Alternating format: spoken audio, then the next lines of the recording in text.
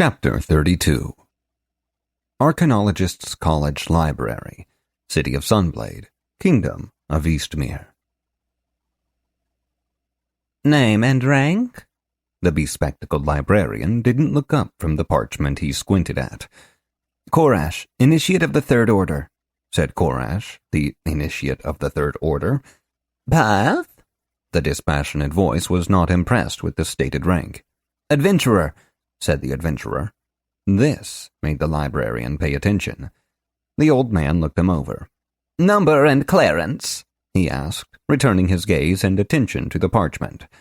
Korash's Third Order Initiate rank had been conferred upon him during his guild entrance exam, a feat which had been accomplished only twice before in the history of the college.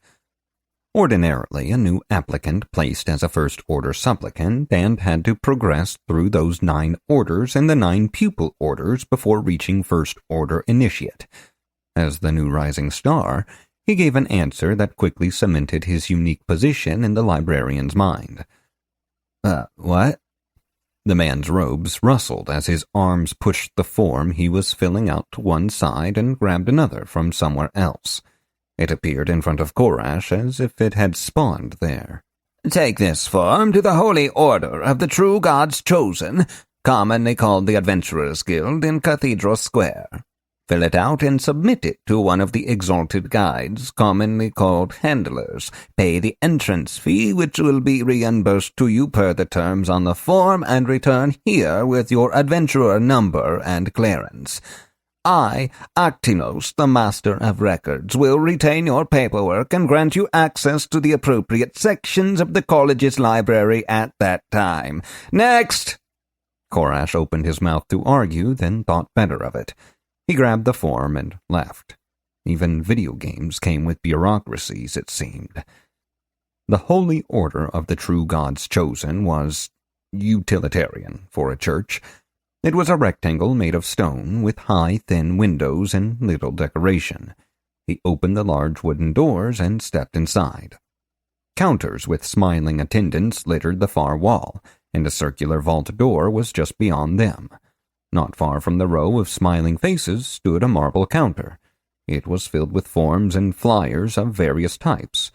At regular intervals was a quill pen, chained to the countertop. This was a bank, not a church. He walked to the counter and began dutifully filling out the form. Path, level, notable skills, class, age, gender, location. It went on and on. Once he'd completed the form, he walked up to a counter. A smiling woman waved him over. Hi, and welcome to the Holy Order of the True Gods Chosen. My name is Cora. How may I help you today? Her tone was perfectly designed to sound happy without requiring her to be happy. He handed her the form, intent on getting back to the library as quick as possible. He had studying to do. He never thought he'd say that. She skimmed it over, then looked up at him and smiled, realistically this time. Congratulations on your admittance to the Archaeologist's College, Korash. Do you mind if I ask you a question? Sure. The genuine human interaction confused him. This wasn't part of the script. Did you read this before you signed it? Well, I went through all of the questions, didn't I? What kind of question is that? I was just wondering, because I see a lot of new adventurers come in here from the Archaeologist College, and they all sign the form and give their 1,000 gold bonus to this Actinos guy. Korash excused himself to go bang his head against a wall somewhere. When he returned, Cora was waiting. I see you marked yes under the cursed category. Is that a hereditary, voluntary, darkness contaminated, or item curse? Item, he said with a sigh. Great! Only minor penalties for that, since I'm sure you put it on out of desperation and not impatience. Oh, well, moderate penalties then from the look on your face. We do offer curse removal services for a reasonable 10,000 gold. Would you like to take care of that now? A reverend purifier happens to be on hand, and it would keep the paperwork. She saw the look on Korash's face and fell silent. I see. Well, no worries. Once you have petitioned the college for the appropriate funds, I'm sure we can get your clearance updated in a week or two. Hold out your hand, please. She took his hand in both of hers. They were soft, and he pretended not to notice. This feat was made easier as he tried and failed to come to terms with the sum of gold he'd need to earn to get the gold-eating cursed ring removed so he could earn gold. Cora remained unaware of his existential crisis, or if she wasn't, she was polite enough to pretend not to notice. She looked up to the ceiling and whispered something, and her hands began to glow. A blank sheet of parchment next to her began to glow as well. The glow flowed across the page like ink from a pen. When it reached the end, she let his hand go and the light vanished, leaving words burned into the page. She picked up the paper and scanned it with a practiced eye. Average seal and conviction, small penalty there. No counseling, additional penalty for low conviction. Lower skill is too high. Excuse me, what are you doing? Those numbers sounded suspiciously familiar. Scoring your readiness for the secrets of the world, silly, she chirped. Her mild flirtation was so unexpected that it disarmed him. A curl of acrid smoke drifted up from his wand, which he was careful not to touch. She continued to scan the page until she got about halfway down. She stopped suddenly, then looked up at the top of the page, then back down, then over at the form he'd filled out. Sir, please wait here. I need to fetch my supervisor. He was going to respond, but she had already walked away. 10 minutes later, she returned, and in the interim, Korash had revised his opinion. This wasn't a bank. It was the DMV. The supervisor, Cora, was practically dragging his way, looked annoyed. I'm sure it's just a mistake, Korash heard him say. Then you fix it, she said, pushing him up to the counter.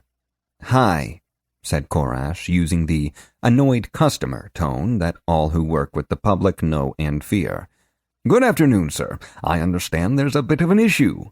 You tell me. Everything was going fine, but then she saw something and went to get you. I see. I certainly apologize for the inconvenience. It appears there was an issue with the character record prayer. If you'll allow me, I'd be happy to perform it again so you can be on your way. So that's how it was. He had no choice but to relent, so he held out his hand. 2 minutes and another glowing parchment later, he found himself seated in an overstuffed chair in a back office. The supervisor was seated across from him, and Cora was bringing him coffee. Actual coffee. Sir, the supervisor was saying, knowing that it is unlawful and heretical to lie, either by omission or otherwise, to a member of the Holy Order of the True God's Chosen regarding one's capabilities, please state out loud and, in your own words, your actual level devoid of any temporary buffs or other bonuses. 7. Is this really necessary? Seriously, what was the big deal? That seems to be accurate. And now, please, knowing the same, state your general tier. Heroic. I see. And what tier is your highest rated attribute? Legendary. Seriously, can we wrap this up? I have books to read back at the college. The supervisor sank back into his chair with an exhausted sigh, his head clutched in his hands. All true. I have literally never seen this before. It shouldn't be possible. Korash, finally out of patience, rose from his chair in a flash, allowing a small trickle of Aetherium into his aura. It was not the shining beacon he was capable of, but it filled the room with a certain pressure that made him seem larger and more terrifying. What the hell are you talking about? Spit it out! The man squirmed. Permission to be honest, sir. Granted, now out with it! The guild removes all clearance restrictions on adventurers who have achieved legendary tier in at least one attribute. It's something many strive toward, though few ever succeed.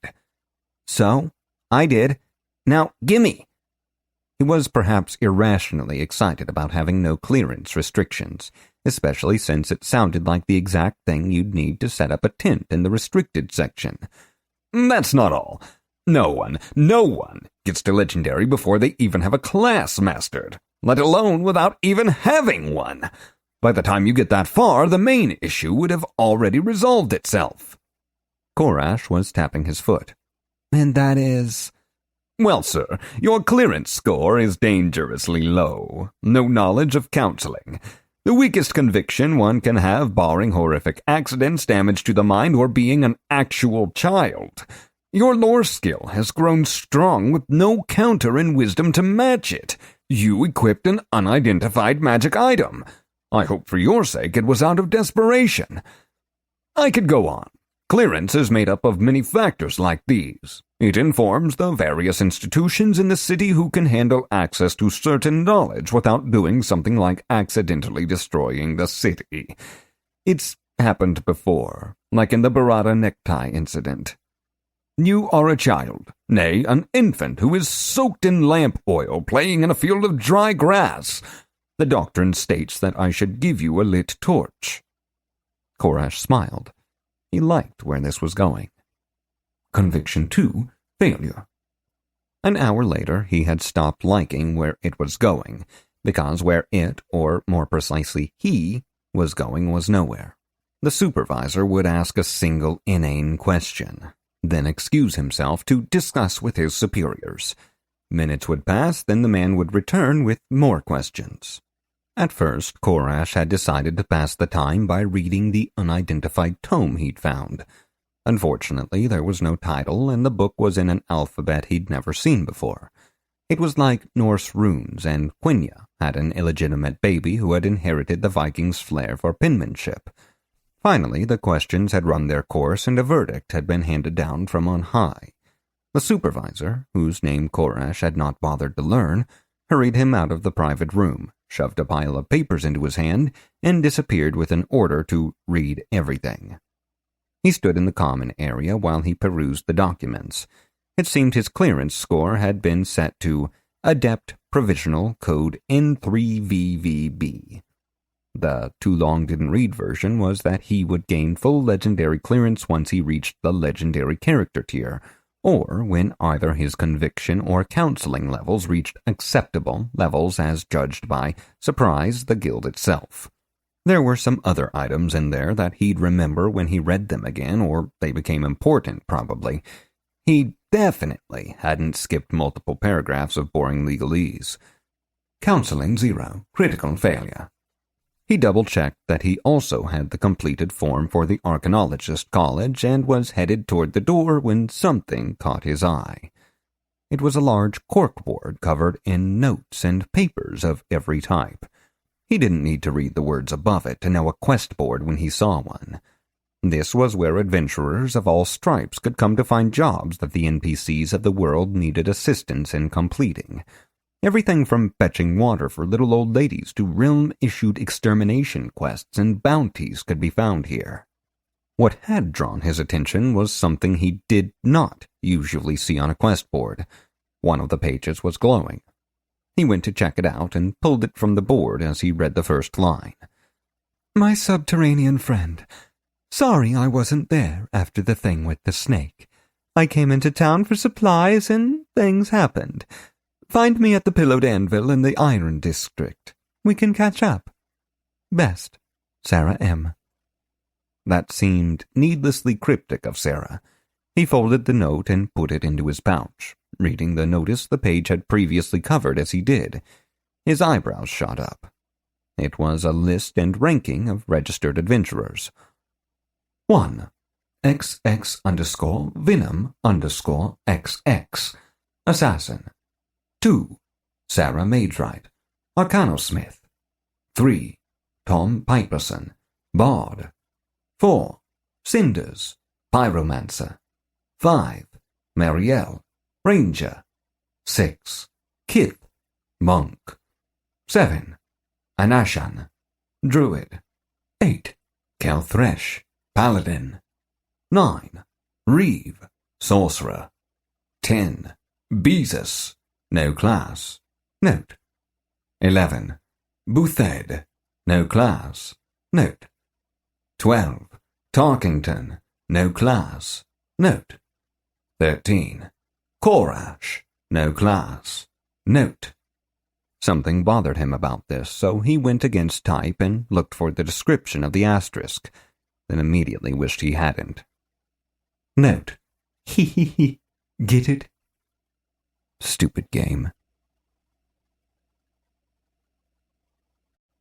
Chapter 33 City of Sunblade, Kingdom of Eastmere. Korash wandered around until he found a signpost that led him to the Iron District, gradually making his way through the Clockwork District and the Silversmith District in order to reach it. As his trip stretched from a few minutes to half an hour, he wondered why the Iron District was so far removed from the hustle and bustle. Then he stopped thinking as he entered the Alchemist District. A sickly yellow haze hung everywhere, in smells ranging from rotten eggs to, I don't know what this is, but it's way worse than rotten eggs, assailed him. He covered his nose and ran through the streets, fighting to keep his bearings and follow the signs. Several agonizing minutes later, he broke free of the stench as he passed beneath the arched gate that led to the Iron District. The sound that forced itself upon his ears was horrendous.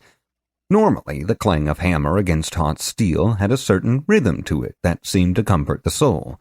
It spoke of simple times, the strength of one's own back, and the value of hard work.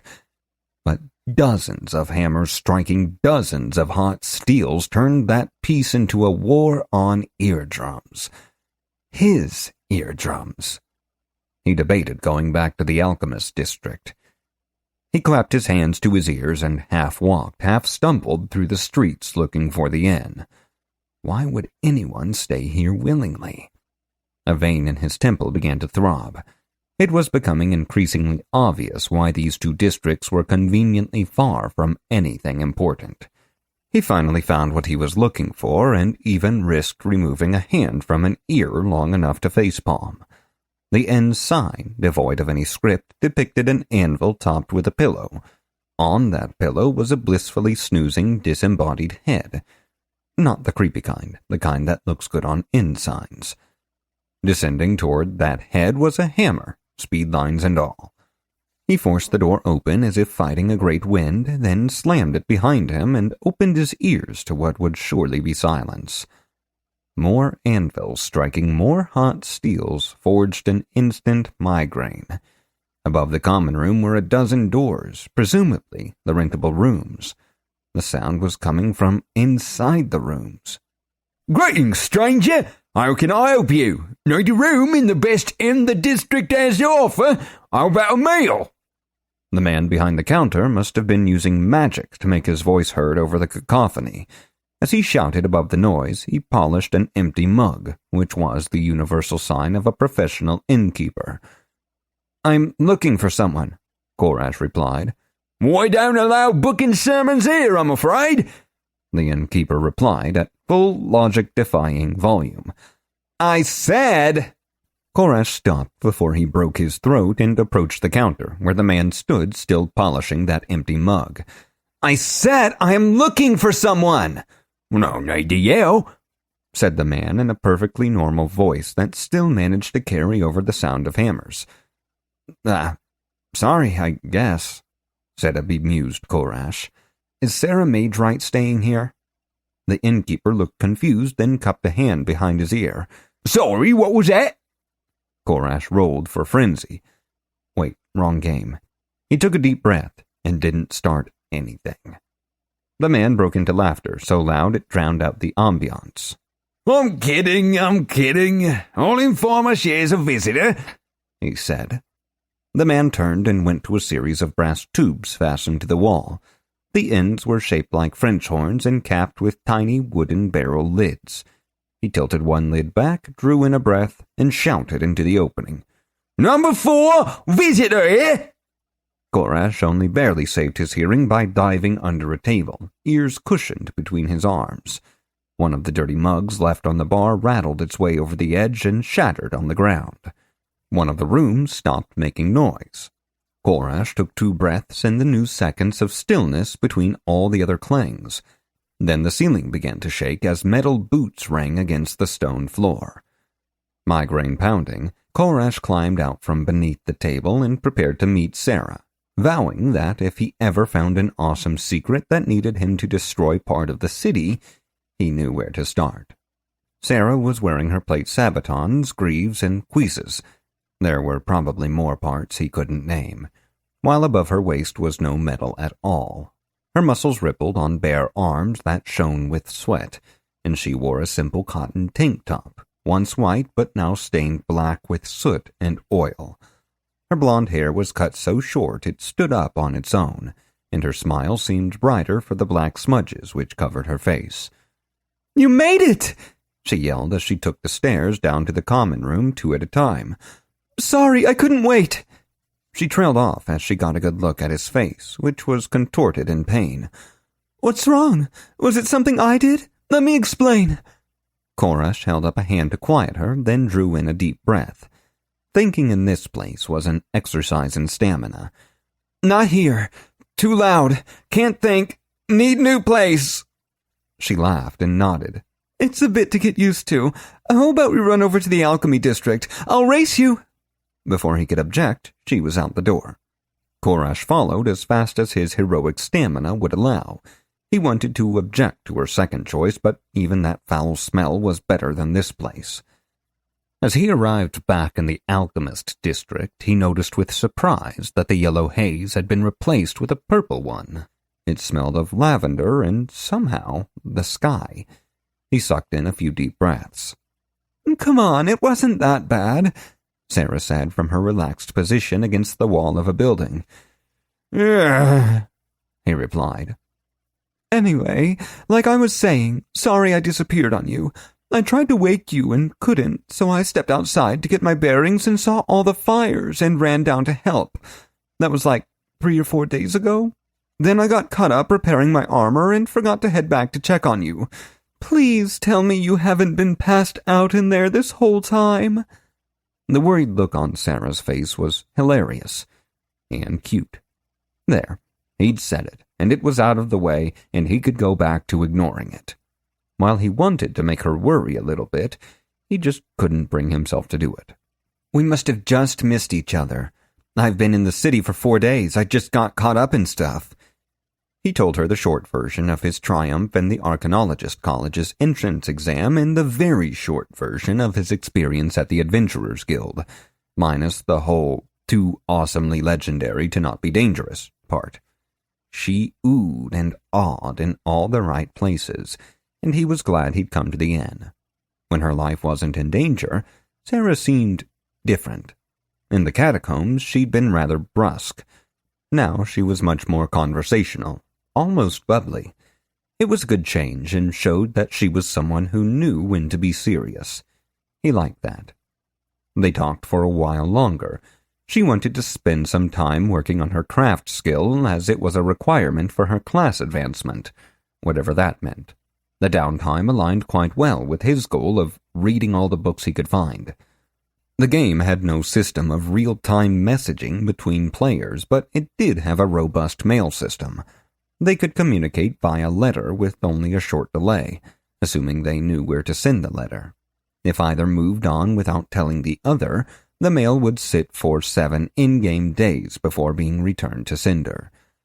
They agreed to keep in touch, then stared awkwardly at each other for a few seconds, not sure if their friendship warranted a handshake, a hug, or something else entirely. "Fist bump?" ventured Koresh. She obliged, and they parted. Chapter 34. City of Sunblade, Kingdom of Eastmere. Back at the library, things were good for Koresh. Actinos had been suitably impressed with his clearance level, raising one whole eyebrow and part of another. It turned out that adept clearance was both a bit higher than he actually needed and far, far less than he wanted. Clearance still worked like skill rings did, falling into categories from initiate to paragon, with adept right in the boring middle and legendary superseding everything. Had he been given true legendary clearance, he would have had access all the way through master-level texts, along with the few works that transcended even that classification. No reading aloud incorrectly from the Necronomicon. Again, apparently. It seemed, and he wouldn't be trusted with the location of the 7 dragon orbs either. No, Adept tomes were mostly lore-increasing historical works and magical theory treatises, which talked about all the boring parts of magic. Well, he had to admit that there actually weren't any boring parts to magic, at least that he'd found. He'd picked up Ambrosius' musings on etheric transubstantiation, and it had almost killed him. Not literally, of course. The existence of aether as something discrete from etherium is something that is largely arbitrary if one understands the methods not only of transubstantiation, but also those of aspect correspondence, metaphysical dynamics, etheric meditation, and, of course, etheric projection and the aura. It is by these that we are able to prove, through reduction, induction, and no shortage of abstract empiricism, that they form the axioms on which not only etheric transubstantiation, but also the universal application of primordial magic theory rest. Law 5. Failure. Korash shook himself awake. Even remembering the introductory passage of the book almost put him in a coma. At least it had clued him in to what he hoped were more secondary skills. His departure from the adept section had been almost a run. It had simultaneously amused and upset Actinos, who managed to tell him to stop running in the library while frowning and suppressing a laugh. The man must be part ooze for him to be able to move his face like that. Instead, he'd retreated all the way back to the beginning of the journeyman section, where he found several useful tomes of spell forms that were only mostly beyond his comprehension. He also found that this Ambrosius fellow was quite the prolific author, as he had written dramatic magic, ritual casting, and the abasement of art for the journeyman crowd. It started out as a long-winded discussion of commonalities between the two types of magic, but quickly descended into a rambling diatribe against the youthful wizards of this age who eschew the overwhelming evidence of a unified magical theory in favor of simplified emotional symbology devoid of meaning to all but themselves, the laws of magic included. Ambrosius must have been a crotchety old man. Awesome.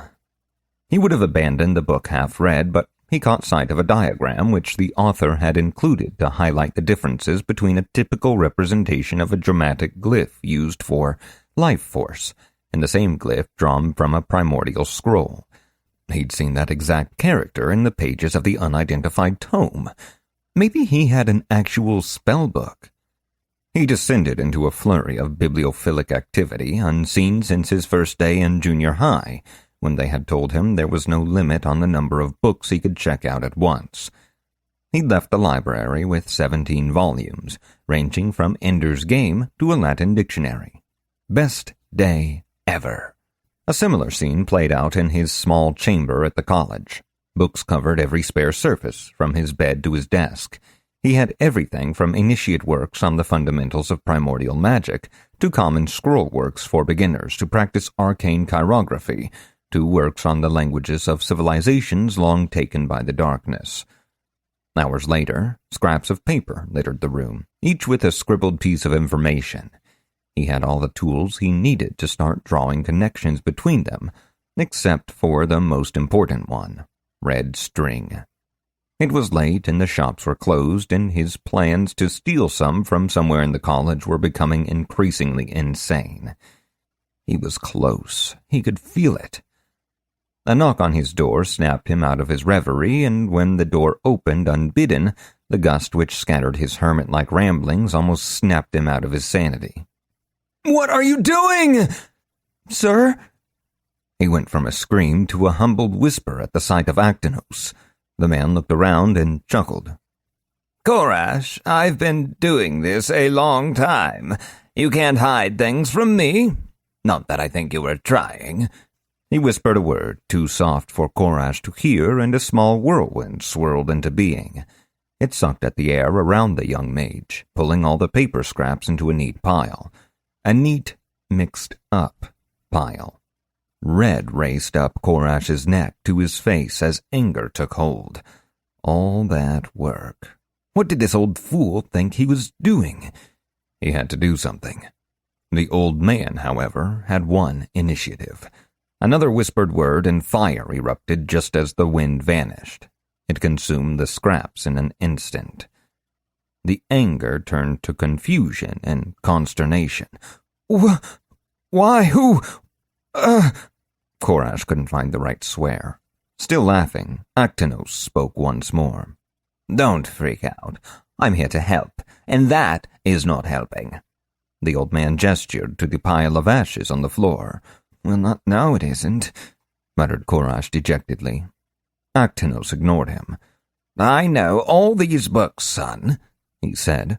I know what all of them together mean for someone at your level of expertise. I also know quite a few things you don't. Sit down. Korash sat down like a marionette with its strings cut. Actinos pushed his way into the room, closing the door behind him and clearing a space on the bed so he could sit as well. You made a rookie mistake today, Korash. You jumped straight to the highest book your clearance would allow and started reading it. You didn't have a prayer. Hell, you didn't even have enough lore to know that most of Ambrosius's theories were discredited 2 centuries ago by the Mordred conjecture. Korash hung his head in shame. The old librarian, however, was undeterred by the young man's contrition. You're not the first initiate to make a similar mistake. Hell, you're not the first one this week. But you are the first one to admit it, which is good. Most students who get their first crack at the library want to know it all, and they don't much care what they ignore in getting there. It's all about power, especially for adventurers like you. Those with more scholarly paths do better, but I digress. Take the adventurer who signed up with us not long before you did. He scored almost as well as you in his entrance exam and was the talk of this place until a few days ago. But he left the library with just 2 journeyman-level books, which hold opposing views of how primordial magic might be used to affect time itself. Korash looked up, puzzled. That sounds like you'd need way more than journeyman clearance to read. You'd be right, Actinos said with a nod. If either of the books offered one bit of evidence that they were anything but theory. No, primordial magic controls the elements, and time is not an element. But you know what? I ran into Reeve just this morning, and he was reading both of those books excitedly. I asked him how his research was going, and he said he was close to a breakthrough. He's not close to anything. He just isn't willing to admit that he can't understand one word of what either of those texts are trying to convey, let alone trying to put anything into practice. It's his pride that keeps him going down a path that ends him with no wiser. You, on the other hand, you started high, sure, but you went down quick. Almost all the way down. You thought about what you knew, had an objective in mind, then figured out what you needed to get there. Korash was feeling better, though he remained confused. What do you mean, sir? How do you know what objective I have? The man started grabbing books, seemingly at random, then piled them up and started pointing to their titles. Fundamentals of Ritual Incantations, Beginner Rank 2. If you had even 1 rank in arcane chirography for the primordial language, you'd know everything in here. Correspondence of primordial phonetics and ritualized iconography. Journeyman rank 5. To understand this, you'd need both arcane chirography and primordial magic theory, but your first choice rules that out. The Fallen Light, races claimed by darkness, initiate rank 1. This one is the most boring of the lot. It also shows that your focus isn't really on either ritual or primordial magic.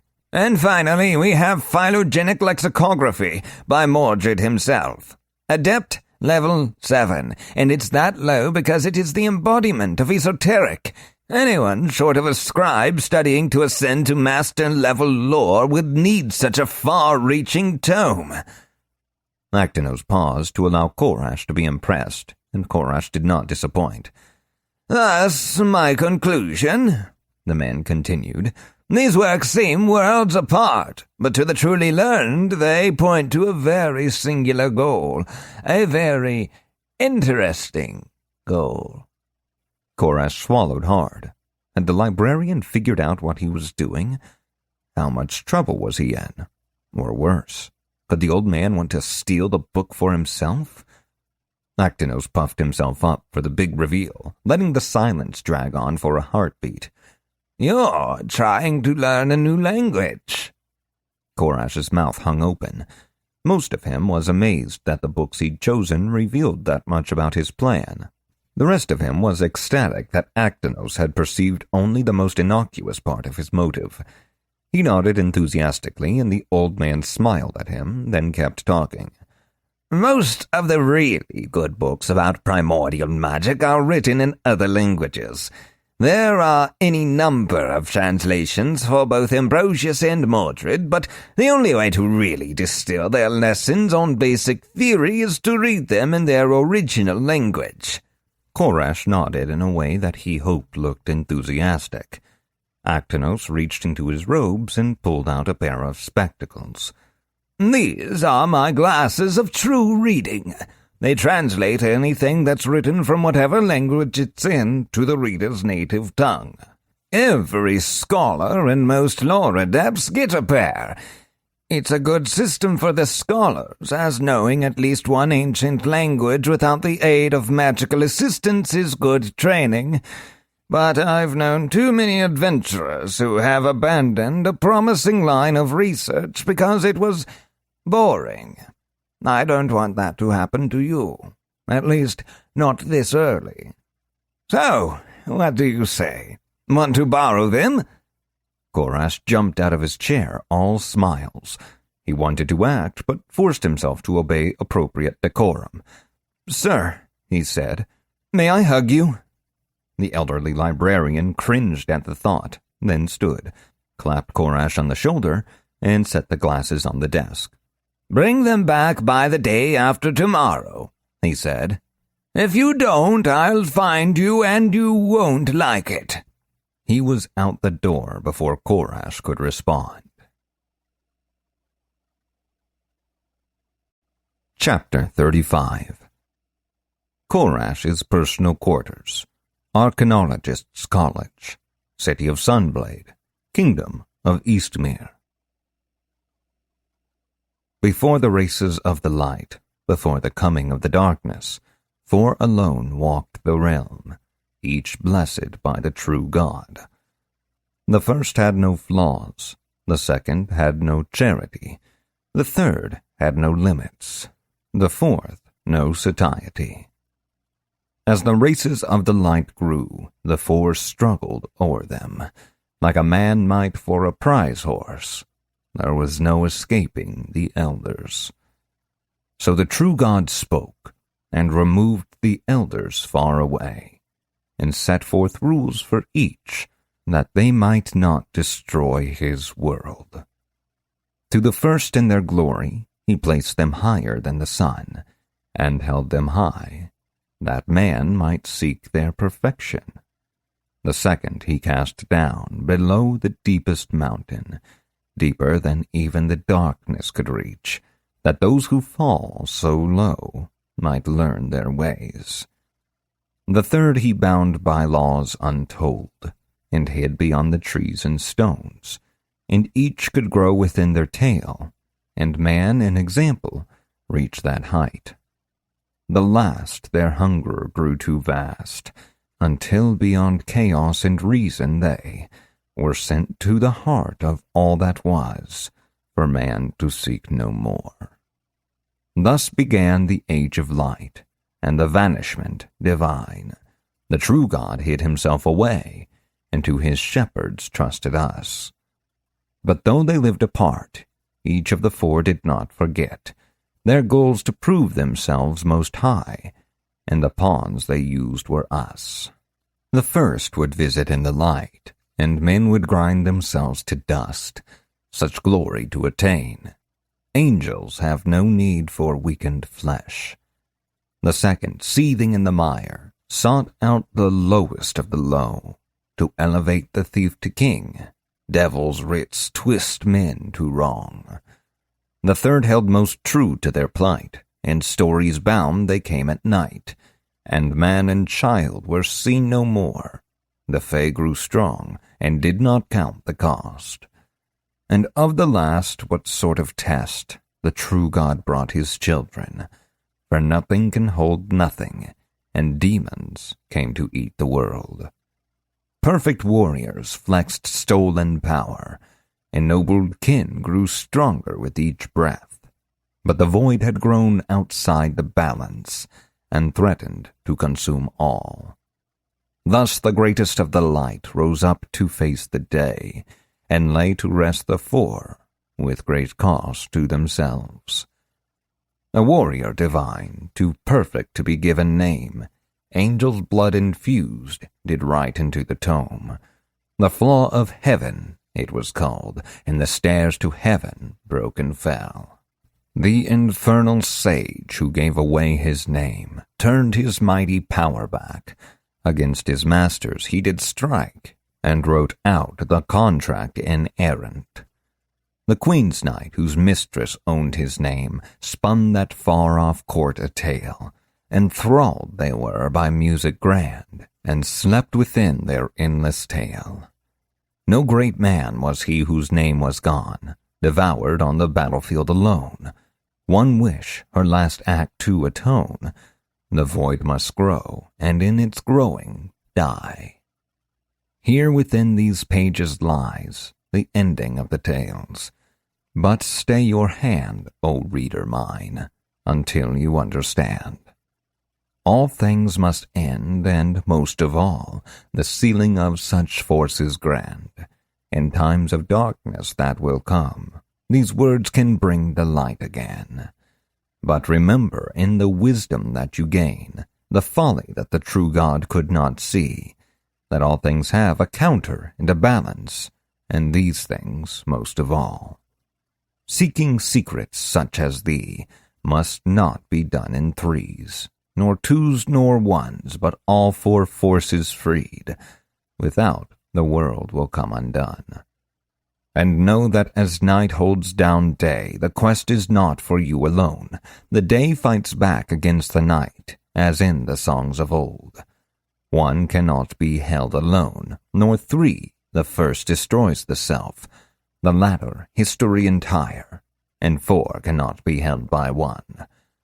And so you seek the song, a tale of nothing that enraptures everything, and read until its end. Your choice is made, and what God wrought, it once took man to turn the tide. Korash had been reading for hours, unable to stop. When his eyes devoured the last words, the book caught fire in his hands, burning with emerald flames. He smelled juniper and loam and roses and wood smoke and elder magic unlocked. Fey Arcana. This is the fulfillment of a fortune. Refusing to learn this magic is irreversible. No further benefit will be gained from the lost fortune. You will also receive one or more quests and ability restrictions. Do you accept? Finally, the secret magic he'd been promised. It wasn't even a question. He accepted. The knowledge burned itself into his mind and then kept burning. Something was wrong. Words appeared in his vision. He struggled to make them out. Vital signs elevated. Critical immersion failure. Sleep paralysis failure. Aborting IREM. Unsuccessful. Entering debug mode. Elevated command. End simulation. Verbose. Submit hardware. Submit logs. Submit profile. Submit gamma. Force restart. Force min test. He was falling and something hit the back of his head. Hard. The headset bounced off and crunched against the wall with an alarming rattle. He looked around and saw not the cozy cell where he'd just unlocked an ancient power, but his rundown apartment. He was laying on the floor in the kitchen. Though the overhead lights were off, a yellow-white glow spread across the room, courtesy of the open refrigerator door. He tried to lift his head, but only managed to roll it to one side. He was dizzy, and he felt something warm and wet on the back of his head. His smartwatch buzzed on his wrist, its fall detection activated. The device only gave him a few seconds to cancel the alert or the paramedics would be called. He tried to raise his hand, but his body didn't want to obey. The seconds ticked by, and he heard a voice. "This is emergency services. Your smart device has automatically contacted us, Mr. Mallory. Do you need assistance?" "Yes," he managed. "Head hurts. Concussion?" He wasn't expecting the last bit to come out as a question. He supposed it was close enough to what he'd meant to say. "Okay, sir. Stay with me. I'm going to talk to you until the paramedics arrive. I need you to remain alert. Don't go to sleep just yet if you can avoid it." He kept talking to the voice coming out of his wrist until the paramedics arrived a few minutes later. Chapter 36. Room 14F, Corazon Federal Hospital. They'd given him a blood test, confirmed a concussion, probably mild, and commanded him to stay overnight for observation. His head hurt too badly to argue. He spent most of the night asleep and on pain medication, and awoke early the next morning, feeling trapped. Okay, not so much trapped, but definitely bored. It was 2 hours until he could check out, and that was 2 hours too many. He hated hospitals. He turned on the in-room television. It was all either kids' television. Everyone knew the shows from the early 30s were the best. They just didn't make them like Squidward the Eighth or The Adventures of Gurr and Keith anymore. More shows only old people liked, like stem cell blood treatment infomercials and reruns of something called Jersey Shore. He let it drone on just to ward off the crippling loneliness that only hospital rooms can summon. Without even being fully conscious of the act, he pulled up his email. It was something he did whenever his hands were idle. Not that anyone ever emailed him, except occasionally his mother. You never know when a flash sale might pop up on GabeNet. 42 emails. He scrolled through the proto-spam, mostly newsletters he'd subscribed to years before but was too lazy to unsubscribe from, to discover 3 that were actually relevant. The first was from his mother, which was not a surprise. He'd exceeded the maximum time allowed without emailing her. "Remember me, your mother? Long time no talk." She'd sent the snarky paragraph on the 7th, 2 days ago, so he deemed it safe to ignore until he got out of the hospital. There was no sense in upsetting her when he was perfectly fine. The second was from one Irosoft. Employment request, Phase 2, interview. He clicked that one excitedly. "Dear applicant, we are pleased to inform you that based on your status as a universal basic income recipient and your current status as a player of Worlds Unbound, you have been selected to move on to the interview phase." He'd made it! Yatta! This could mean something huge! He responded to the email confirming the date for the virtual interview, did a happy dance, and immediately fell back against his pillow. Concussion plus happy dance equaled unhappy Arthur. Suddenly no longer excited about reading, he thought about his experience the previous night. How had he gotten into the kitchen? Why was the fridge open, and how had he fallen? As he replayed the scene in his mind, he remembered something. A flash of orange as he was falling, high up on the counter. Something small. Ramen. He'd been making ramen. While connected to the game? How was that possible? Sure, the headset wasn't really tethered to anything, but he shouldn't have been able to move. He pushed his reading aversion to the side and began his Google foo. Surely someone had posted something. Maybe Reddit-chan would have something. There it was, a post titled Somnus 12 and Circadian Rhythm Disorder. He sat back in bed and began to read. It seemed some people were accusing the VR device of aggravating an existing condition which caused them to sleep at odd times, or sometimes not at all. He supposed it was possible if the device actually was inducing fake sleep. He knew he'd not really been sleeping during logout periods. Then he read the last words on the post, and a red highlighted chill ran up his spine. This post has been flagged for deletion by a moderator. If it was one thing Reddit-chan was known for, it was its unwillingness to delete anything for any reason. The coalition of the two original websites had been responsible for the 34th Amendment to the Constitution being about Rule 34, after all. Something weird was going on here, and he took precautions. Forensic precautions. So, if he assumed the article had some grains of truth in it, then combined those with his experience last night, could he have been sleepwalking? Or sleep-eating? Or sleep-cooking? Whatever it was called, maybe his brain was still a little foggy from the concussion. Frowning, he decided to come back to such difficult topics later. He'd check out that other email and then maybe bug a nurse about getting out of here early. From Emergency Demon at woo-custserve.ninja. Subject: Incident Ticket ELO 00000029. Arthur Mallory. It has come to our attention that an emergency logout was attempted and failed on your device with serial number XJB030YAQ1212. If you are receiving this message in error, please log into your headset once more, and this ticket will be cancelled automatically. Maintenance logs have been sent to our expert team of resolutionists, trademarked, for review. Happy gaming!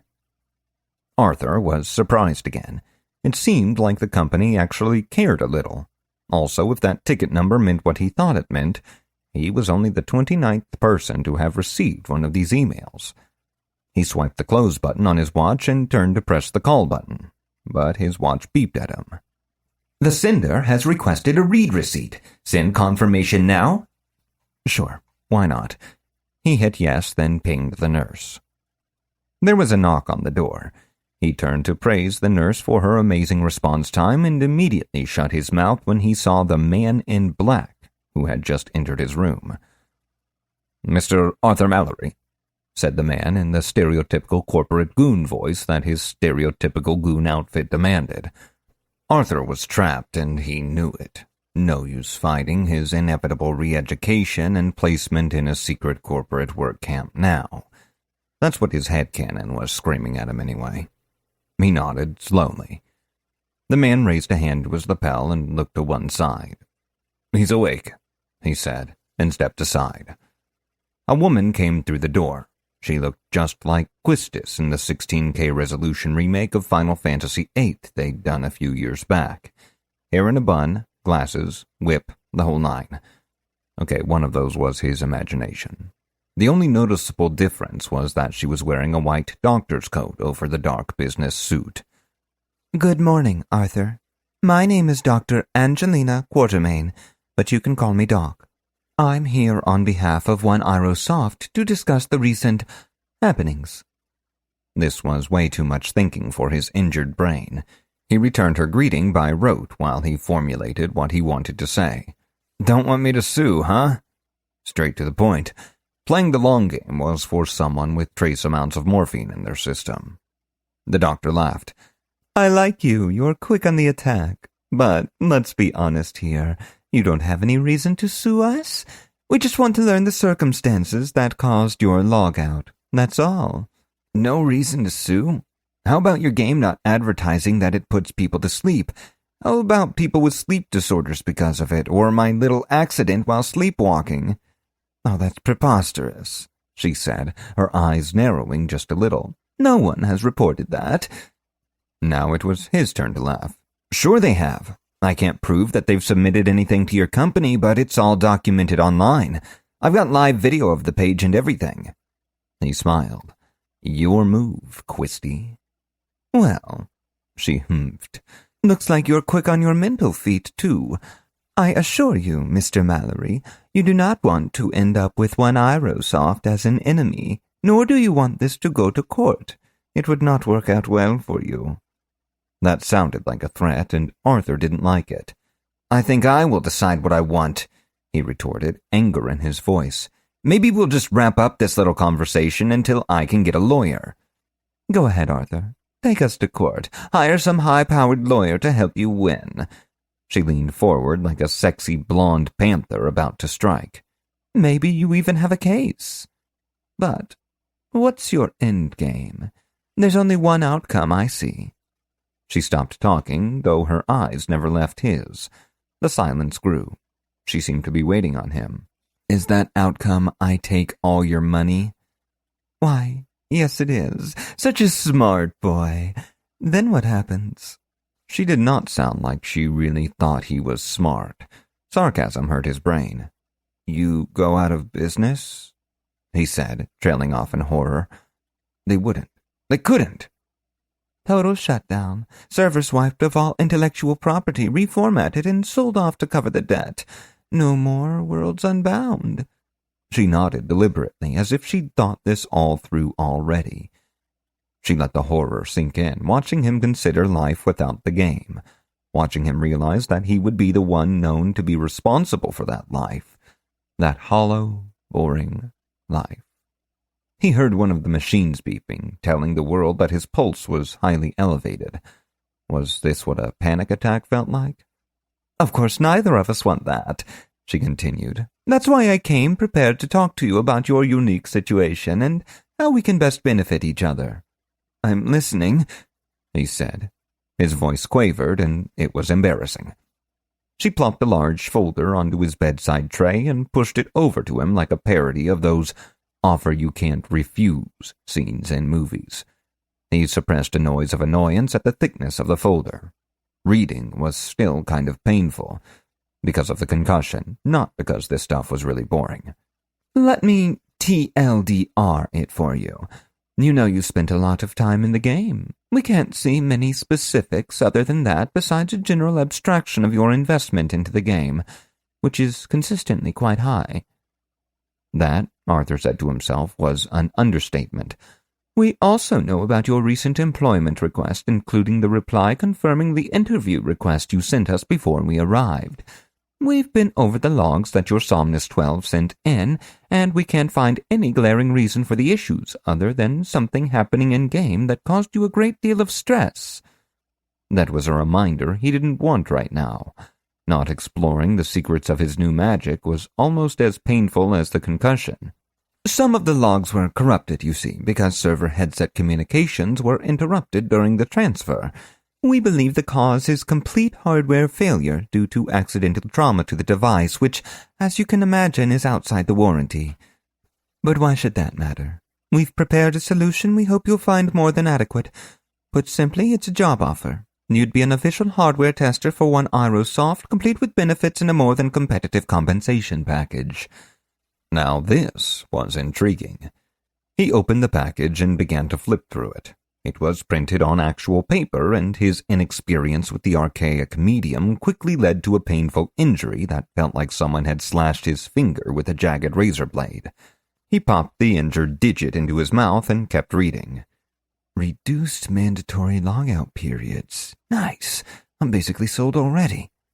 He was also being promised living space provided in the corporate office downtown, a Class 6 Part B salary package, Antigeria coverage, access to the deep immersion shell full-body interface pod prototype, see attached for medical allergy information, use at your own risk, and even a position on the design and direction board for the Worlds Unbound project and any future projects. Wait, what was the comp level again? "There must be a typo in this," he said, attempting to mask his excitement. "I assure you there is not, but please tell me where you think you've found one." She hid her amusement well, though it still showed as her mouth curved upward on one side. "This says Class 6 Part B compensation. That's—" His beleaguered brain struggled to math. $1.8 million US, or its equivalent in cryptocurrency tax-free. It's not as much as it was a generation ago, but it's still enough to get you into the 10%. He was incredulous. "You can't pay all your hardware testers that much." "Obviously. This is a special one-time offer. It comes with the understanding that you'll be released from the Privacy in Online Society Treaty, and that we can, under certain circumstances, record and even monetize footage of your gameplay. We would also, of course, need full access to your hardware logs." Immunity to post was a big deal. The post office didn't give out permission for that sort of thing very often, and the contracts were always on an at-will basis. One Irosoft definitely meant business, but if they were looking to record him while he played... So, if I ever end up... not that I would, of course, but let's just say that if a situation were to happen where... They had never rolled so many consecutive ones while trying to say words before. It was definitely the concussion and not the massive circumstance penalty for talking to actually Quistis MD. She, to his chagrin, rolled a nat 20 on her interpret geek speak check. Privacy filters will be available on demand for limited periods. That was all guaranteed when Amendment 34 was ratified. He wiped the cold sweat from his brow and almost managed to look her in the eye. "Dream job it is," he said as he skimmed the remainder of the contract. He mostly read anything that followed the words, the undersigned, looking for suspicious words like perpetuity or repayment. Finding none, he deemed it safe with his expert legal senses, took the offered pen from Doc and set it to paper.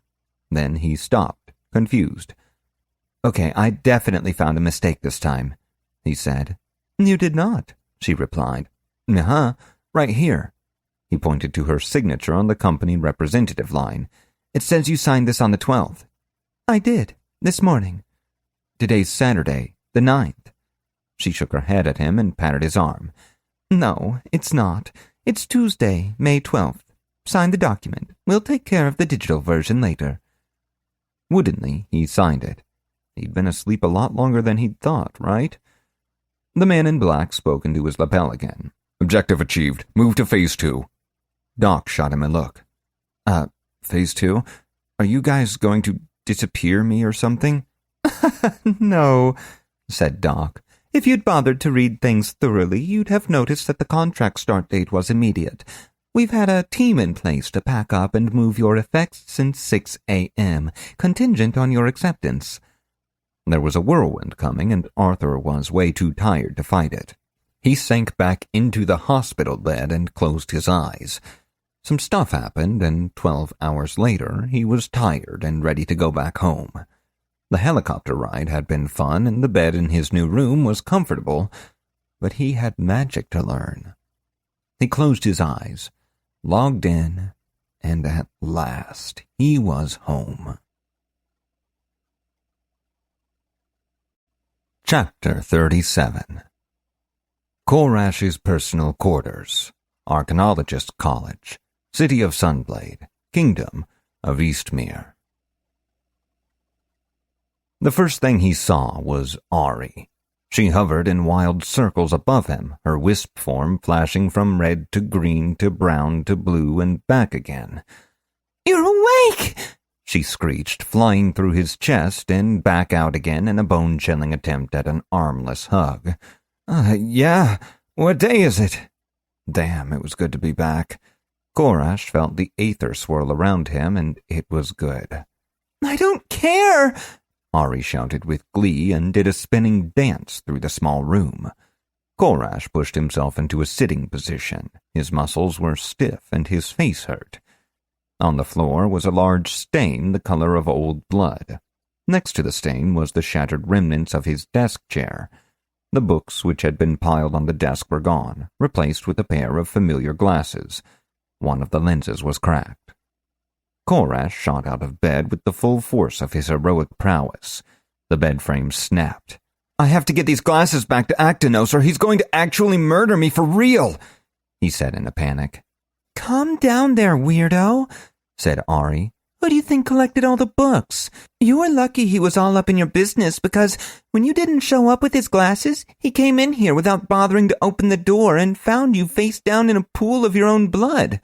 He saved your life." Something about that account felt off to him. "What about you, Ari? What can you tell me? I was reading the book I got from the crypt, and—" "That's all I remember, too," she said, turning dark blue again. "You were just sitting there reading when I suddenly couldn't feel you anymore. I tried to manifest and I was trapped. I could think, but I couldn't get out. It was maddening, almost as bad as the abyss. A few hours ago I felt something shift and out I came. You took forever to wake up, and I was not in a good place for a while." She shifted from blue to red, then back to her usual green. Korash thought he saw a hint of blackness for an instant, but he couldn't be sure. "Ari, I'm sorry. I would have warned you if I'd known any of this would happen." "I know, stupid Korash. What did happen, anyway? You'd better have gotten something awesome since you almost died for it." There was admonition in her tone that Korash simply couldn't acknowledge. He was too full of excitement. "Elder magic! I got elder magic!" Since he was standing now, he bounced up and down for good measure, so she could tell he was excited. "What in the name of the one true God is elder magic?" Ari's form rippled, a rainbow of colors. "I thought you'd know," he half asked. "Not a clue, my dear," she said. "But I bet I know who does."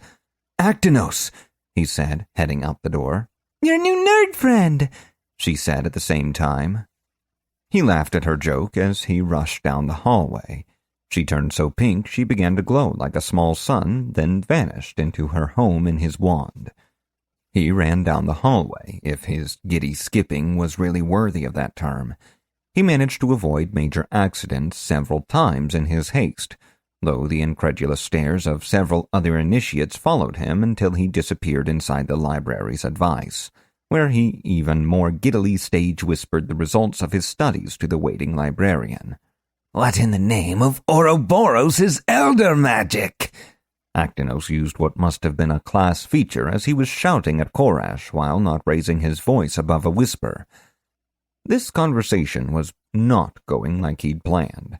He was supposed to ask the wise old sage for advice, who would then provide him with just the contextual information he needed, possibly before dying or at least becoming more powerful than he could possibly imagine. It was how these things worked. Now he had to come up with a lie. "It was something I was reading about." "Bullshit," said the librarian in a normal, non-librarian volume. The swear echoed from the walls and made the other students in the library glance up from their works in terror. Several abandoned their projects and scurried out the door. "I know every book in this library, including the ones you aren't even allowed to read, Mr. Clarence Too High for his own good. Not one of them even mentions elder magic. Unless—" He stood up from behind his desk, his beard quivering with what must have been a storm of emotions. His normally placid demeanor had evaporated. He breathed in, then out again, his nostrils clenched to thin lines, then in again. "Everyone out," the librarian said in a normal conversational tone. "Everyone out," whispered a magical voice in Korash's ear. His muscles locked and he began to walk stiffly toward the door to the library. "Not you," said Actinos, looking at him firmly. Control returned. That had been an eerie feeling. Students began appearing from all around, wearing the same look Korash must have had as their bodies betrayed them. Here and there a few senior members of the college marched into view. They seemed less compelled and more puzzled. One looked like he was about to ask a question. "Now!" With the shout, everyone ran for the door at once. 3 more faculty members marched into view, managing only to glare at the librarian as they passed the front desk and left through the large double doors. As the last person left, Actinos strode toward the doors with a terrible purpose. Korash could feel the aether begin to swirl as the man walked. Actinos made a fist, then extended the index and ring finger out as if pointing. This was the sword hand, a common practice in some real-world arcane circles. The 2 fingers began to glow as the man sketched a glyph made of pure etherium into the wood of the door. "Keln legeth turneth." The glyph began to pulse an alarming red, like a heartbeat of fire. "Come with me, Korash." Even with his prowess, Korash struggled to keep up as they rushed through the library. He wanted to ask questions, but the look on the librarian's face ensured that he shut the hell up. They climbed onto the 2nd floor, then to the 3rd. From there, they wandered through a maze of shelves overloaded with books of all sizes and descriptions. All were invariably old. This was the Paragon section, the highest before Legendary. They stopped at a corner where shadows lurked between two shelves. "Tell no one about this, on your life." Actinos didn't even turn to look at him as he spoke. Instead, he reached out and touched a book with a blue binding on the left-hand shelf. With his right hand, he touched another book with a red binding. The shadows folded in on themselves, becoming a swirling gateway of nothingness. They both stepped through. On the other side was another room full of books. A musty smell hung thick in the air. Where he expected silence, Korash heard rustling sounds, as if they were not alone in the room. Some of the books seemed to move when he wasn't looking at them. "This, in case you're too stupid to realize, is the room of sealing. Immune to all divinations, it is where we store books deemed unfit for anyone under legendary rank to even know about." His eyes bored into Korash like knives, magical vorpal knives of Korash slaying. "I, might have suspected," said Korash with a nervous laugh. "This is not a joke!" The man seemed to swell, and Korash recognized the use of an aura. It did not help him resist its effects, nor did his heroic tear. Debuffed by an effect called Lamb Before the Lion, he cowered and said nothing. "That's better. Now, tell me where you heard about this elder magic." Korash told him about the book he'd found and how he'd been unable to read it until Actinos let him use the glasses. "That's odd. This doesn't sound like a cursed book so far. What did it say?" It said, Korash found himself unable to clearly remember the words. "I don't really remember.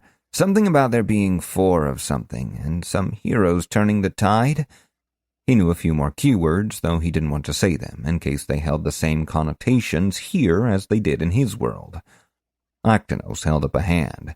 "Record of Bigby the Younger on the events of the Reconstruction." A book bound in bright red leather with golden hinges flew from an unseen shelf into his hands. He began reading frantically. No, nothing, not relevant," he muttered to himself. He released the book, which flew back from whence it came. "Nice tool's dying breath." This was no more than a scroll, but it flew true at the librarian's request. He unrolled it and read silently. After a minute, he stopped and pointed to the vellum. "Here! Once one unbound, all 4 will come again, and day and night shall tear the cities down." Korash nodded. "That sounds right. Something about how 3 isn't possible, and if I have just 1, I die." He still couldn't bring himself to volunteer anything else. It felt more like a compulsion than simple fear. Once again, Actinos released the scroll and summoned another text. "Unwritten history of the lost ages." The old book left its shelf, its iron hinges creaking as it flew into his outstretched hands. Dust filled the air with every half-hearted flap of its covers, and it almost fell to the floor several times in its attempt to reach the librarian. It reminded Korash of an old, sick pigeon. Actinos started reading, and as he turned the first page, it disintegrated. "Blast, blast, blast!" he said, reading faster. With each turn of the page, more ancient wisdom vanished from the world, and the old man's eyes quickly lost focus, each one reading a different portion of the crumbling book. In only minutes, far faster than should have been possible, the book was gone, and the librarian stood in silence, staring at the floor. "Which one?" he asked softly. "Sir?" Korash hadn't quite heard. "Which one do you have?" Energy thundered in the air, knocking Korash off balance as a therium raged around them both. Korash smelled burning hair and realized it was his. "Fey Arcana," he blurted out, seemingly freed from the reticence which had bound him before. He let out a breath he didn't know he had been holding. "Praise the true God," Actinos said. He pulled out a chair at the single table and gestured for Korash to do the same. "I just had to absorb a book of knowledge so ancient that the spells protecting it for eternity were beginning to fail. That means I'm going to tell you some stuff you probably already know, but it helps me to work through it. I'm already starting to forget, and I can't let that happen." Korash could only nod. He was sad he hadn't gotten to read the cool lore book. "Long ago, so long that not even ruins remain. Before the races of light were even born, this land belonged to the Four. Each embodied a principle of life in the same way that primordial magic encompasses the forces that make up our world. The angels were beings of pure beauty. Each was born without flaw and could not comprehend the nature of frailty. They removed weaknesses by magnifying that which was already great, filling the void left by the weakness when they cut it away. The opposite of angels were the devils. They were born without any redeeming qualities, but could become the ruin of anything. It was their purpose to find and destroy weakness by replacing it. The Fae were born without limits. They began as small beings without much power and desired above all else to become more than they were. They grew strong through the realization of their dreams, though they could not temper the scope of those dreams. And finally, the demons. Where the Fae grew, they devoured. Each demon obliterated all it touched, and each sought out certain things to possess, and in possessing, consume. The greatest of them wanted all the spheres of all the worlds. The Four fought amongst themselves as the world grew around them until the true God forbade direct contact between them. He calmed them with the creation of the races of the light and set them apart from our world to prevent them from destroying it. But each sought to use the races of the light in their own way. They desired that the contest between them continue, and we became pawns. It was a trying time, for the true God had vanished at that time and seemed deaf to our need. The perfection of an angel was a terrible thing.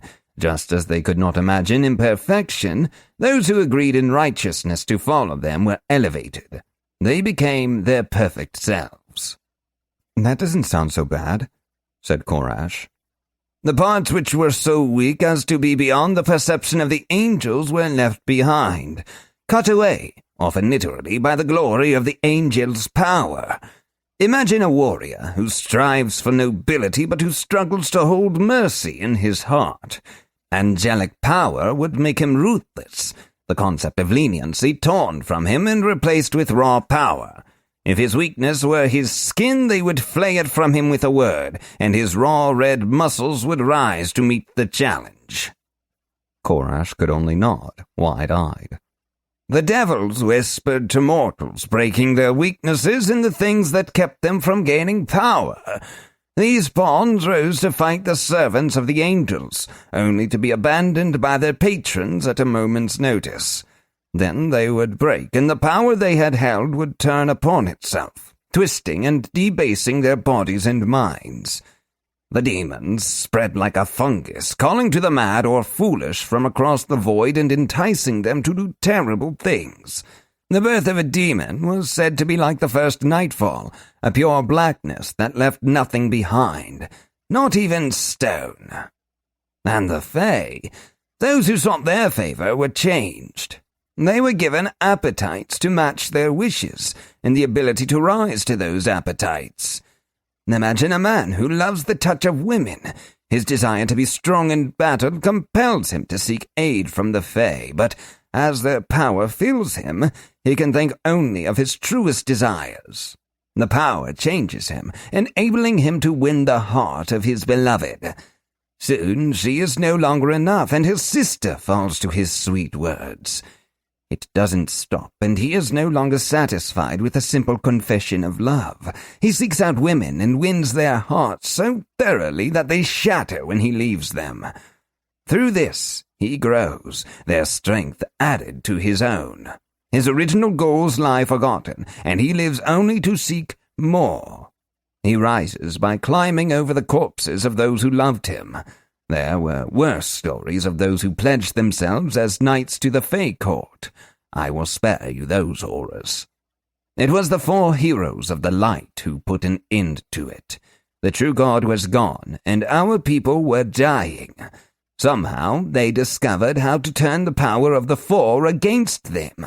They laid a trap so strong, so perfect, that they did what the true God could not.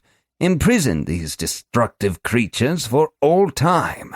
where they would never again harm us." Korash nodded weakly. He knew what was coming.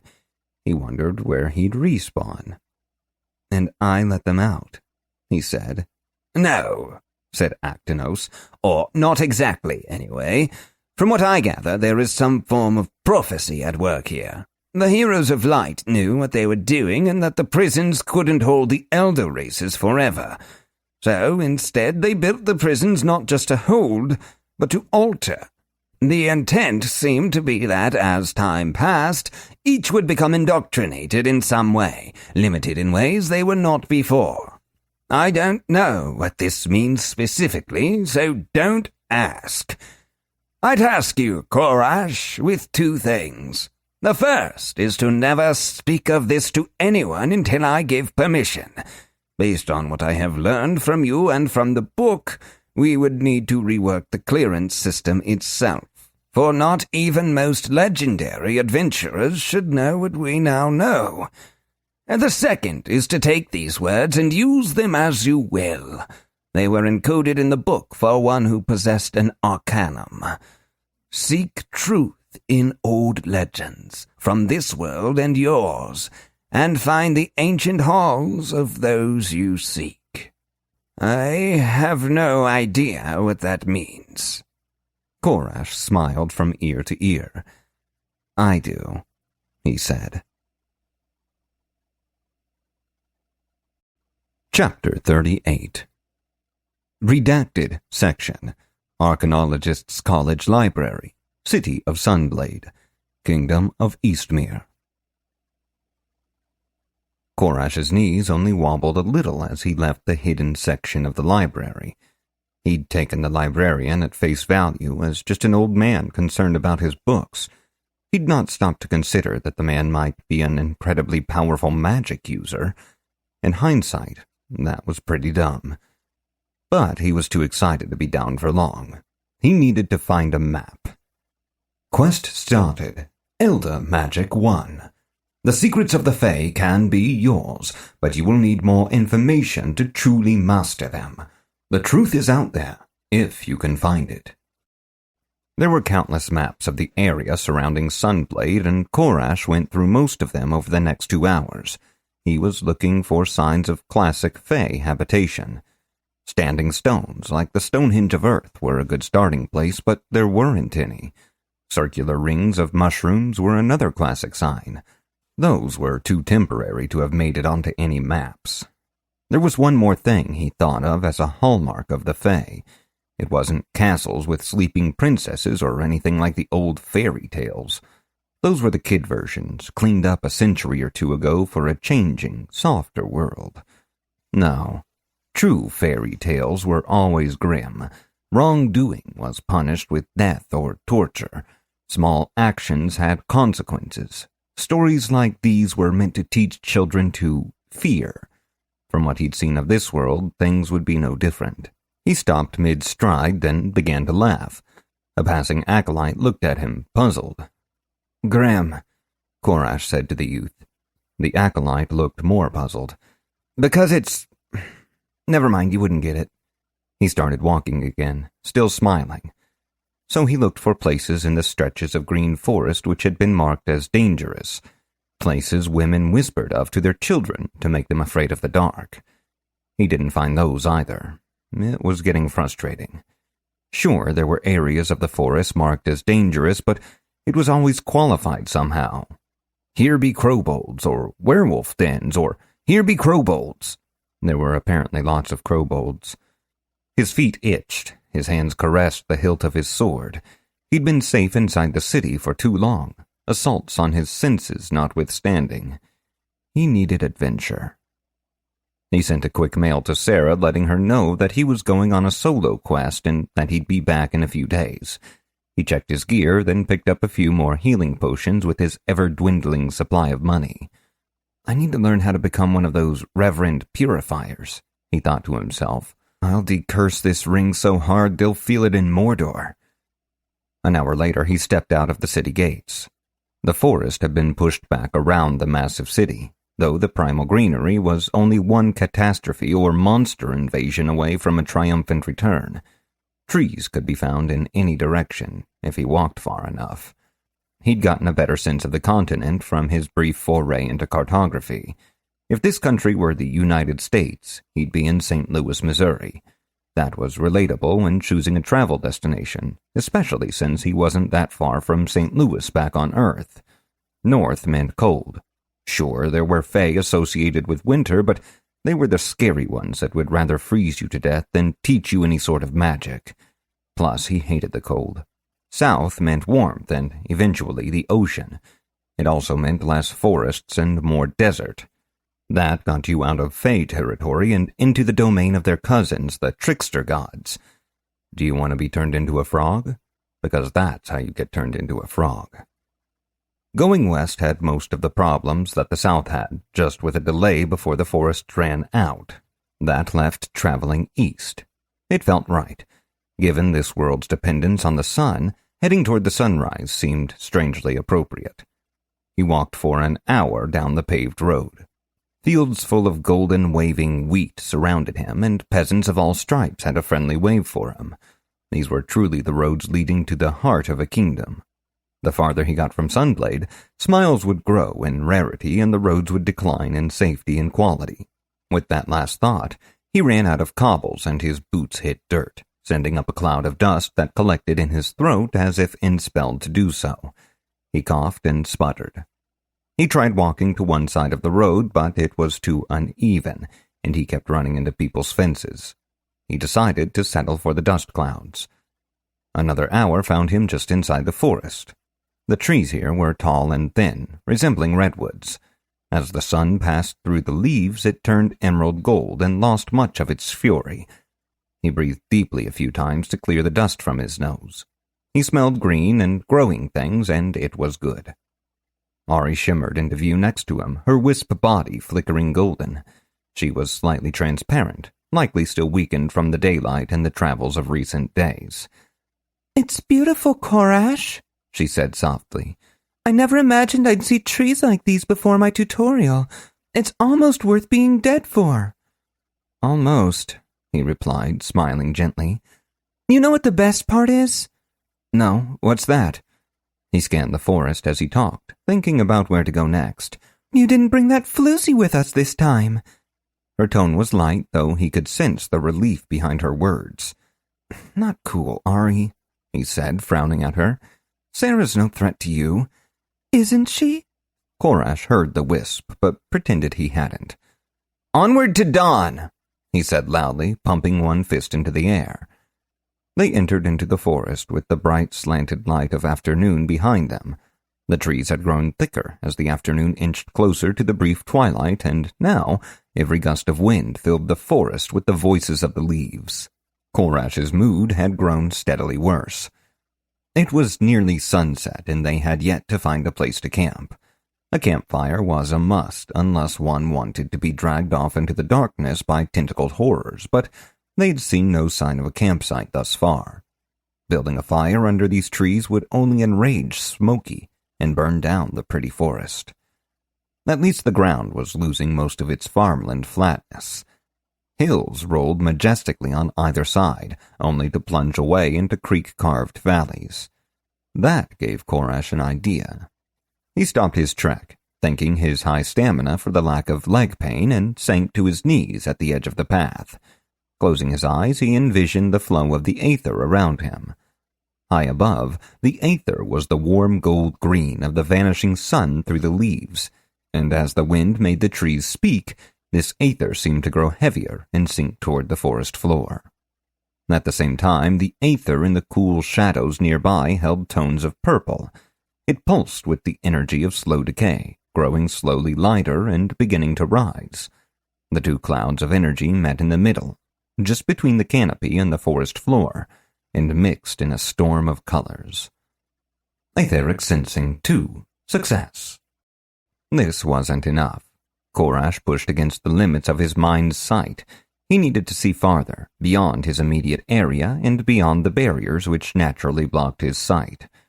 Beneath him, colors began to bloom.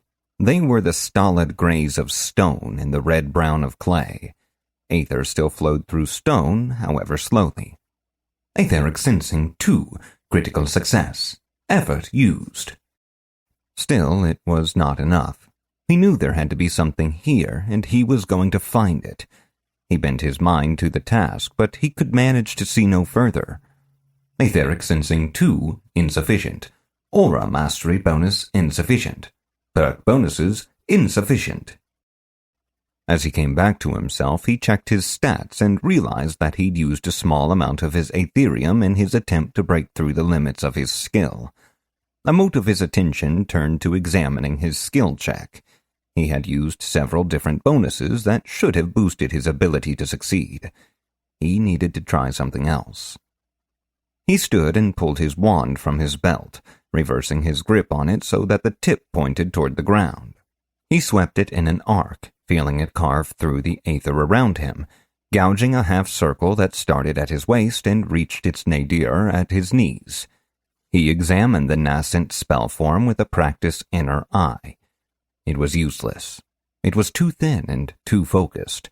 It would be useful for applying an intent, but that wasn't what he was doing. Ari, can you come out for a second? I'm going to try something stupid. She popped free from the wand and circled his head sleepily. She spent a lot of time resting during the day. He wondered idly if she had some wraithly equivalent of stamina that she needed to increase. This isn't going to end up like the cabin incident, is it?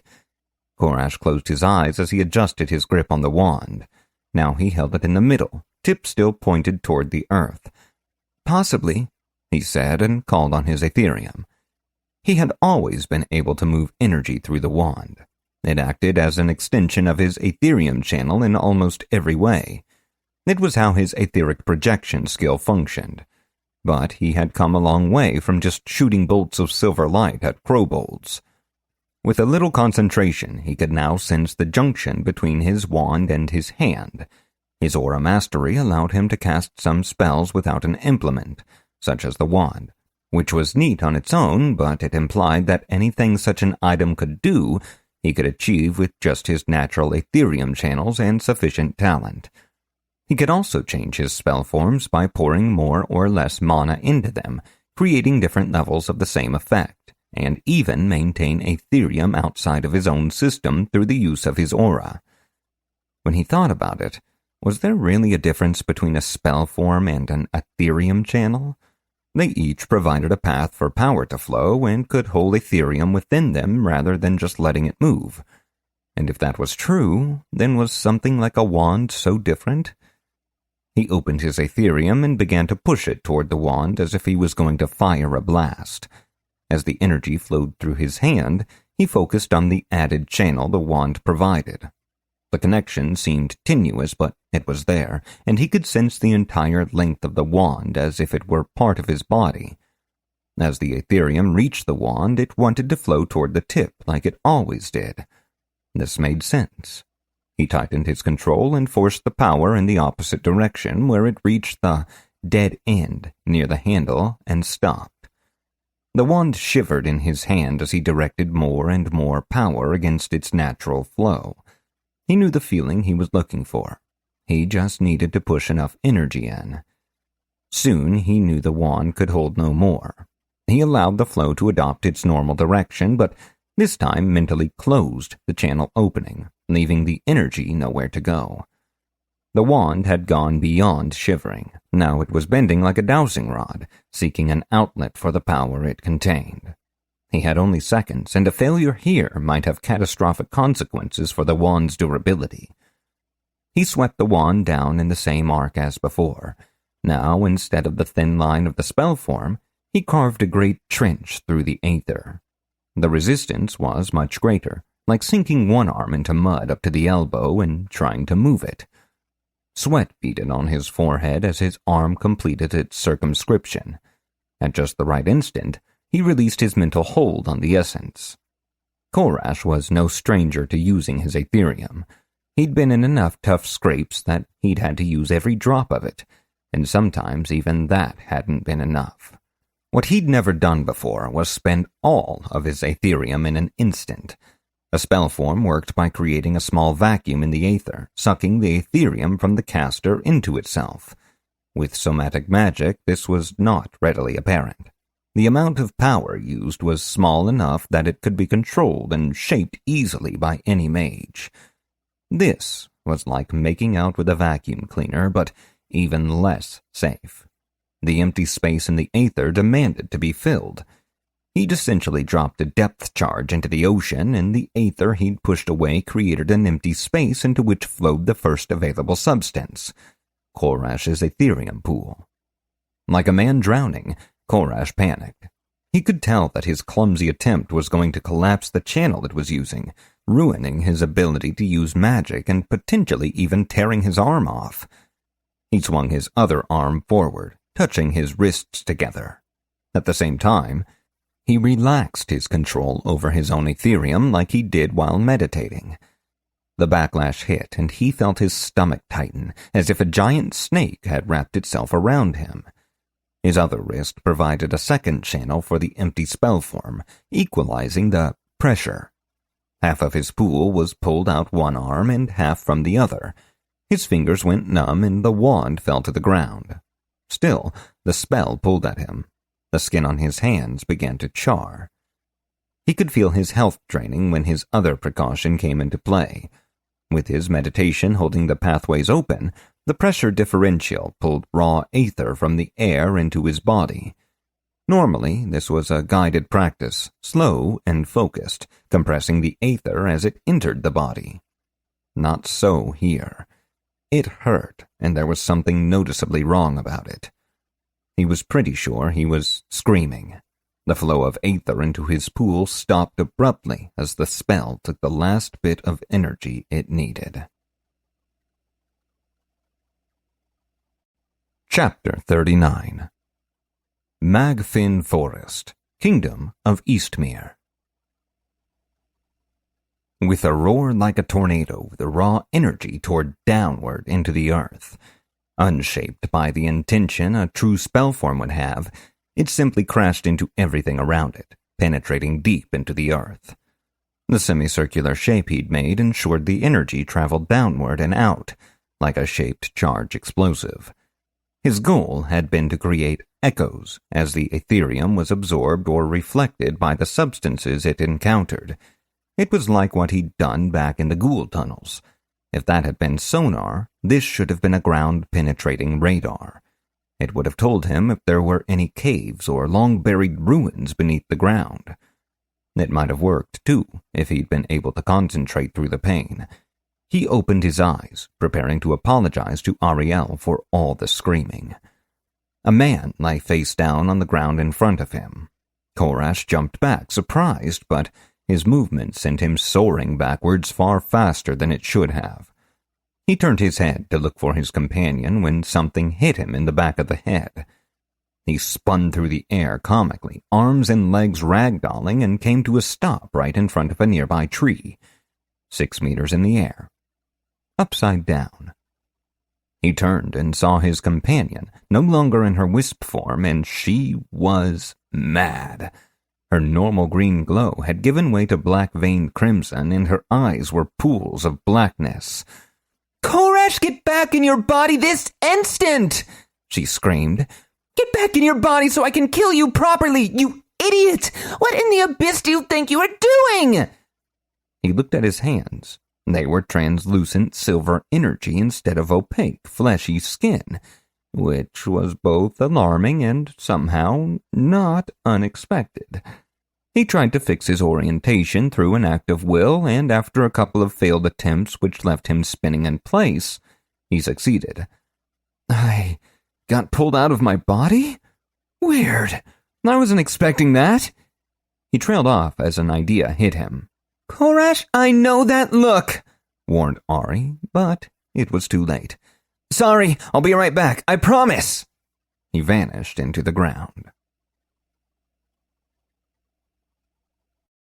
Chapter 40 Magfin Forest, Kingdom of Eastmere. He was only gone a few seconds, which in his mind qualified as coming right back. He'd even hopped right back into his body with no problems. She didn't have to be so mad. This was minute 3 of the screaming. She'd managed to keep the scary banshee death wail to a minimum, probably to keep his eardrums from blowing out. "And another thing!" she continued to rant, her translucent arms punctuating her increasingly vitriolic opinions about how reckless he was being. He looked down at the ground. Minute 4 went by before she finally realized she was repeating herself. Clearing her throat delicately, she visibly forced herself to calm down and speak with a careful, controlled, patient, not about to murder him tone. "Korash, if you're outside your body and your body dies, you don't always get to resurrect normally. Sometimes you just get lost in astral form until you can get back to your body." "The silver cord connects me to my body, though, right? I can just follow that back." She sighed angrily, though she managed to remain calm. "Corporeal death can easily sever the cord. If that happens, you get flung out into the astral plane and have to wander until you find your body. Without its spirit, it could die again, and even adventurers don't come back from something like that." His eyebrows rose. He didn't want to re-roll. He was having too much fun. "Okay, I get it. I won't do anything that stupid again." "You better not, or I really will kill you." She glared at him. "But at least I found us somewhere to stay tonight," he said. "Not worth it, and you know it." She tossed her hair over her shoulder as they started moving again, though it didn't have the same effect as it had when she was still subject to gravity. Night had fallen just as Ariel had begun her tirade, but it seemed that the screaming of an enraged spectre was enough to ward off any opportunistic monsters nearby. As he'd slipped through the earth in spirit form, Korash had found what he had hoped to find. Down in the nearby valley, a crack in the limestone cliff led to a natural cave formation. The climb down was only a few meters, and thanks to his heroic prowess, Korash didn't even need a skill check. The corridor was more than wide enough for comfort, and the cave itself was spacious, about 15 meters in diameter. Maybe up to 17 at its widest, he thought. Interestingly, there was a crude fire pit in the center with a few bones and other debris scattered around the floor. His abyssal sight also showed him a scarecrow spider lurking in the corner, which began slowly creeping toward them. The ambush predator didn't know he could see it. Korash hurled himself forward, drawing his sword as he went. The monster was not expecting such an aggressive move, and it hesitated. That was all the opening he needed. He leapt 2 meters into the air, spinning as he flew. He flung his sword arm out and became a whirlwind of steel. His leap carried him up to the monster's crude knees, if spiders could be said to have knees, and he sliced through 3 of its legs before his spin lost momentum. The spider burbled pitifully as it collapsed onto the cave floor.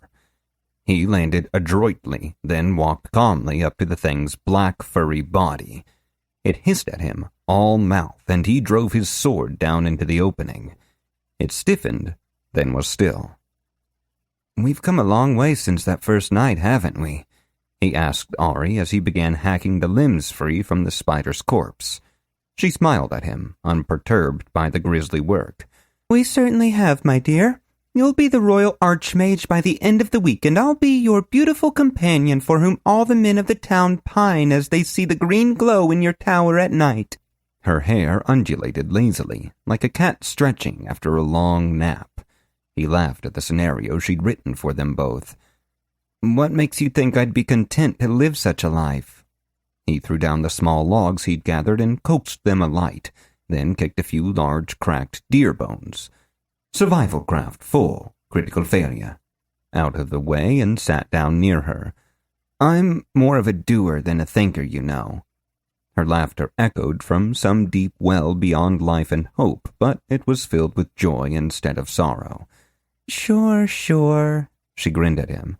"I'll believe that and tell you a story about how you'll be the Grand Master of the Adventurers Guild by the end of the year, if you can read through your notifications without getting distracted."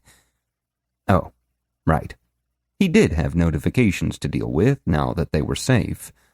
Ari held her hands out to the fire as if warming them and pretended to ignore him as he focused on the skills he discovered, though not learned, today. Skill revealed. Sorceress theory. Magic can be turned inward instead of outward, and the commonalities between Ethereum channels and spell forms are the basis for learning this type of magic. You cannot learn this skill as you are missing one or more prerequisites. Skill revealed. Astral projection. Use of this skill allows you to leave your physical body and travel as a spirit. In the hands of a master, it is quite powerful, but its use is fraught with danger. Death in astral form carries greatly increased penalties. You cannot learn this skill, as you are missing one or more prerequisite skills. Your careless absorption has resulted in polluted Ethereum. You have failed to properly purify your Ethereum while meditating. Increased ability to cast nature spells, decreased ability to cast all other spells. This state will persist until all polluted Ethereum is spent and your Ethereum pool is cleansed. New ability, Overchannel. You may channel more Ethereum than you have in your pool, though there are consequences for doing so. Consequences depend on the amount of overchannel and range from health damage to death. A wand or staff is required to use this skill. That debuff isn't great, though it will only be a problem if I get into combat, and it's not likely that anything will come across this cave, he thought. Counseling 0, critical failure. There sure was a lot to think about, especially the whole sorcery thing. He was sad that he hadn't been able to unlock the magic type itself. Maybe with a little more thought, he might figure out the missing information.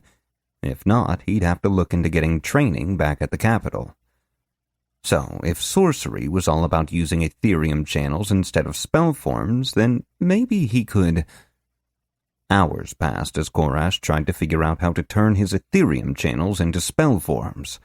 Sure, they operated the same way, but the underlying concept was totally different. There wasn't any symbolism, so he couldn't figure out how the intention worked with the effect. He tried a few times to twist his Ethereum channels into different shapes. It felt like trying to tie his bones in knots. Maybe if he... His train of thought was derailed explosively by a surge of adrenaline. His limbs grew cold and his tongue tingled as he shot to his feet without thinking. Something was wrong.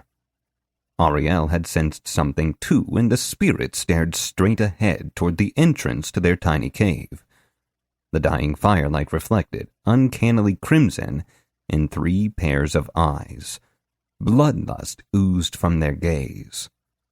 Korash almost cursed his abyssal sight, for it allowed him to see far more of the creatures than just their eyes, and his mind squirmed at their warped frames. Why couldn't this game have cute slimes or horned rabbits or something? "Man-thing, you foul our den," said the first nature-defying abomination. "The flame shall die," snarled the second. The third rumbled something that might have been the word meat. These were not the well-proportioned Hollywood werewolves he was used to. Their black fur was matted and dirty, and their muzzles were stained with blood, old and new. He could smell the stench of decay and wet fur, even from this far away. The first lycanthrope was the classic bipedal man-wolf hybrid, but the resemblance ended there. Its legs were massive and curved the wrong way, with huge black talons on full display. Its fur only covered it in patches, leaving pale flesh exposed at random. While it was easily 3 meters tall, it seemed to have no more mass than a human. Its skin was stretched too tight over long bones. Its hunched shoulders framed the growling head of a wolf, and 2 useless wolf legs hung down on either side, as if an entire wolf had been fused onto the monster in place of its head. The second was almost all wolf, though far too large. Its 4 legs bent in all the wrong places, as if it had human elbows, and it had hands instead of paws, each with 6 clawed fingers of varying lengths. Its mouth opened and it wheezed out a laugh, showing a bizarre mix of razor-sharp wolf's teeth and human dentition. The last and largest had a brindled pattern to its fur. It was proportioned like a man and had the same straight stance, but its shoulders were too round and forward twisting arms reached out, covered in wolf hair and ending in razor-sharp nails. From the bottom of its rib cage sprouted 2 human arms, each bulging with muscle and gripping a dagger. The head at first glance was that of a wolf. Its left eye and ear had been replaced by a lumpy human face. Clear blue eyes rolled in their sockets, and a human tongue worked as if to speak. The things howled as they charged. Korash slid his feet into a fighting stance as he looked at the creatures, wondering how strong they were. Law 5. Critical success. Common werewolf. Heroic. These creatures are perversions of nature, left over from a bygone age. Some were born as humans, others as wolves, but the curse within their blood has turned them invariably to the darkness and twisted their mortal forms. Strength, legendary. Agility, mortal. Stamina, legendary. Known weaknesses, none. Suspected weaknesses, silver. Well, that was a new function of his analyze ability. They were definitely stronger and tougher than he was. Maybe I can dodge them, he thought as he readied his weapons and prepared to fight. He swept his wand forward and shot a bolt of energy at the quadrupedal one. Nothing happened, and he felt a twinge in his stomach. Etheric Projection 6 failed due to polluted Ethereum. Cleanse your Ethereum pool to use etheric abilities normally. Shit, that was bad. He refused to panic, though. He shifted his stance once more, bringing his sword up, and activated Istari style. He could dance around these dogs all night if he had to. Istari style 2 failed. Polluted Ethereum. Cleanse your Ethereum pool or learn compatible skills to use etheric abilities normally. Shit. His refusal to panic was significantly less effective this time. He'd have to think fast. Ari, hold them off for a second, he shouted to his companion. All of them? Are you crazy? She did not sound amused. You can do it! I believe in you! The charging werewolves had their below-tier agility on full display. Their bodies were at odds with their instincts, and they could not decide if they needed 2 or 4 legs to move. What had started as a charge out of the narrow entrance had become something of a hilarious power walk. Then the tall one stepped on a stray stone the size of his head, and it cracked apart. Korash's amusement died. Ariel floated between him and the encroaching monsters and seemed to swell. The air felt cold, and Korash noticed a few of the large bones. That was definitely a human femur, not a deer bone, now that he really looked at it, shift subtly in her direction. Her mouth distorted into a black hole nearly a meter long, and she began to scream. His ears were bleeding, but the scream was not pointed his way, so it was just the natural consequence of loud sounds in a cave. He could work with that. The werewolves were not as lucky. They stumbled over each other, and the menacing howls turned to surprised yelps. He knew this would drain Ari's power rapidly. He just hoped she could buy him the time he needed to figure out a plan. He needed more agility, and his Istari style wouldn't work. Gandalf was more of a fire and knowledge type wizard, not a druid. Druid. And there was something there. Jungalo, his druid from Oceans, had been close to nature. That was the whole point of a druid. He could shapeshift and was good at fire spells. Forest fires and volcanoes were part of nature after all. To access his Ethereum, he needed to use nature magic, but he didn't have any. Druids weren't talent-based. They used zeal to form their connections in the same way divine casters did. He needed to think like a druid. Druids didn't use metal. He put away his sword. His wand wasn't right either. He put it back on his belt. He needed a staff. Near the fire pit was a tree limb that might make a serviceable weapon. The straight part was close enough to the middle, and it seemed sturdy enough. He grabbed it and gave it a practice spin. It would have to be good enough. What are you doing back there? Ariel's scream had died away and the werewolves were already recovering. She sounded desperate. Korash did not reply. His brain was working intuitively, and his logical mind was struggling to keep pace. Druids, nature magic, can't use Istari style. Istari! That was it. His perk wasn't called Gandalf style, it was Istari style, and there was more than one Istari. He gripped the makeshift staff in 2 hands, holding it across his body like a shield. He felt a thrill of fear run down his spine. "Do not speak to me of Radagast the Brown," said the cold voice of a wizard from another world. Radagast was another wizard from Tolkien. He spoke to animals and loved mushrooms. That sounded druidic enough to Korash. He felt the tree limb grow warm in his hands and new green leaves unfurled from what had been dead wood. He swirled the staff in a circle and took a step forward. He felt the stone beneath his feet and felt the death and terror which had soaked into this place. It feared his gaze and retreated from his aura. He shouted a wordless cry and leaped into battle, swinging his staff into the side of the wolf-like monster's head. It hit so hard that the beast spun around, its flesh torn open from the blow.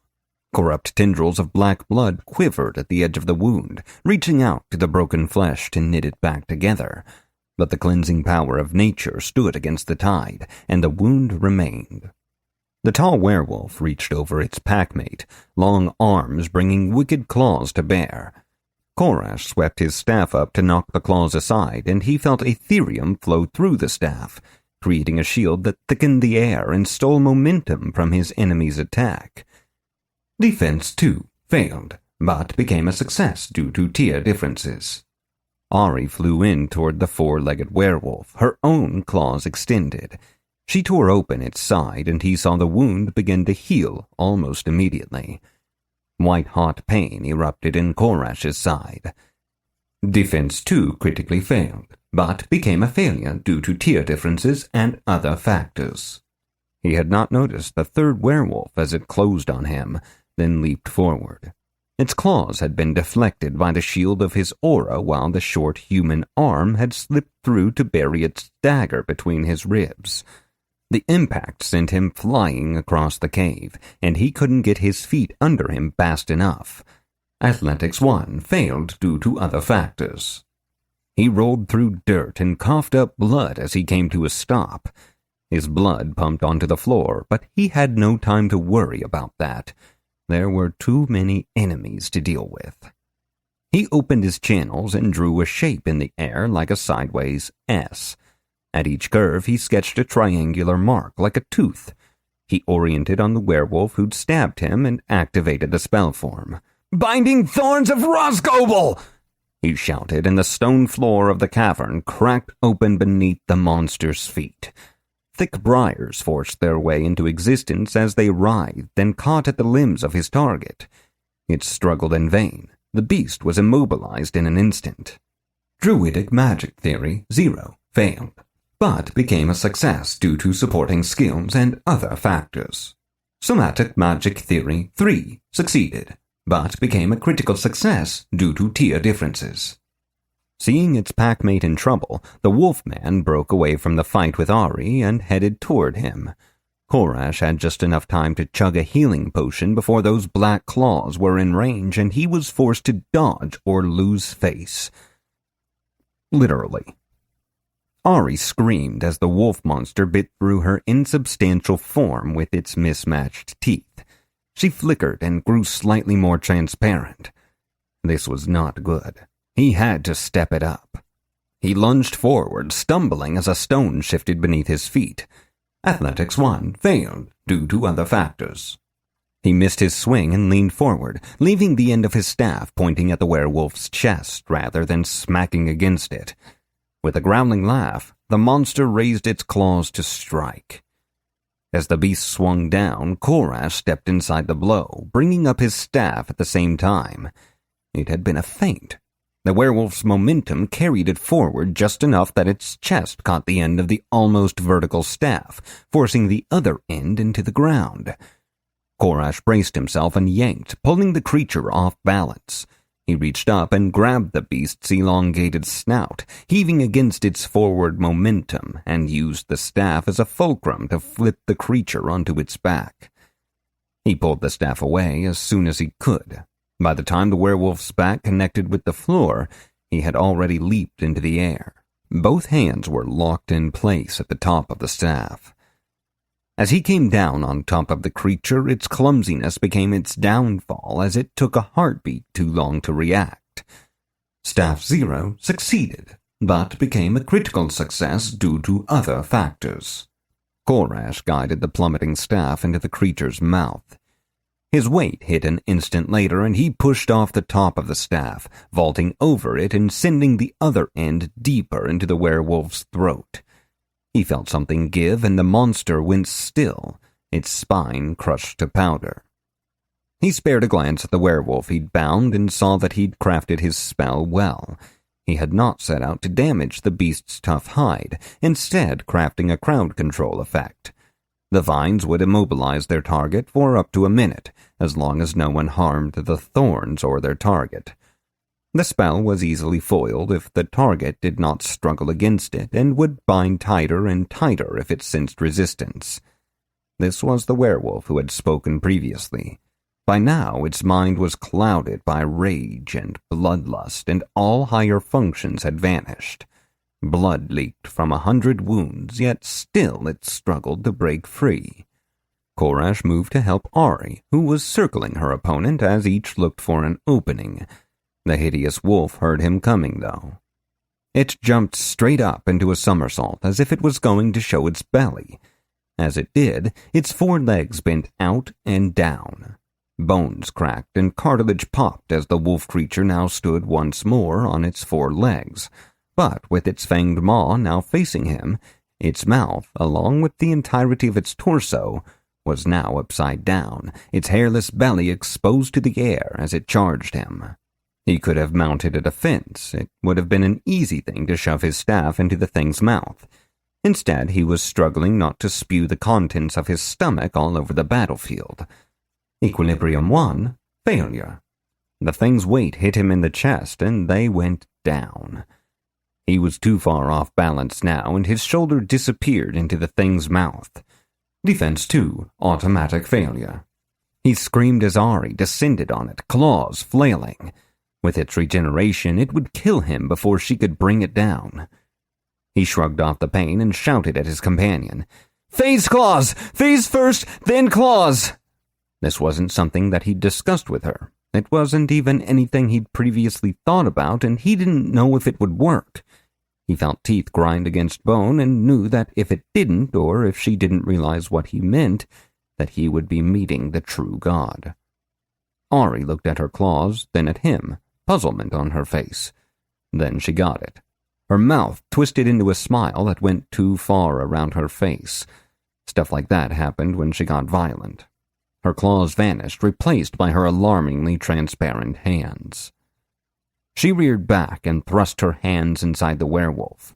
In another foe, the shock of death's cold hand would be distracting, if not outright damaging.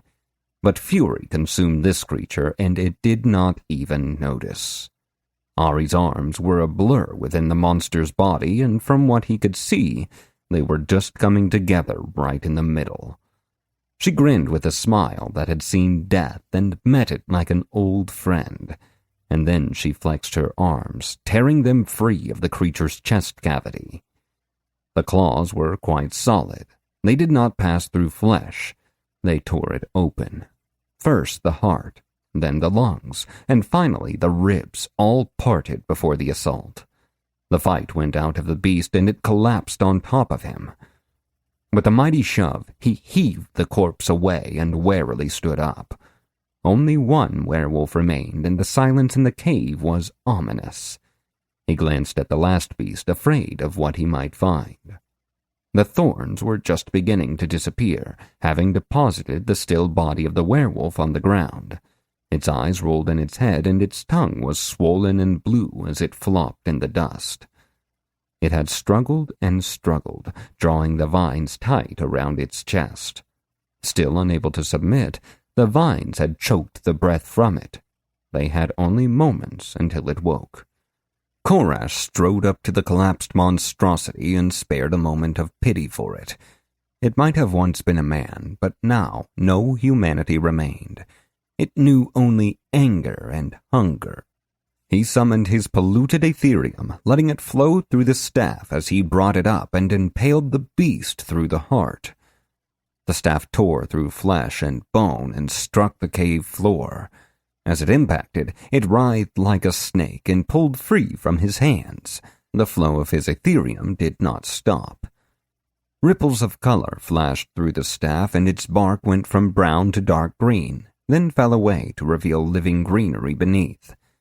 It was a vine, and it collapsed onto the corpse and began wrapping around it. Dark green tendrils shot out, digging into the dead flesh, and leaves began to unfold, waxy and red-tipped. Finally, Korash's Ethereum ran out. He sat down, hard, exhausted from the expenditure of power. As he looked upon the plant, he used Analyze. Law 7, insufficient. Knowledge gained due to other factors. Sanguine Creeper. This vine was created by fusing the blood of a monster with nature-infused Ethereum. The mage who brought this plant to life may never be known, but alchemists throughout the world thank him for the plant's healing and antiseptic properties. Survival Craft 4, success. Insight 1, failure. He wormed his way over to the embers in the fire pit and summoned the strength to throw on one last bit of wood, reviving the flame. Then he fell into a dreamless sleep. It was strange, sleeping in a game. He had a sense that time had passed, if not exactly how much time. It was hard to describe. It was partly like normal sleep and partly like being really bored while lying motionless on the bed. The one thing he knew was that he spent far less time feeling asleep than he should have, given the passage of time. Ari hovered next to him, eyes fixed on the cave entrance, alert for any danger. As he stirred, she looked down at him and smiled. "Good job, idiot," she said. "Now it's your turn to keep watch." He nodded, and she vanished into the wand. He fell into a light meditation, keeping himself from sinking too deeply into a trance as he guarded the opening. Some time later, a golden path of light began to stretch into the cave. He stood and walked toward it, stepping out into the dawn. You have defeated a werewolf pack. Increased experience gained. Path bonus for destroying creatures of darkness. Level up. You have reached level 8. New choices are available. Choose a level bonus. +1 willpower. +2 athletics. Restore all health, Ethereum, and devotion. Remove all debuffs. The possibility of gaining 2 full athletics ranks would have been an excellent reward if it had not been overshadowed by that sweet tier-increasing willpower bonus. You have transcended the mortal tier and are now a fully heroic character. New perk options may be available. Fortune. Old magic. New application. You have successfully replicated devotion-based magic using an etheric paradigm. Allows you to use druidic magic as if it were etheric. Fortune. It's alive. You have created life. A new creature walks the lands of Nightfall because of you. +3 zeal. -1 conviction. Starts a quest. Provides access to a new skill line. Fortune. Bound to the dead. You have begun to repair the relationship between you and a companion. Gain soul necromancy. Increased relationship with your spirit companion. Fortunes remaining. 1 of 1. Fighting a superior number of strong foes is a brave act. Doing so when your greatest strengths are neutralized and still succeeding is worthy of a fortune. Korash basked for a moment in glorious indecision. He wanted everything, especially that new skill line. But the decrease to conviction would push him back down a full tier, which he definitely didn't want. That one was a hard pass. He also liked the concept of being able to use druidic magic without going full hermit. but he had already passed up a chance to improve his bond with Ariel once, and the inclusion of necromancy just made it better. He made his choice. Warning: another character trait prevents you from learning soul necromancy. This trait will grant its other bonuses, but the blocked trait will be lost. Still select Bound to the Dead? Oh, that was no good. Sorry, Ari, but half a fortune wasn't good enough. He vowed to be extra nice to her from now on and selected Old Magic, New Application. Choose a focus. He'd been thinking about this one. As a pure caster, he'd wanted to put one of his foci into willpower. Now he had other ideas. He selected Prowess, Graceful, instead. No more tripping over his own feet. A new day has dawned. New secondary skills are unlocked. Strider's Focus. Your travels through the wilderness have increased your attunement to danger. Druidic Magic Theory. Through your astute knowledge of the Aether, you have gained insight into a new type of magic. Aetheric Channeling. It might have been stupid, but it wasn't wrong. You are now slightly less likely to kill yourself with this skill. Aetheric Sensing. Through innovative use, you have advanced in this skill without the need for a tutor. Aura Mastery.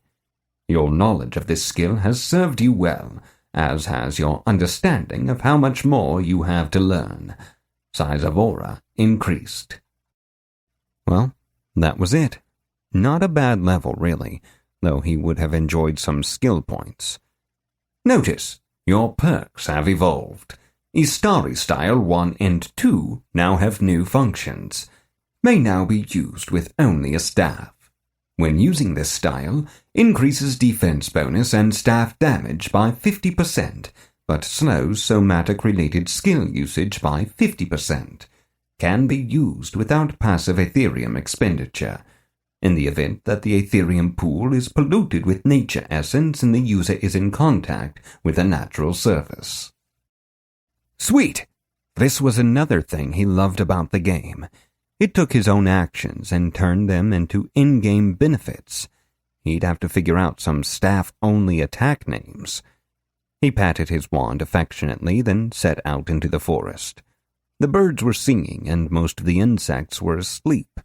He decided to make his way through the forest today, rather than heading back to the road. He had a good feeling about today. At midday, he realized that he'd forgotten to harvest the leaves of the sanguine creeper. Now Sarah would never believe that he'd made a new mob. Chapter 41. Magfin Forest, Kingdom of Eastmere. Ari had phased in some time later, recovered at last from her ordeal, and they chatted happily as they pressed deeper and deeper into the forest. The trees grew larger and taller as the hours passed.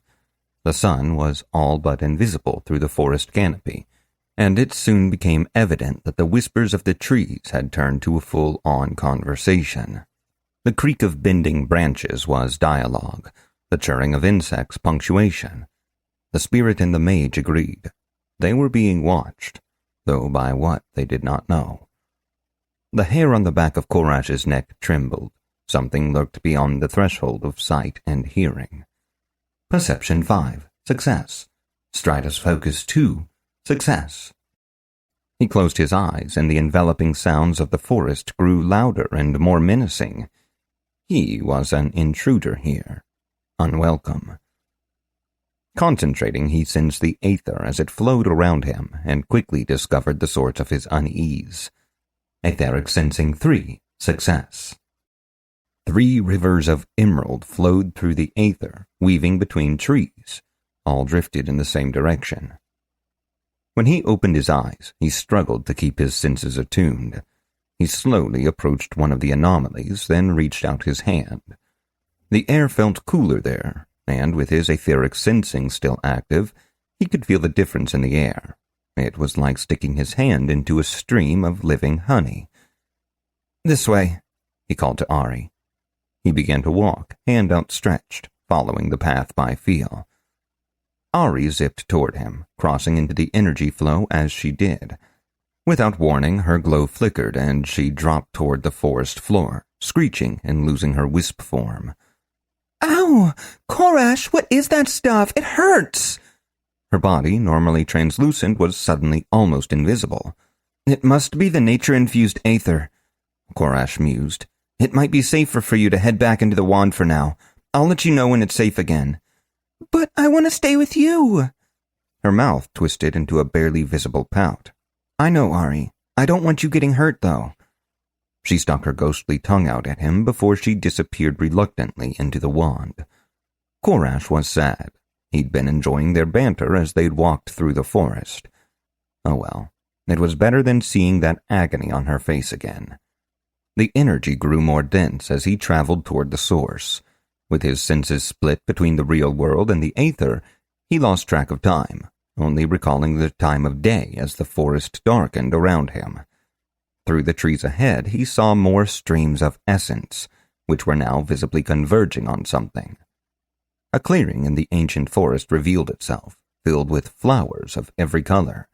The sky above was smeared with the pastels of sunset. A single bird sang, its voice as complex as a symphony. Entranced, he walked towards the center as the flowers parted to create a path for him.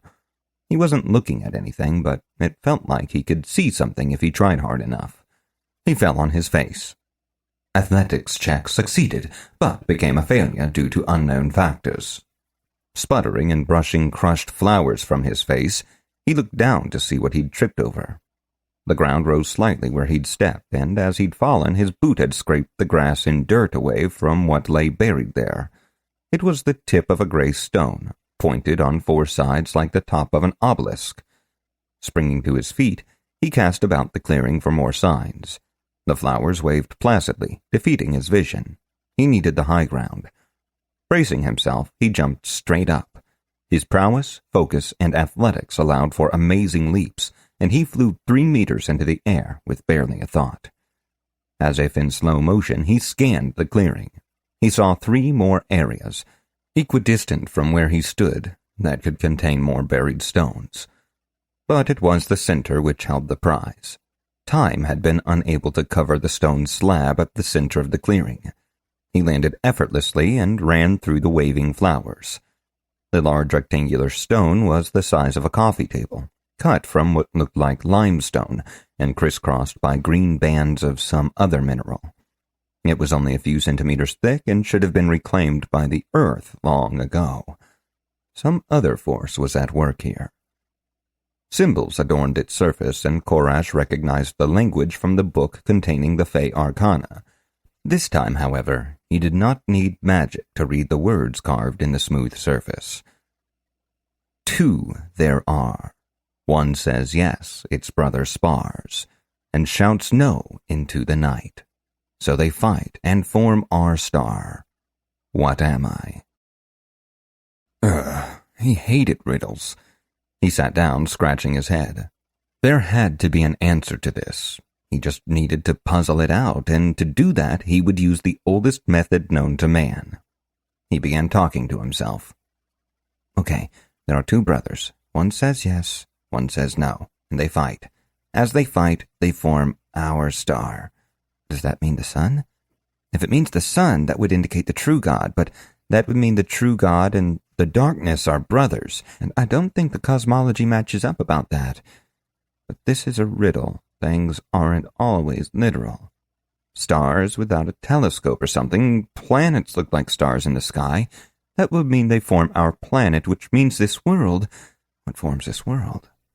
2 brothers that say opposite things and fight. What are some other opposite things?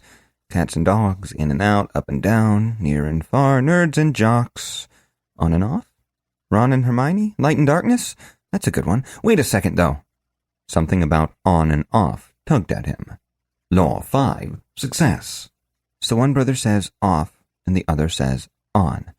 They're flipping a light switch. Blink, blink, blink. You get Morse code out of that, but that doesn't... He jumped up as he forcefully rejected the idea that bowled over his brain. It was too meta. Scary meta. He began to remember how the game had crashed right after he'd picked up the Fey Arcana skill. This was just a game, right? He let himself stay paralyzed with indecision for a few more seconds before deciding that he was probably wrong and or crazy, and there was no stated penalty for failure. He took a deep breath and spoke his answer. Binary code. Nothing happened, and he stopped holding his breath. Then, the world lit up emerald. You have read the words in an ancient tongue. You have the knowledge from worlds beyond. You are the holder of the arcana. The voice echoed from all around him, somehow all bass and no treble. It hurt his ears the way he might expect a god to speak. We are not gods, Nightman. We are the Fae. Ancient and terrible are we, benevolent and violent, rose petals and thorns. We are without limits except those we choose for ourselves, and so shall you be. Make your choice. Korash hesitated. I don't understand, he said. Make your choice. The voice grew impossibly even louder. Fae Arcana. The holder of this arcana cannot learn any form of necromancy. In order to learn more of the Fae Arcana, the great rulers of Fairy must be freed from the endless tale. The choice of who to free first has been given to you, and the choice of what boon the skill provides at level 1 has been made for you. Titan, the king of the fairies, offers mastery of Giza, the magic of promises and debts, starts a unique quest. Berana, the queen of fairies, offers mastery of the Fae Mine, a type of sorcery which allows the user to increase social abilities such as intimidation and seduction, starts a unique quest. Morrigan, note, the Dark Lady, offers mastery of arms and grants Trickster's Skin, a type of sorcery centered around shapeshifting, starts a unique quest. Note, this option is available due to previous choices. Amnak, note, the Elven Empress, offers mastery of high magic, a unique and versatile magical style, starts a unique quest. Note, this option is available due to character attributes. In the echoing silence, Korash considered his options, desperately hoping that he wasn't dooming the world to some sort of wilderness apocalypse, and chose Amnak. Mortal, I am displeased. As the king of fairies, I should have been freed before my vassal. Explain your insolence, and I may allow you to live. The choices weren't supposed to have consequences. This thought ran through Korash's head as he frantically tried to come up with an answer that wouldn't get him obliterated. He knew it was foolish, but he felt like the situation warranted a little petulance. My Lord Titan, I was sorely pressed to choose your mightiness for release. I chose another for the simple reason of, Get on with it! Thundered the irate demigod. Well, you see, if I had released you, it would have been just you. No one to rule over, and, I thought that if I saved you till last, that your vassals and queen could prepare a court for you that would be worthy of your, eminence. He wasn't sure he even technically had a body anymore, since everything had turned into light, though he worked hard to keep his knees steady as he spoke. Intriguing. You seem to understand that a king without a court to rule is prone to boredom and fits of malcontent. I will accept this as wise. Be warned, mortal, for I will be paying close attention to you in the future. The emerald light faded, and Korash once more had a body. The clearing was awash in sunlight, though night would fall in mere moments. The flowers around him all bent their heads toward the being which stood before him. They bowed before the 4-meter height of the Elven Empress, who hovered in front of him, surrounded in a beam of moonlight. Following the example of the inanimate objects, Korash knelt as well. Rise, my knight, said Amnak.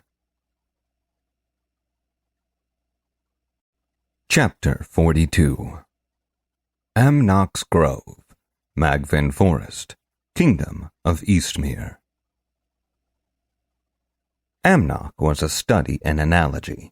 She did not move, but she exuded grace. A force swept out from her which struck Korash as would a desert wind, and he knew that this was not merely her aura, nor was it something so simple as Ethereum. No, Korash reflected as he stood. The elven empress exuded magic. Her skin was the white of sunlight reflected on water, the gold of a new fawn's coat, and the subtle dusk of a gray sky. Her eyes were emerald and amethyst, topaz and sapphire, ruby and onyx. Her hair was a waterfall, rushing downward without motion in gold and silver and green waves to crash against the majestic highlands of her shoulders. As he stared, darkness descended upon the world. The sun vanished with its golden twilight, leaving only the pale face of the moon to illuminate the clearing. The Korash who lived in the back of Korash's head was busy warning him that once night came, horrible things appeared. This Korash was screaming that they should go somewhere safe, or build a fire. Something. The rest of him was too busy dealing with exposure to Amnock's proto-divinity. Conviction 2. Failure. Knowledge danced at the edge of his mind, some sort of status effect that was hard to care about. Conviction 2. Failure. All that mattered was worshipping the beautiful being before him. Conviction 2. Failure. He saw motion at the edge of the clearing, almost directly behind the Empress. Something was coming, and it was too large and too glowing red to be anything but a monster. It was no use. His traitorous mind was considering the glory of Amnock's garb. Thin tendrils of golden ivy wove about her person, shifting slightly as the seconds passed. The leaves chimed when they should have rustled, and Korash marveled at the sight, despite his slowly approaching doom. "They are living gold, yes," she said, and her voice was as honey might sound, if honey had the authority to order the deaths of millions on a whim, or to command the worship of an empire. Neither the ensnared Korash nor the fragment of him that was frantically waving and pointing at the approaching monster were at all surprised at her ability to read minds. She moved then, for the first time, her head cocked to one side, almost 90 degrees, in an instant, like a praying mantis given resplendent form. The shape which approached them had grown distinct as it thundered toward them, crushing flowers beneath its bulk. It was a tree. Its bark was deep black, like wood found beneath swamp waters. Here and there the creature had cracked open, and the red glow of embers shone through. Its leafy canopy dripped rust-colored sap. 2 branches on either side acted as arms for the monster, and its twig-like fingers were bedecked in angry orange wasps. Instead of legs, it walked upon a tree's roots, which snapped through the air like whips as they sought the purchase they needed to drag its bulk along. Ancient Widowmaker, mythic tier. Named for loosely hanging branches feared by lumberjacks, this tree is a tempting target during the day, consisting of old, strong wood. For those with the equipment to fell it, much coin can be made. Most such attempts end in failure, and another soul is added to the tree. When night falls, these souls come to life within the wood, driving it to seek out more blood with which to water its roots. Law 5 success. If a Widowmaker claims 1 life per year over the course of a century, it becomes an ancient Widowmaker. They are typified by the sap-like poison they exude from their leaves. It is fatal on contact with flesh, causing anaphylaxis, respiratory paralysis, and swelling of the brain. Survival Craft 4 success. Mythic tier. This thing was insanely strong. He could feel the rumble of its progress and knew it was almost within striking distance. Amnock bent toward him like a willow in the wind, her face contorted in what could only be called disgust. She sniffed at him, then straightened once more. "You stink of the dead, my knight. You will remedy that immediately." The Widowmaker's massive arm bent back, preparing to dash its club-like fist into the Empress of Elves. A wordless cry escaped Korash. Conviction 2 critically succeeded, but became a success due to tier differences. And he leaped toward Amnok, hands outstretched. She wore a ring on each finger, and an emerald stone flashed once in the darkness. Her stoic face betrayed no surprise and no emotion, while her left arm rose in an instant, stretched out to her side. With the barest effort, she flicked her wrist as if shooing a fly. The golden ivy reached out toward Korash, arresting him mid-leap. It wrapped around him gently, then returned him to his former position. The vines began to retreat, though a few of the golden tendrils remained.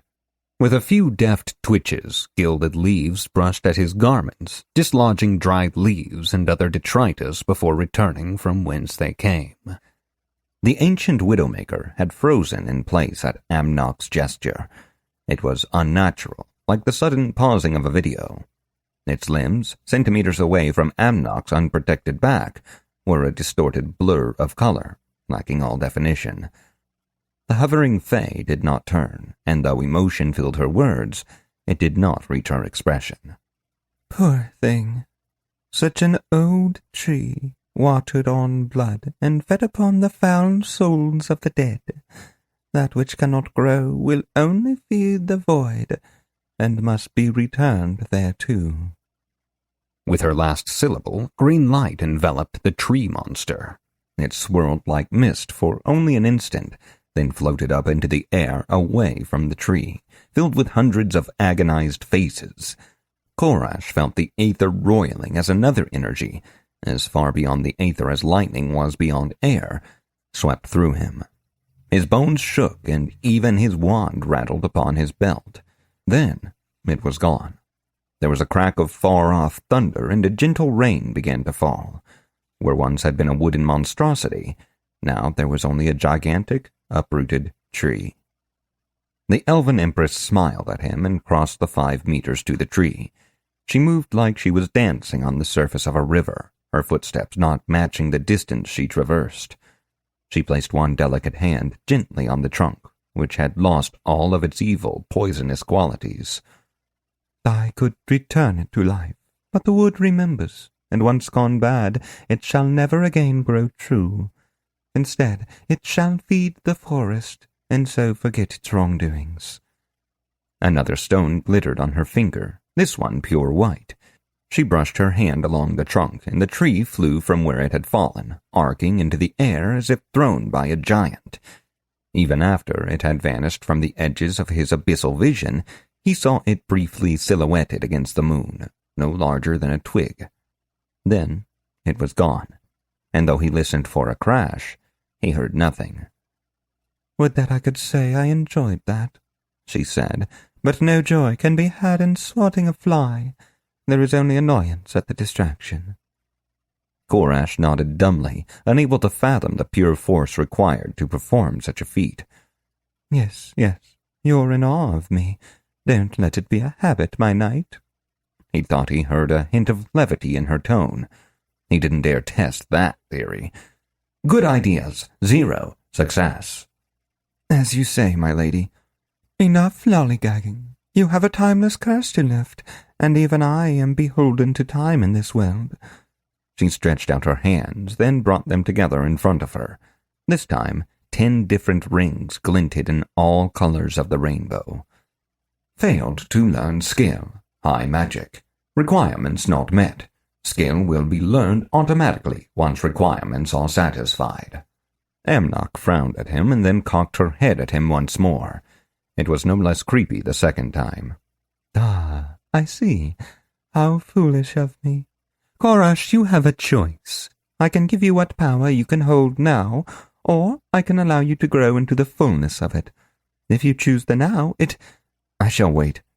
He gasped in horror. Conviction 2, failure, as he realized he had just interrupted a being who could probably one-shot him by breathing wrong. The elven empress sputtered in surprise. Then she stared at him. He had an instant to wonder what his death penalty would be, and then Amnok started laughing. Mortal, you continue to impress me. You know what you want, it would seem. Tell me what that is. Korash had enough lore in real life to recognize what dangerous ground he now walked. The Fae were notorious for offering deals that, while not as overtly one-sided and deceptive as the typical Faustian bargain, were certainly a disaster waiting to happen. Offered a meal in fairy, one only ate if assured of certain things. If asked to stay the night, one might wake up to find decades had passed them by in the world they knew. But when offering a heart's desire, this was firstborn child and a curse upon your line territory. He said, being his usual elegant self under pressure. How to answer this without ending up geased into oblivion? As he thought a moment, he was forced to ask himself what his heart's desire actually was. His eyes widened in shock, and his hand clapped to his open mouth. He had seen this before. The only choice was not making a choice, and his brain just wouldn't allow it. He'd thought of the only thing that could never possibly destroy him, and now she would say the choice was made, and he'd be squished by a giant marshmallow. It was a tale as old as time. Then he realized something else. He hadn't thought of anything. He didn't know what the right answer was. He had a feeling, but he couldn't find the thought he needed to translate it into words that would come out of his mouth to express that feeling. Apologies, Empress. It seems that, when pressed, I cannot find an answer to do justice to your request. She smiled at him again, and he felt his breathing flutter and his heart stop.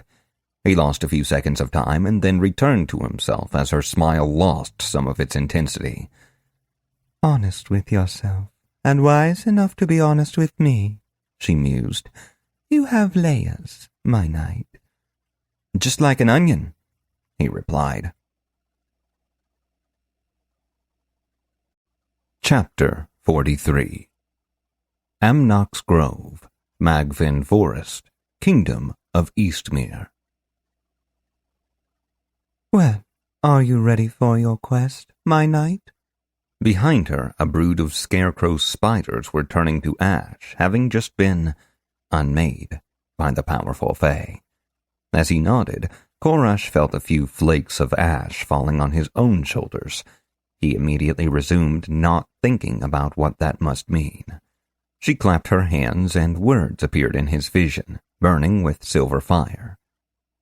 The Moria, the merrier. Active quest. Long ago, my people raised up kingdoms in my name. I ruled shrouded retreats within ancient forests, coral-carved castles beneath the waves, and scintillating crystal cities under the hollow hills. And my rule brought wisdom and grace to lands infested with barbarism. My armies saved many who did not know to save themselves, and they slaughtered those who refused to recognize elven superiority. They lived, laughed, and loved. When the time of our great battle came at last, each and every one of them answered the call. Though they fought bravely and well, they were mere creations and could not stand against the might of the demons. As my vast army lay dying, I wove a spell stronger than death, longer than time. I locked them away, of the world, and yet beyond it, against this very day, the day of their return to a world that has once more slipped into the filthy embrace of ignorance and ill-breeding. As my knight and champion, it falls to you to release them from my magic. Awaken our first stronghold. Choose. Ker Avain, beneath the waves. Ker Ban Og, the domain of the beast. Ker Rilta, the light of the stars. That was weird. An elven quest making reference to a dwarven mine. Way to screw up the lore, devs. It was even stranger that the quest was presented in the first person. As he contemplated the request, he could almost hear an echo of her voice reciting the words. He thought about his choices. Ker Avain would probably look cool, but he'd probably also drown horribly. Pass. The beasts one was confusing, though he thought he knew what it meant. Elves traditionally lived in forests, which is where beasts lived, so that might be a good option. Maybe that was even the best choice. But he knew there were many kinds of elves. Even Tolkien had high elves and wood elves. All were different. If he let that idea guide his choice. "I choose Caer Realta, the light of the stars," he said. "Interesting," she said, her face and voice inscrutable as she peered into his soul. Knowledge assailed him, and he knew. The ruins could be found at the highest peak of the Shardborn Mountains, only a day's ride from Sunblade. "I shall set forth immediately, my lady," he said. "You are a knight," she replied with a gentle smile and a shake of her head. "I shall show you the way to the city you call home. Walk it from here to there, once only, for you are not ready to walk it at will." "I would be honored," he said, not hearing the capital letters. "Insight insufficient. Automatic failure." She gestured, rings glowing, and then vanished. Korash looked around a moment, confused. Where had she gone? His thoughts were interrupted by a bellow. There, across the clearing, was a massive furrow pig. It was easily the size of an elephant. That was more than twice as large as the largest furrow pig ever documented.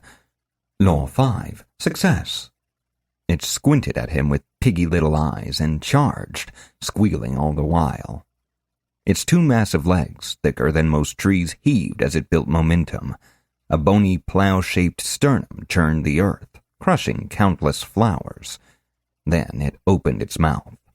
That mouth stretched as wide as a cottage. Its forward motion seemed unaffected, both flowers and soil disappearing down its gullet as it ran straight at him, leaving a barren trench of broken soil behind it.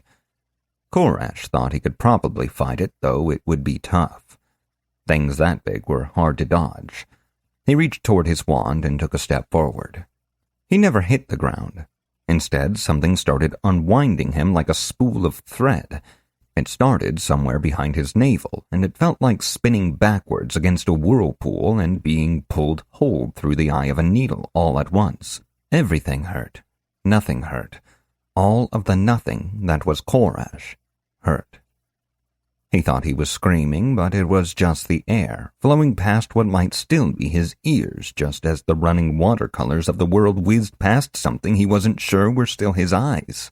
Then his foot touched something, and he experienced a moment of burning pain as his nerves became solid.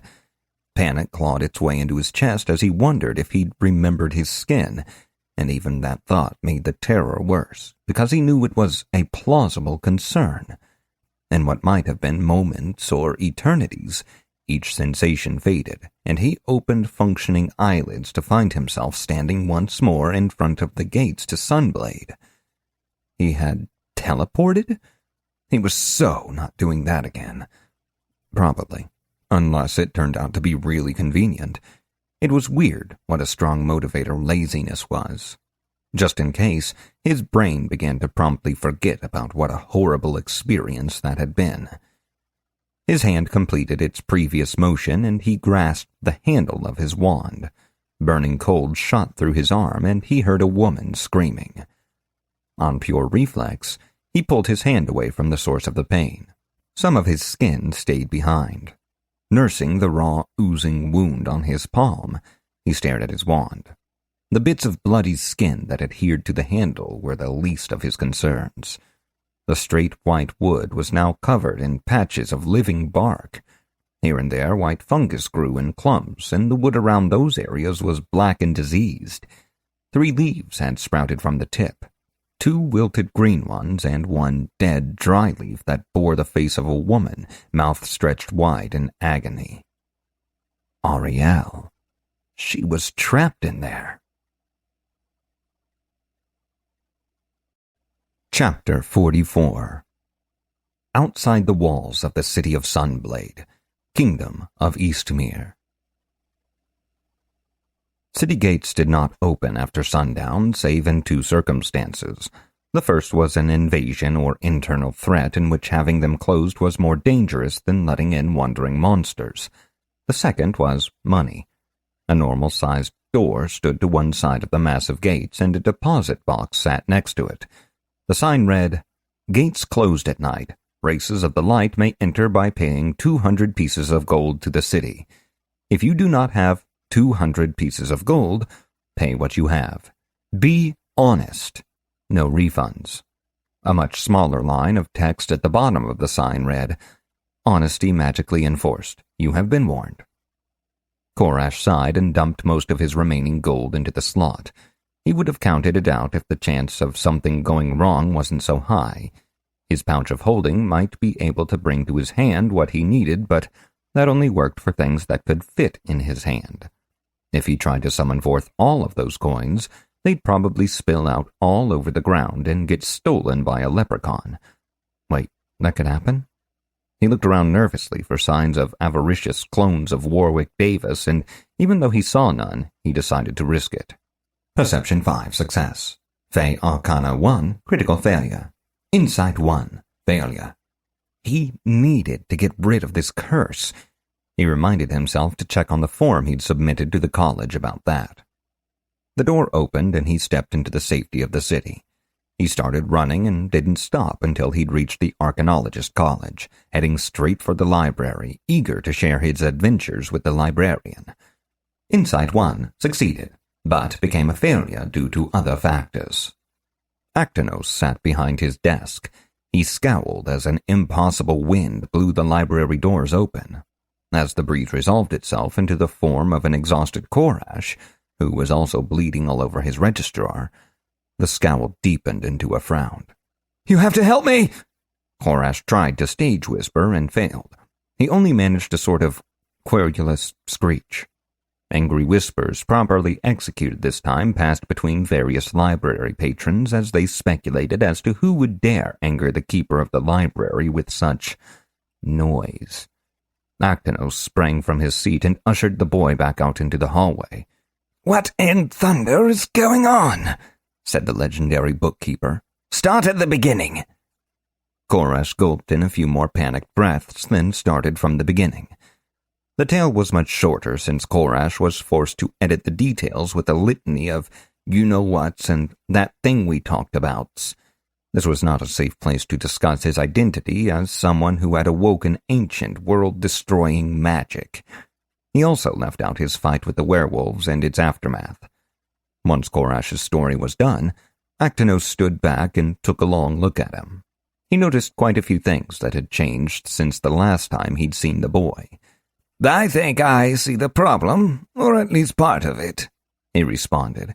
He reached toward the wand gingerly and pinched its handle between thumb and forefinger.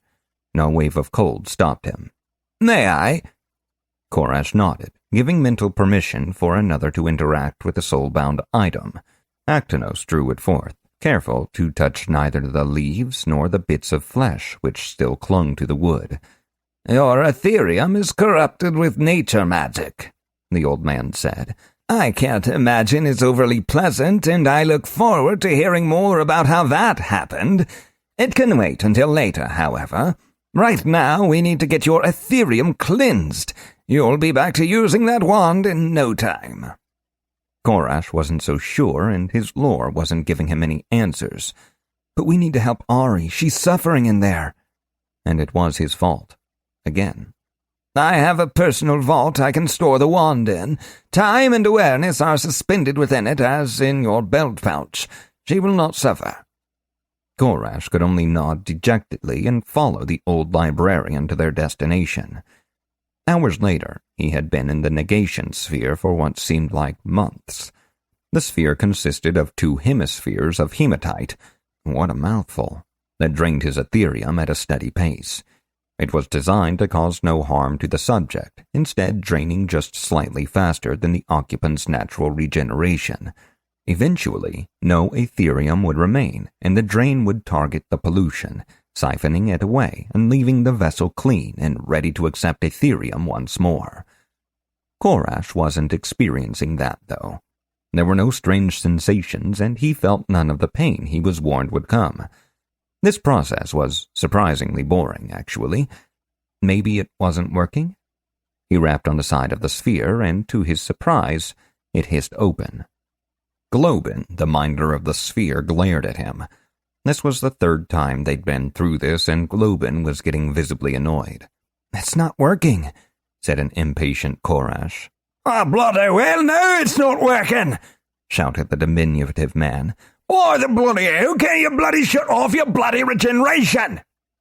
Globin's ire manifested through volume and the frequency of the word bloody in his dialogue. He was well on his way to rupturing someone's eardrums and being forced to communicate using only a single word. "It is off! Fix your damned machine!" Korash was now losing his temper. "It's bloody working, you bloody! Globin took a few calming breaths before he continued, presumably so he could start using real words again. "I've bloody set it for your clearance level, haven't I? That's how it bloody works!" Korash was silent, just long enough for Globin to think he could continue the process. As the sphere began to reinitialize, Korash spoke up. "Wait," he said in a small, meek voice that was at odds with how the young initiate had been comporting himself thus far. "Please." "What is it bloody now?" The man's scowl could have cut toast. It was an odd thought to have, but Korash found it strangely and ineffably accurate. "I think I've figured out the problem." Globin rolled his eyes, opened his mouth, rolled his eyes a second time, and then calmed himself enough to speak. "Bloody please, bloody enlighten me, you bloody genius! Please, bloody tell me I'm not bloody doing my bloody job, bloody idiot!" "It's not you, it's me." Korash raised a placating hand. "My clearance level doesn't exactly match my capabilities. Can you—" He looked around to ensure they were alone. They were, of course, but that didn't stop him from leaning forward to whisper conspiratorially to Globin. "Can you set it to legendary?" Globin laughed. Then he abruptly stopped, looked at Korash, then started laughing again. 5 minutes later, Globin broke the cycle and caught his breath. He looked at Korash, who was now sitting sulkily on the edge of the sphere. "Sure, I can bloody set it to bloody legendary," he scoffed. "If you want to bloody die, and your secondary goal is to get the bloody insides of my bloody sphere bloody—" "Get the inside of your sphere what now?" Though Korash had managed to follow most of the word swaps, this one eluded him. "Bloody!" said an increasingly exasperated Globin. "Bloody, bloody covered in bloody blood, bloody!" "Oh, right," said Korash, who thought that he might be developing a migraine. "So, basically you won't set it to legendary because you don't think I can handle it." "You'll bloody explode," Globin said with a chuckle. "Bloodily!" Korash interlaced his fingers and pushed his hands away from his body. His knuckles cracked. Then he rolled his shoulders and smiled at the minder.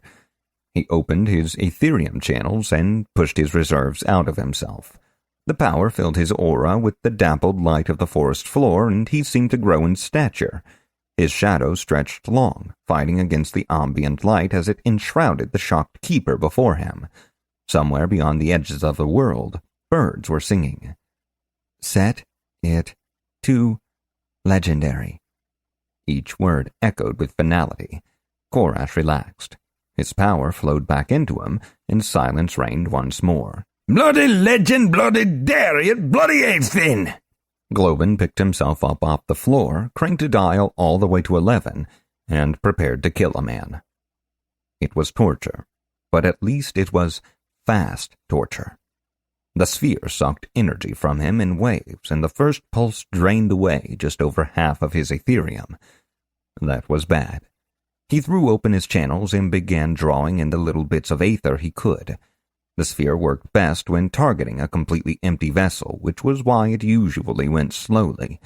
Draining too much at once could damage Ethereum channels. Korash had the misfortune of being a victim of his own success. Even his passive regeneration was too much for the lesser settings. His other deficit, most notably a willpower score which was a full tier lower than his talent, were not enough to really allow him to cope with a setting designed to cleanse the Ethereum pool of even the most advanced spellcaster. And so he screamed. The vessels around his eyes ruptured, and he cried tears of blood, which were sucked away toward the edge of the sphere. The blood was soon replaced by wisps of green, mucus-like energy. the pollution at the center of his being. It was at that moment that he finally realized he was in a giant centrifuge. Time passed, which meant more blood and more screaming. Eventually, a far-off bell sounded, and then he stopped screaming and started vomiting as the feeling of motion suddenly vanished. The sphere hissed open once more to reveal Globin standing there, face contorted with worry. When he saw Korash both standing and seemingly sane, he let out a sigh that could have been born of relief, but was just as likely to be exasperation. "Glad you're not bloody dead," he said with a watery smile. "Now get out of the bloody device!" Blood and vomitus began dripping from the top half of the sphere. As the droplets landed, they splattered. Korash, aided by his prowess, leaped free of the sphere, mercifully clean. "Me too. Thanks, Globin," he said as he clapped the man on the shoulder. A moment later, he was gone, leaving Globin to glare at his retreating back. As the door closed, Globin glared dejectedly at the sphere. Partially congealed liquid had pooled an inch deep at the bottom, and it had chunks of things in it. With no one to punish, he was forced to heave another sigh and leave in search of a mop and bucket. Chapter 45. Front Desk, Archaeologist's College Library, City of Sunblade, Kingdom of Eastmere. Korash caught up with Actinos as quickly as he could. His time spent in the negation sphere had kept him from worrying with a combination of critical thinking, meditation, and mind-numbing pain. But those weren't options now. "Is she okay?" "Safely in stasis. I've reached out to a colleague of mine who may be able to help, but since he's in Krakensport, it may take a while before we know more. You should try to relax and keep busy. She's not in any pain now." The old man smiled at him while they talked, though he had subconsciously leaned to one side so he could see around Korash. He cast a longing-filled glance at the library doors. "How long? Give me an estimate." Korash was torn between genuine worry for Ari and the desire to not sit around when he had quests to do. He didn't want to come off like he wasn't concerned, but she was in stasis after all. Actinos sighed. "A few days, most likely. Nicodemus isn't one to rush. No, I did let him know it was a matter of some urgency." Korash thanked the man and excused himself. Before his stint in the negation sphere, he'd taken time to send mail to Sarah. He stopped by his chamber and found himself in luck. She'd responded. "Kay, that sucks. I hope your crazy ghost GF doesn't die or whatever. The quest invite sounds awesome. I'll head over your way and we can get on the road. Bye. S." He checked his gear and headed out to meet Sarah. It was time to get questing. Sarah awaited him in one of the college's common areas, wearing her usual plate mail. He noticed that only a chain coif covered her head, hiding her blonde hair but leaving her tattoos visible to all. By the time he arrived, a passing scholar had noticed her Arcanosmith tattoos and was vigorously pumping her for information. "So you're saying that the catalyst for arcane conversion is an internal one, and that it's based on your understanding of the underlying principles of the physical world rather than on magical laws or conventions?" The scholar, a gaunt, pale man, was visibly excited, bouncing up and down as he questioned her. "No," replied Sarah, visibly annoyed. "What I said was that I have to understand actual lightning if I want to use an effect that uses lightning." She caught sight of Korash and waved frantically, stepping around the man. The desire to accidentally knock him over with a massive pauldron marched visibly across her face. The man might never know how lucky he had been, even as he risked another conviction roll by trying to persist with a conversation that was clearly over. "That's what he began, but she had already crossed the room, grabbed Korash by the arm, and dragged him halfway to the door. "That is why I usually wear a helmet. If you got through the college but still don't understand the principles of simple etheric plasmation and transfer into a physical medium, there's nothing I can do to teach you. I hate nerds sometimes." "I know, right?" Korash laughed nervously as that particular shoe fit him comfortably. She dragged him from the building and into the light of day, and he got a notification that he'd never seen before, whether in this game or any other. An active quest has provided you with rewards that are beyond the scope of normal progression, experience and other rewards delayed until completion to avoid interference with this process. What kind of game kept you from getting experience while questing? This meant that he couldn't reliably take a quest he wasn't strong enough to complete and then level as he worked on it. Since he had gotten this far without it ever coming up, he hoped this was a one-time issue. Where did you say we were going? Sarah pulled up a map as they walked. The Shardborn Mountains, he replied. They should be near here. She stared at him like he'd gone insane. He stared back. She stared some more. Finally, she sighed and handed him the map. Show me. Their progress arrested, she began tapping her foot, and the metal sabatons rang against the cobblestones. It should be fairly obvious, he said, looking over the map for the first time. How many mountain ranges can there be? He stared at the map for a minute, willing himself to disbelieve any illusions. Cartography 0 failed, but became a critical success due to tier differences. Zeal 2 success. His scrutiny only served to prove that he was not being led astray by foul enchantments or shoddy map-making. There were no mountains. The closest range was weeks away. Okay, this might be an issue, but why would she... Realization dawned, and he face-palmed. Tell me you didn't read the quest instructions wrong, Sarah said. No, I'm not that dumb. It's the unreliable narrator problem. The what now? It means that I was given information that was true to the speaker, but not true in reality. I should have expected this. If I'd been trapped in a pocket universe for millennia untold, I'd have a shaky grasp on current geography too. So the quest is right, she said. But the mountains are gone, he confirmed.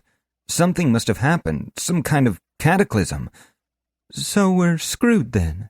She frowned at him. No, we just have to be smart. I'm betting the answer is staring us in the face. He looked at the map again and drew a mental circle around areas he could potentially reach in a day's ride. It has to be one of these places, he said. The Fen of Despair, the Forsaken Heath, or the Howling Grasslands. He considered each place in turn. While all were perilous areas far from the touch of civilization, they were also well-known adventuring locations. Law 5, success. Could someone have found the ancient elven ruins already? No, these weren't it. He scoured the map again. Sarah asked him something that he didn't have the focus to pay attention to, so he just shook his head at her and hoped she took his meaning. His eyes fell on an empty spot on the map.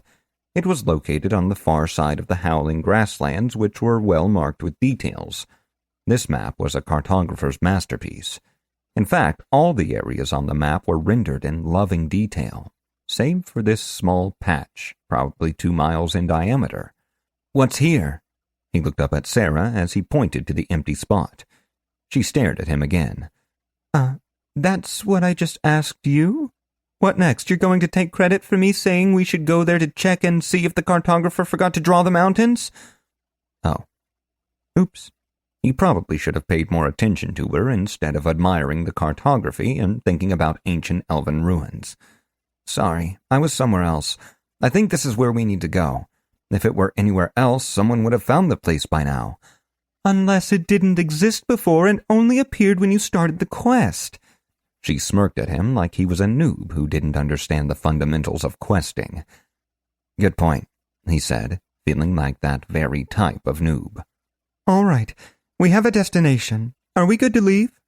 She seemed anxious to get on the road, and Korash couldn't blame her. Almost. I've got to figure out what to do about the wand situation. I want to head over to the market. Ugh. Fine. I'll head over to the stables and rent our horses then. Hand over your share. I'm not a charity. Oh, right, he said as he absently reached into his pouch. How much? 50 even. You get 40 back if the horse comes back alive. Shit. He reached into his pouch and pulled out a handful of gold. He painstakingly counted out the requested amount and handed the pile to Sarah. He opened the pouch again and carefully moved his money-laden hand toward the opening to return the extra coins. Perception 5 succeeded, but became a failure due to other factors. There was a flash of blue and green, and something struck his hand. The impact spoiled his careful movements, and the coin spilled from his hand into the open maw of the pouch, along with a single iridescent feather. A robber magpie flapped away, a gold piece clutched in each beak. I don't know why I bother. I'll just go with you. We can get on the road sooner that way, and I'll figure something out. Korash shook his fist at the retreating bird. Sounds great. Sarah managed before the laughter got the best of her. She tried to hand the gold back to him, and he held up his hands and recoiled as if she'd offered him poison. You keep it. I'd just end up accidentally flushing it down an outhouse or something. Have it your way. Race you. She took off like a shot, and while he was technically faster than she was, since he wasn't wearing 50 kilos of plate mail, she had far more stamina. He tired quickly, and she reached the stables a full minute before he did. You owe me a gold piece, she said, laughing and not even-winded. Do not, that wasn't a deal. His eyes widened in panic. Too bad, pay up. It's only a GP, and after I pay for my horse, it'll put me at an even 2K. He gawked at her, flung the gold piece at her feet, and stomped into the stables. Down to 15. Stupid ring. His horse, a mare named Hera, was the calmest example of equinety. Equinehood? Horsedom? The stable had to offer.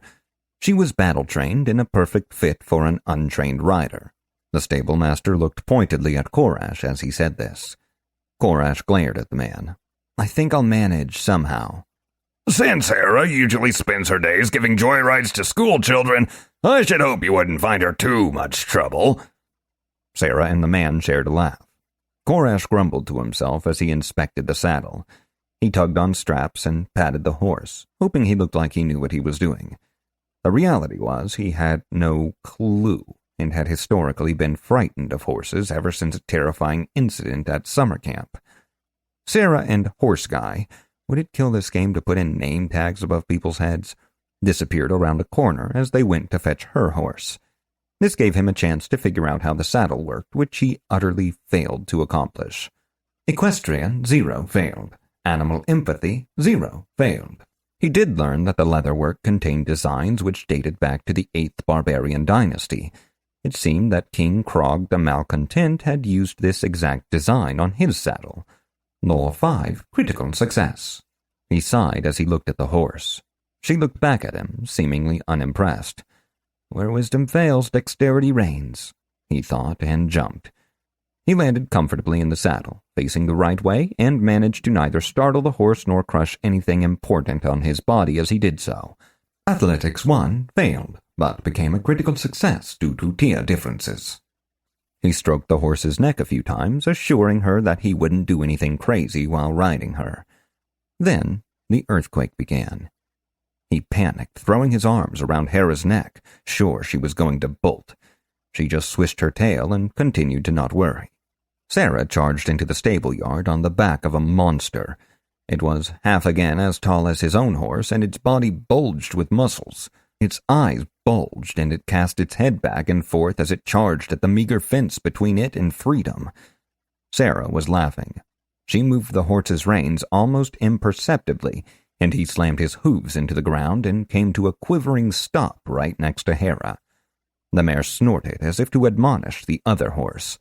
That's Zeus. The stablemaster jogged up beside Zeus. He's the only horse we've got that can carry so much weight. He's got quite an attitude, as you may have noticed, and he loves to have fun, but don't worry, Hera's the boss of him. Korash straightened and nodded at the man, trying to appear unconcerned. Deception 0, failure. In reality, he was assimilating the knowledge that horses had bosses. Once he'd gathered his thoughts, he turned to Sarah, who was literally on her high horse. His neck hurt a little bit as he tried to make eye contact. Ready to go? She nodded and turned Zeus toward the gate. Korash mirrored her movements, and Hera sprang into action so quickly that he wondered if he'd actually commanded the horse, or if she just knew what he wanted. She quickly surged around the other horse so she would be first to the gate. Boss indeed.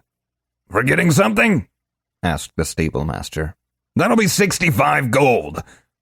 Korash reached into his pouch and began counting, then stopped cold. How much? 65, sighed the man. I thought it was 50. He cast an accusing glance at Sarah, who was pointedly not looking at him. There's a new tax, nothing I can do. Take it up with the king and his damn tax collectors if you have a problem. Or get off my horse. The man stared daggers at Korash, who, despite being on horseback and commanding arcane forces beyond the ken of mortals, felt like he was at a disadvantage. Fine, he said, and handed the man the remainder of his gold. Barter 0, failure. Insight 1, failure. Sarah has the rest of it. He glared at Sarah until she paid the man, and there were no magpies or convenient cracks or sneaky leprechauns when she did it. Well, he couldn't really be sure about the leprechauns. They were crafty. They could be anywhere. The stablemaster opened the gate for them. The whole time he smirked at Korash with an expectant look on his face. But whatever he wanted, Korash wasn't going to give him the satisfaction. The two adventurers kicked their horses into a run and left the stables behind. As they rode off, the man's grin remained as he watched the greenhorn ride away with stirrups flapping. He counted out his coin and wondered what he was going to do with 15 extra gold. Chapter 46 South Sunblade Road, Kingdom of Eastmere. Riding a horse for hours was taxing, even on his heroic tier stamina, which he didn't think should be the case. Parts of his legs hurt that he hadn't even realized existed before today, and those hangy things on the side of the saddle kept bouncing up and hitting his legs. It was annoying and stupid. He glanced over at Sarah, who was riding easily on her behemoth. How is she doing it? That's when he realized that his feet were supposed to be in the hangy things. Following that logic, he worked out which buckles were which. Law 5, success. Armed with new information, he grabbed the saddle horn and adjusted the stirrups as they rode. Athletics 1 failed, but became a success due to tier differences. Things got much more comfortable after that. They followed the road as it took them past farmland and into the howling grassland, which got its name from the peculiar nature of the grass.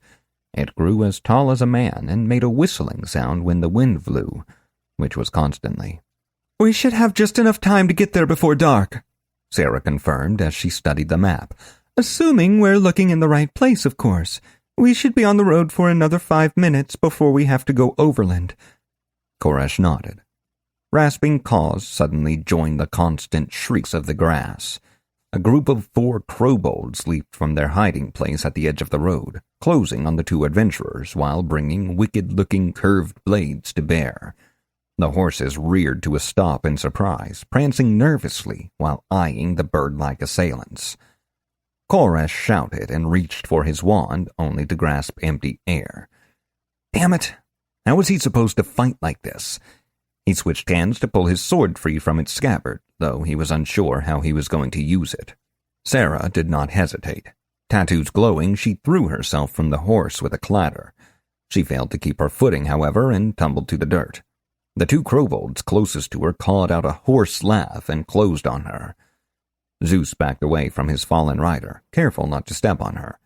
The horse looked to Hera for advice, and his moment of indecision gave the 2 creatures ample time to bring their blades down on Sarah. Korash shouted, but it made no difference. The crowbolds struck at Sarah, who could not have dodged even if she'd wanted to. The sword struck her armor with a clang and then disappeared. Electricity surged through the blades and into the crowbolds as they struck. The swords were blasted out of their hands and they collapsed to the ground, muscles twitching. As he watched the crowbolds fall for Sarah's trick, the 2 closest to him had not been idle. They ran in close, swords waving, ready to cut the horse's legs out from under it. Korash's world blurred and his stomach did gymnastics. He realized that Hera had spun around away from the approaching monsters. He lurched forward as she lashed out with her back hooves. Each crowbold got a hoof to the beak. Those beaks were capable of pecking their way through armor, but they were no match for the steel-shod hooves of a warhorse like Hera, and they shattered, scattering shards of black keratin across the road. The beaks did not offer enough resistance to stop such a powerful blow, and the hooves continued their momentum, pushing aside flopping tongues to shatter kobold skulls. Before Hera had even gotten her hooves back on the ground, the two kobolds were dead. Sarah was pulling herself to her feet, which was no small task for someone wearing that much metal. Hera turned around, slowly this time, and stood calmly as blood pooled around her hooves. The two kobolds which had attacked Sarah still lived. She drew her mace and crushed the life from each helpless beast in turn, transforming their stunned twitches into death throes. She spit on one, then moved back to Zeus. "Some help you were," Sarah scoffed as she pulled herself back into the saddle. "Hey, I was dealing with my own stuff over here." Her chastisement did not stop him from taking mental note of how to properly mount a horse. "I was talking to Zeus," she said with a laugh. "But if the shoe fits." They resumed their former pace, still bickering. The grasslands were slow going. The plants grew high enough that they cut at the legs of the horses when they went too fast, and were so thick that it was impossible to spot any hidden enemies. Korash had grown more comfortable on horseback, so he was able to solve the visibility issue by careful use of etheric sensing, which enabled them to avoid a few potential encounters. The sun was sinking lower, and both adventurers agreed that they had no desire to be caught out in the open when night descended. Ahead of them, the ground suddenly went from reliably flat to reliably sloping, which they were only able to observe because they were on horseback. The sea of waving grass had hidden the landform through simple perspective. Slowing their horses to approach the edge, they looked out across a crater, the slope of which was surprisingly gentle. Whatever had impacted the plains here, it had happened a very long time ago. It was like looking into another world. Instead of more howling grass, the entire area was choked with curling emerald vines and sprawling trees with twisted branches. The wind had died, but the plants still rustled. At the center of the crater, nearly 2 kilometers away, a single stone spire was visible. "Must be the place," Sarah said in a hushed tone. "Is it weird that nobody knew about this place?" Korash glanced around nervously, though nothing seemed to threaten them. Perception 5. Failure. "Is it weird that nobody wanted to ride for hours through grass that cuts your flesh off when you touch it so they could see if there was something that wasn't more grass 40 or 50 kilometers into the all-murder grass zone? Yeah, I guess it kinda is." Sarah could say what she wanted about the grass around here. It was her tongue that was the sharpest thing around. And with that, they began their descent down the slope, away from the sharp grass and through the patches of harmless vines. Law 5. Failure. The vines crept toward them like a carpet of snakes. The horses high-stepped instinctively, and fortunately, their strength was enough to prevent any disasters from happening. Here and there, patches of ancient cobblestones remained, which the pair used like guideposts. The trees were a different matter. As they approached the first one, it shook like a dog and fired a series of stake-like projectiles from its branches. Each was over a meter long and sharply pointed. Sarah guided Zeus out of the way, though Korash's horsemanship was not up to the task. Instead, it gave him a chance to test the theory he'd been working on since the kobold attack. He could channel Aetherium through a wand or a staff, with either implement acting like an outlet for the magical energy within him. But he'd watched Actinos manipulate Aetherium using just a hand gesture. He'd even done it before himself. Well, by accident. He just needed to practice. He let the power flow through him and made the sword hand, first and second fingers extended. With iron control, he clamped down on his energy flow so that it pooled at the tip of his fingers but did not overflow. He drew his hand through the air, drawing a crude shield. It was like digging into clay, and his fingers trembled from the strain, but he felt Aetherium draining from him. It was working. At the last second, his spell form complete, a shimmering disk of energy appeared before him. The missile struck it and exploded into splinters, and the shield cracked under the pressure. "Go!" he shouted, kicking Hera into action. Sarah fell in behind him. Zeus's heavy footfalls crushed the grasping vines to jelly. "If we just keep moving, they shouldn't be able to hit us." He bent low over Hera's neck as he shouted toward Sarah. As they rode, The whispering sound of the slithering vines and quivering leaves grew louder, as if the plants were angry. Perhaps they were, but Korash wasn't going to stop long enough to find out. As the shadows lengthened around them, they rode for all they were worth. The horses thundered beneath them, sweat lathering as they ran. The plants were not smart enough to lead their targets, so Korash and Sarah did not fear the wooden missiles for long. The horses' strides devoured the stance, and soon the landscape was dotted with blocks of carved stone, the remnants of an ancient castle. They could see the spire, tilted to one side but still standing 40 meters tall. They were going to make it. Like a cloak of velvet, night took them, and the angry whispers ceased in an instant. Korash and Sarah looked each other in the eye. "Shit," they said in unison. Chapter 47. Ruins of an Ancient City. Howling Grasslands. Kingdom of Eastmere. The horses neighed nervously to each other and pulled themselves to a halt, unable to see in the gloom. Thankfully, the trees had gone still as well as silent, and they were not impaled. The air, previously still, now moved in a gentle breeze, and Korash smelled something acrid. He slid from the saddle, his feet touching the ground soundlessly. He glanced around, but his abyssal sight revealed nothing. Perception 5, failure. Stridus focus 2, failure. He reached out with his mind, feeling the currents of the aether. There was something there, just a faint shimmer no bigger than a mouse. And yet... Etheric sensing 3, success. The shimmer moved, and it was fast. The monster flickered into view as its attack dispelled the concealment effect, the shroud vanishing along with any hope that he'd had about the creature being small. Claws the size of his sword led the charge, followed by fangs as long as his arms. From its upturned bat-like nose to the juncture where its tail began was every bit of 5 meters. Its green-striped fur occasionally gave way to patches of scaly skin.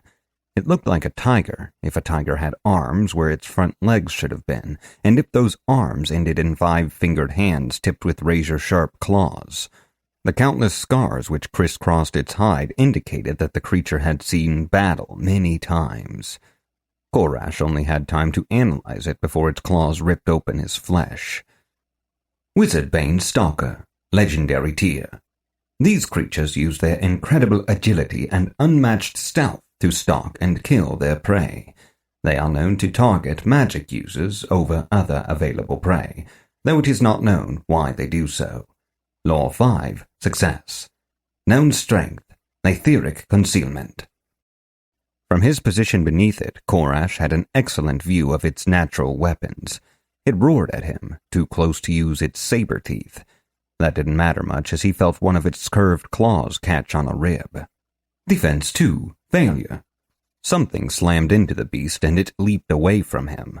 The force of the movement added just enough crushing damage to put him into the "I am going to die" health range.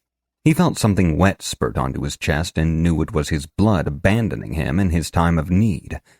He looked to Sarah, intending to thank her for saving him before he bled out, but she was not beside him. Instead, Hera had charged the monster, using her hooves to great effect once again. The horse screamed a challenge, and the cat roared back, then lunged forward. From nowhere, Zeus charged in, eyes rolling in anger, and threw his weight into the Wizardbane Stalker's other side. Its attack went wide, and it was knocked away, losing its balance for a moment. Sarah, armor clanking, knelt by him. He smiled at her as another beat of his heart sent blood spurting all over her armor. "Sorry," he said, ready for the end. "Stop apologizing and fight, then!" She poured a healing potion down his throat as she spoke. The minty liquid fuzzed his tongue and made his blood stand on end. He bounded up renewed and, not to be outdone by some cowardly blood, decided he would fight too. Without a wand or staff, he could not use his starry style. At least his sword allowed him to parry. Sparks shot from Sarah's feet as she charged the Wizardbane Stalker, shield at the ready.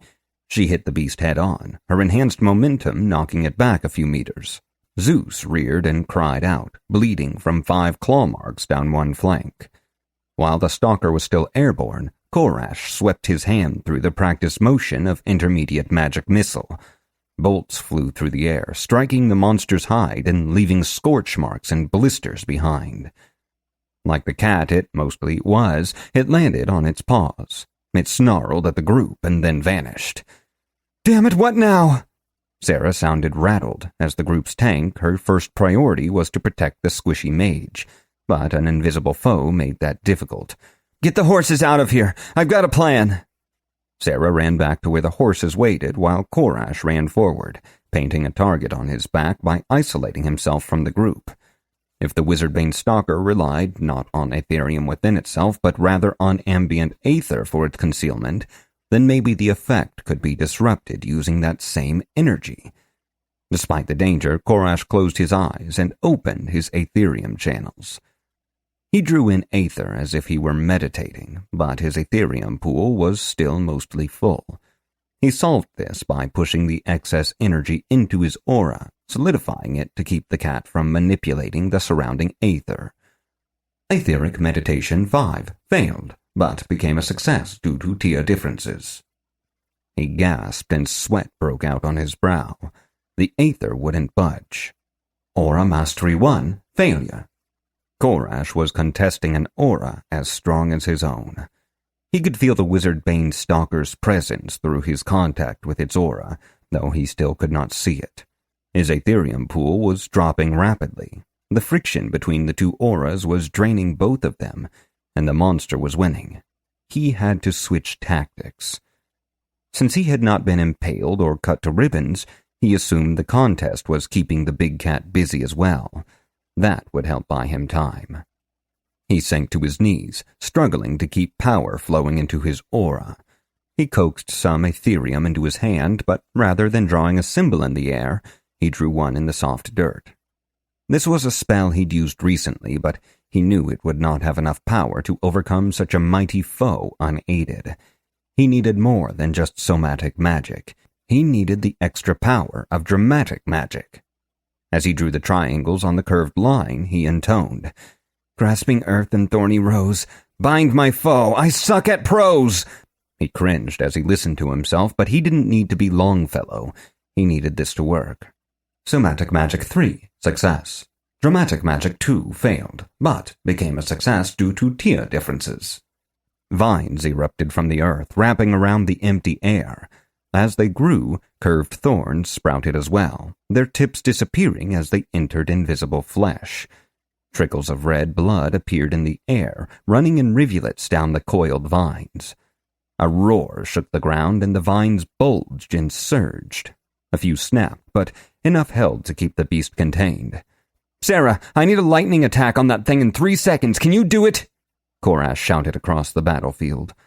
Sarah's armor was glowing the same blue as her tattoos. At his words, sparks began to build around her, which quickly escalated into blue plasma bolts that struck the ground. "You've got it!" She was grinning. They weren't going to overpower this mob, that was for sure. They needed to fight dirty. Korash, whose Aetherium was rapidly on the mend now that he no longer needed to strive against another aura, began to channel a new spell. He lunged forward and drew a circle in the air. Then he backpedaled, drawing a line from the center of the circle back to himself. The spell form he drew looked like the letter S, canted to one side and topped with the circle. It wasn't pretty, but it was the thought that counted. As long as he knew what he was going for, the magic would fill in the rest. He let his Aetherium flow. Somatic Magic 3, success. Somatic Battle Weaving 3, success. A roaring cone of water like a wave rushed out from nothing, striking the rapidly weakening vines. Within the spray, something yowled. It seemed that even monstrous lizard cats hated water. He looked to Sarah, who had both mailed fists drawn close to her chest. They formed an open circle, and lightning gathered there. Her face was set in a snarl of concentration. She twisted at the waist, drawing her hands back to one side as they trapped the gathered electricity. With a shout, she thrust her hands forward and unleashed the sky's fury as she shouted the technique's name. Tesla's unbridled wrath! The blue-white bolt of lightning arced and curved as if alive while remaining true to its course. It struck the torrent of water, which quickly boiled into steam. With a thunderclap, the whole thing exploded. Fragments of greenery abraded Korash's unarmored flesh, causing some minor damage. It was only a few points of health, nothing he needed to worry about. The wizard-bane stalker faded into view. It was burned, boiled, and, most importantly, stunned. The combination of water and electricity was good for that sort of thing. Korash ran, sword out, shouting. The cat was on its side, back paw twitching. The mage leapt into the air, sword out, and fell from the heavens point first. The sword went through the beast's eye and kept going until it hit something hard. Korash landed in a crouch, hoping he looked cool. Athletics 1 succeeded, but became a critical success due to tier differences. His shout of joy died in his throat as he saw Sarah. She had collapsed, her tattoos dark. He ran to her side. She was alive, but stunned. Her eyes were out of focus. He shook her gently, and she stirred. "First time using that," she slurred. "Reservish. Too low." He smiled and stood. She'd be fine. Perception 5. Failure. Too late. He felt the thunder of a great weight bounding across the earth. He heard an inhuman scream, and a large furred body struck him, knocking him from his feet. Defense 2. Automatic failure. 1,000 kilos of flesh crushed him, and it was hard to breathe. He struggled to move and found his legs had been trapped by the beast's bulk. Prowess 7 failed due to other factors. At least he was alive. "Sarah?" he called. "Just a shack," she said, and he heard the clatter of plate mail as she found her feet. She groaned in pain. "Oh, no, no, no, no." She sounded distraught. He couldn't see anything. What was going on? The pile of flesh moved slightly, and he felt her gauntlet grasp his arm. She pulled on his arm and braced against whatever had trapped him, pushing it to one side. With some effort and pain, he finally came free. The great cat had not been ended by something so minor as a sword through its brain. With the last of its great strength, it had pounced for him, hoping for one last kill before it died. He should have been skewered by those fangs. Instead, Hera had come from nowhere, throwing herself at the monster. Its teeth had found her instead, piercing through her ribs and into her lungs. She had died saving him. Her eyes remained open, and they were fixed on him, staring, judging, accusing. Korash was overcome by a strange grief, that a rented horse should give such loyalty. Sarah was crying now, and that was making it hard for him to remain dry-eyed. He reached for Sarah and placed an arm around her shoulder. It was meant to be comforting, but her pauldrons made her shoulders wider than his arm, so it was just awkward. "We should have a funeral for her," she said. Out in the darkness, Zeus whinnied. As he trotted closer, he made his way almost reverently towards the corpse of his friend. He rested his forehead on her side for a moment, then raised his head and, with a sage nod toward Korash and a sorrow-laden snort, he turned to face the night. He would keep vigil as they worked. They each said a few words before they lit Hera's pyre. A small hole, begun with magic, remained as evidence of an abandoned attempt to bury the horse. Even through magic, digging a hole that large took energy, and the threats were constant without the light of the sun keeping monsters at bay. With the exception of a few eerie, far-off noises, danger kept its distance, as if it, too, chose to honor Hera's deeds. They traversed the remaining distance to the tower and were astonished to find a paddock just outside. Zeus went to it unbidden, and as he stepped inside its gates, a manger that had been abandoned for eons filled itself with sweet oats, and a barrel overflowed with clean, fresh water. The horse waved his head at them. He would be fine here, somehow. The two adventurers shared a glance and stepped through the ruined doorway of an ancient tower. Chapter 48. Tower of Memory, Ruins of an Ancient City, Howling Grasslands, Unknown Kingdom. Their footsteps echoed as they trod across the marble floor. Green ivy-like patterns suffused the stone, and leaves moved as they watched. Korash focused for an instant, feeling the aether all around him. "This stone, it's alive," he said, awe filling his voice. "Easy there, nerd," Sarah retorted. "We're not planning on living here. Let's get this quest of yours out of the way." "I wish I could argue with you." She was right. They needed to get this quest wrapped up. They moved forward, shoulder to shoulder, and alert for danger. The hall was filled with columns, and the blue light from Sarah's tattoos made the shadows dance. Korash felt like they were being watched and looked over his shoulder to tell Ari to scout ahead. His face fell as he remembered his friend's plight. Hopefully, Actinos's contact came through soon. The hall ended in an imposing doorway. The white stone doors were closed, and a glowing green symbol throbbed with power where they joined. Korash knew a magical seal when he saw one. "Don't touch it," said Sarah. "No shit," he responded. Korash let his Ethereum flow into his hand. He felt waves of magic coming from the seal, and they suddenly seemed familiar. It was like hearing a faint, comforting song from afar, too soft to identify and yet familiar. He touched the glyph. Sarah lunged at him, shouting obscenities and calling him a fool. It was too late. The glow intensified, and where the light touched the stone of the tower, the vines within transformed. They turned yellow, then red, and then withered into brown husks.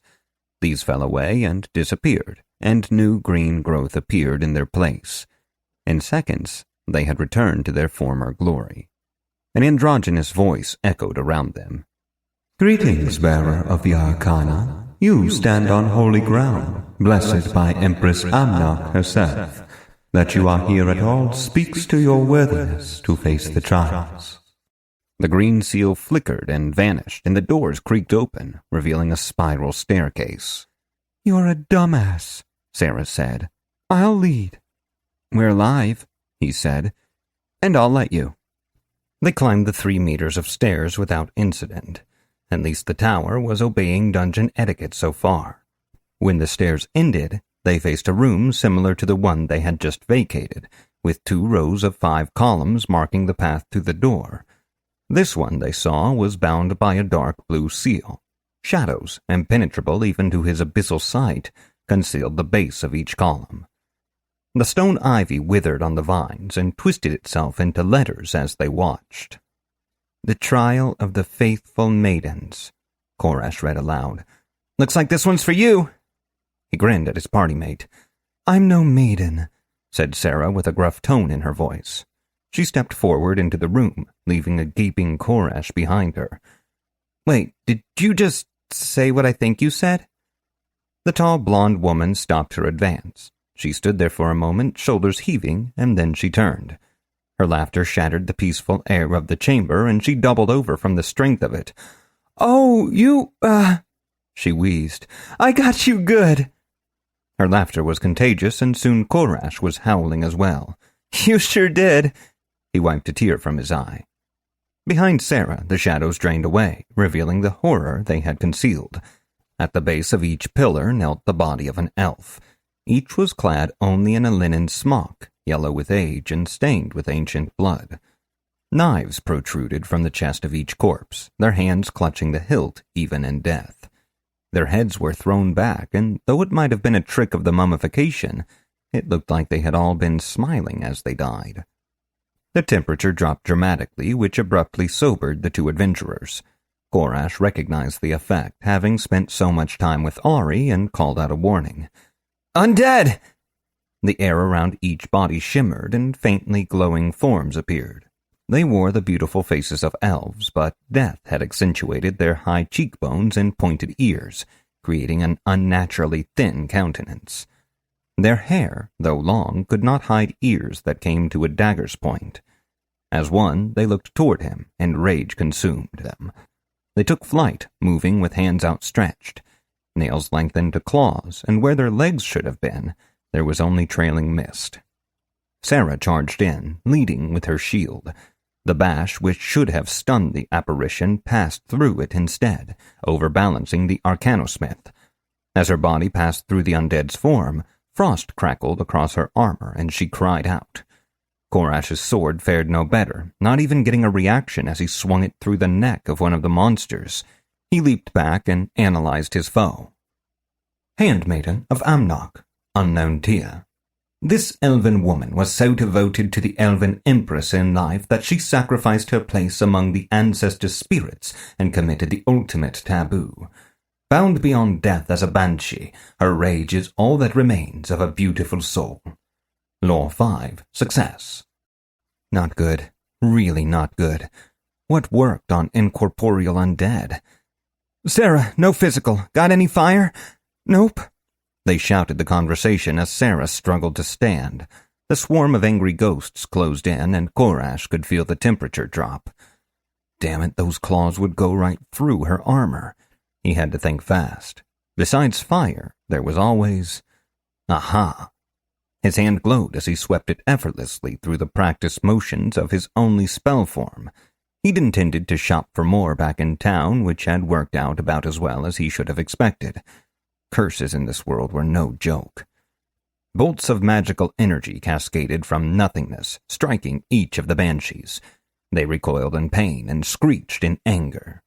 Etheric projection 6, success. He had distracted them long enough for Sarah to get to her feet. That was good. He now had all of their attention. That was bad. 9 of them charged at him, pinwheeling unnaturally through the air with claws outstretched. The 10th, however, did not move. Instead, she began to glow a faint green. As she glowered at him, her mouth began to twist into a hideous shape. He'd spent enough time around Ari to know that look. Shit, Sarah, got any sonic resist? Hit it now! He didn't have time to improvise. That I can do! She widened her stance and readied her shield. The banshee seemed to swell, and its mouth widened like a black hole. It was now or never. Do it! Korash sent another volley of missiles at the approaching banshees, but it only slowed them. Etheric projection 6, success. Helmholtz resonance! Sarah shouted and banged one mailed fist onto her shield.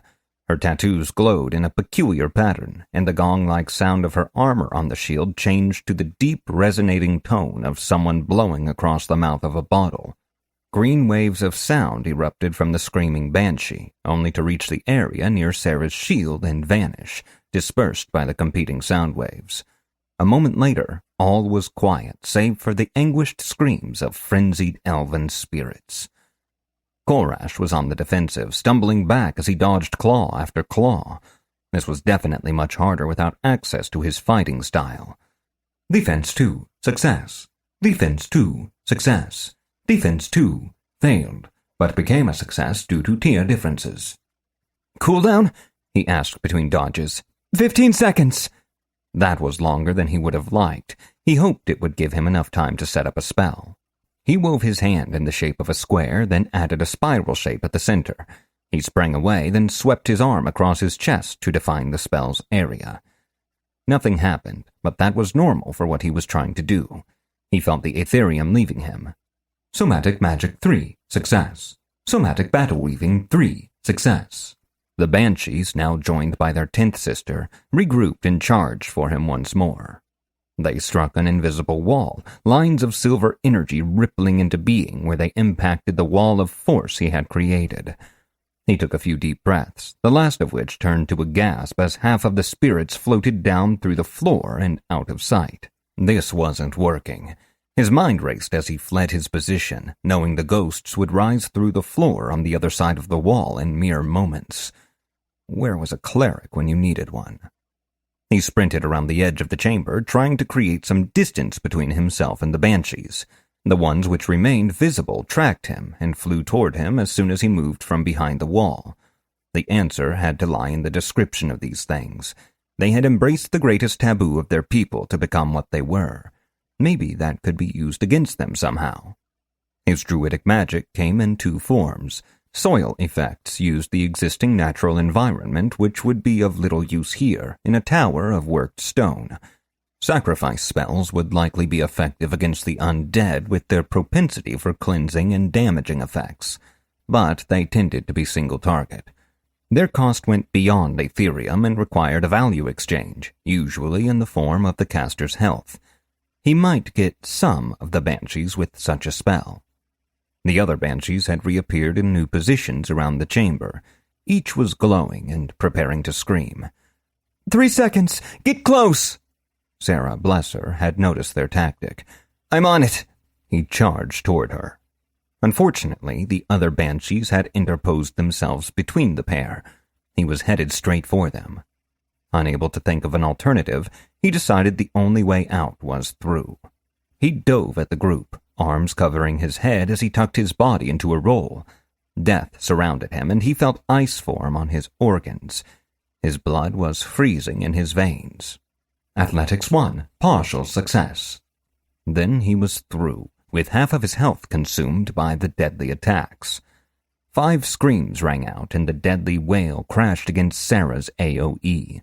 The bubble surrounding the pair rippled as it canceled the sound. As long as they don't divide us again, he thought, we should have this on farm. As he hit the ground, Korash found himself wishing that Amnok had told him there was going to be a test.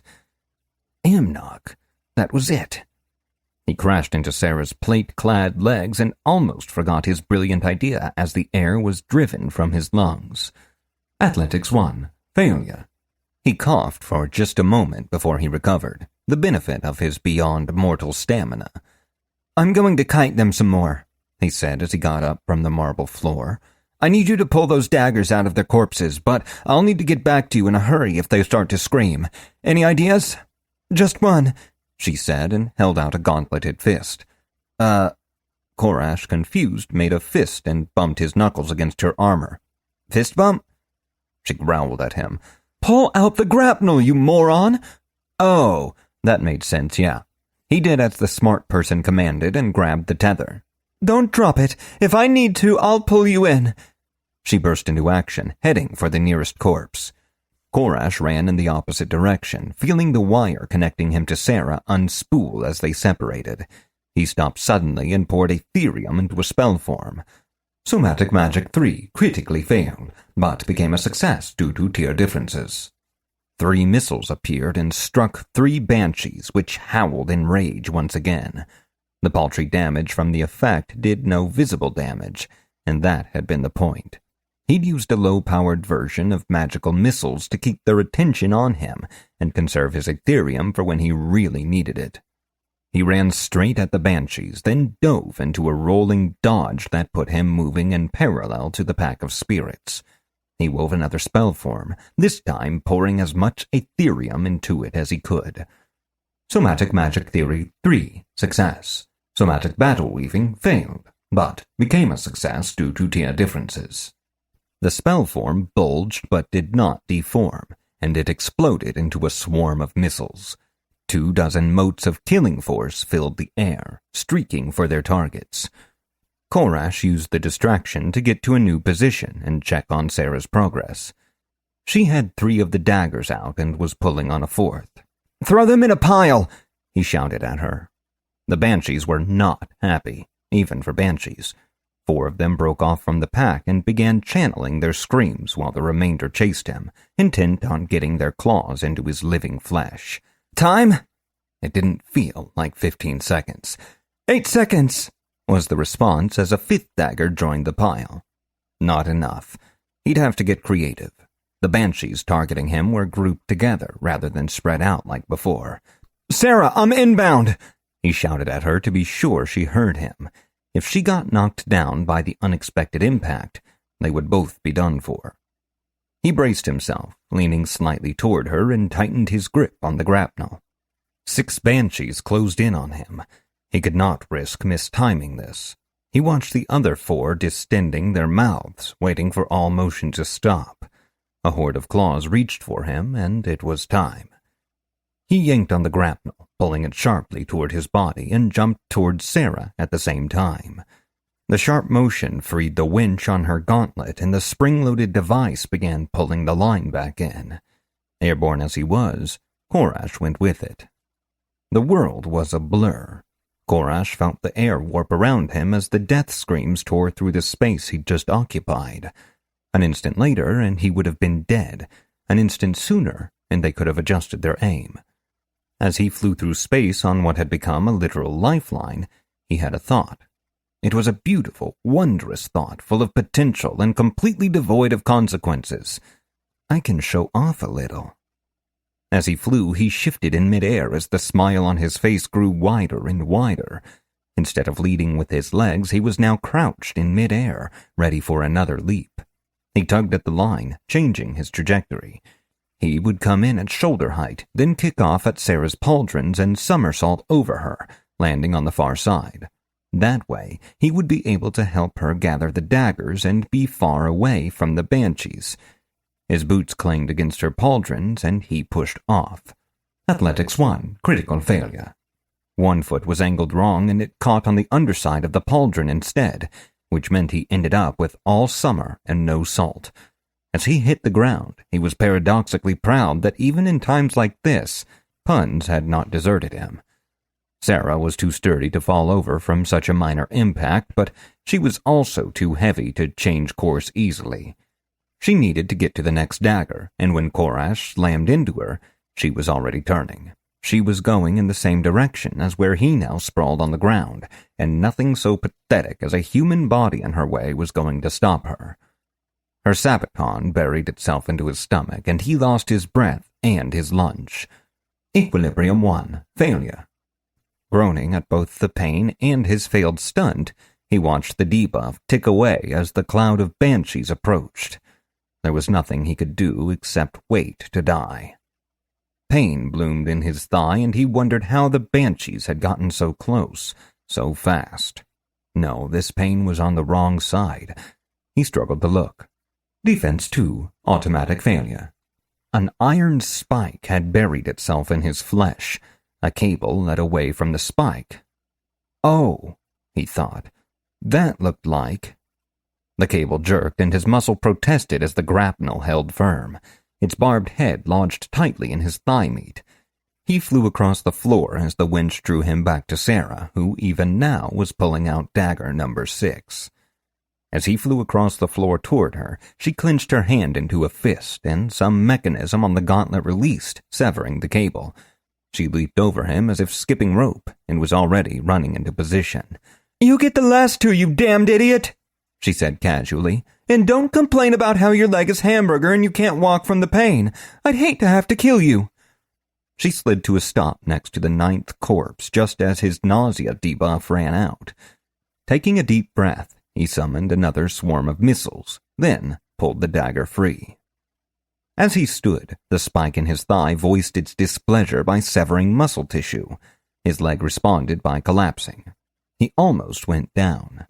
Equilibrium 1 failed, but became a success due to tier differences.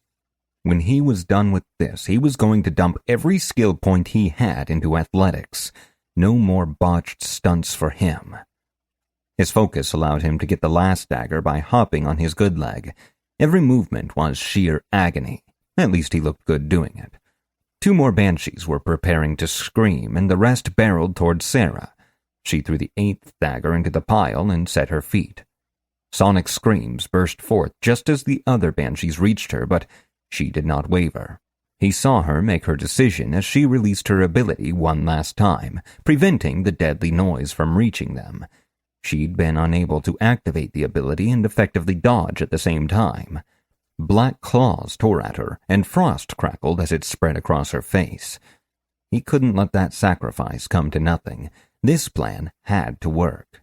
He wished it didn't seem quite so insane as he tossed the other 2 daggers into the pile. He raised his voice and shouted at the undead who were tearing the soul from his friend. "In the name of the Elven Empress, I command you to stand down!" He tried to sound authoritative. Fey Arcana 1, partial success. Persuasion 0, failure. His voice echoed among the pillars, and the banshees stopped.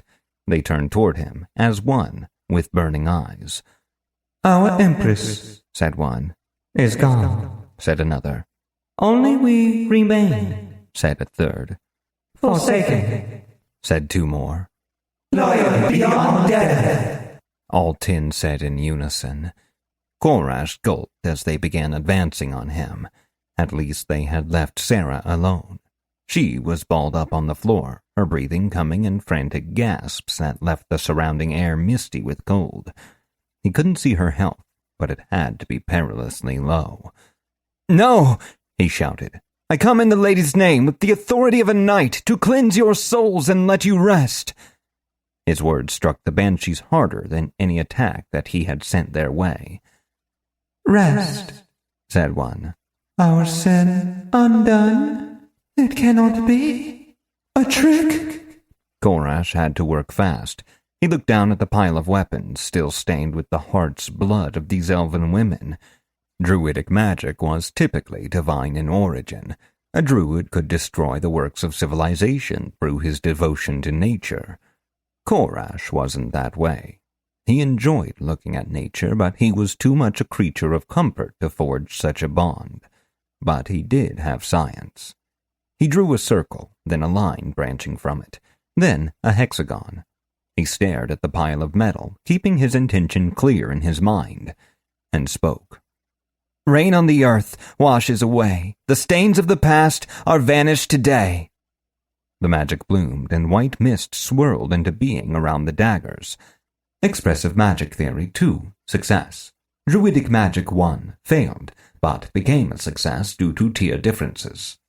It vanished a moment later, and only a pile of rust remained. He looked up at the banshees who had frozen in place as his spell took hold. "Empress Amnok thanks you for your service. As you have sacrificed for her, so shall she grant you mercy. The symbols of your transgressions are gone. Abandon despair and join your ancestors at last."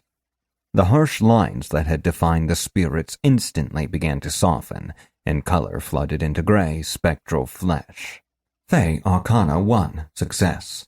Persuasion 0, failed, but became a success due to other factors.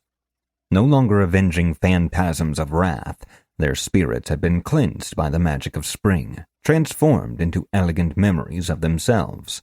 One floated closer to him. Her dark hair fluttered around her head as if she were floating in deep water.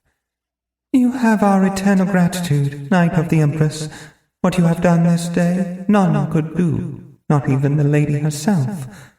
Winter has faded, and spring arrives. My sisters and I shall sing your praises to the other spirits in the eternal rest. Whatever else happens in this place today, you may hold your head high. You are already victorious." The smiling figures faded, and Korash heard the doors to the next level slide open. He rushed to Sarah's side. She was not just critically low on health. Her flesh was gray, and her lips were blue. This was the close-to-death debuff in action. He dug through her pack and found a healing potion, then held her head while she swallowed it. Though some of her color returned, she still looked more like a corpse than not. He cupped her face with both hands, letting the warmth of his life draw her back from the edge of death. Her gauntlets kept him from holding her hands. He knew the feeling of being frozen quite well from the few times he'd stayed in contact with Ariel for too long. He wouldn't wish that feeling on anyone. He coaxed his aura into being around them both, hoping the dense energy might help somehow. "Cold," she muttered. "I know, Sarah. Don't give up. It's just a debuff. It will pass." "Dying," she said.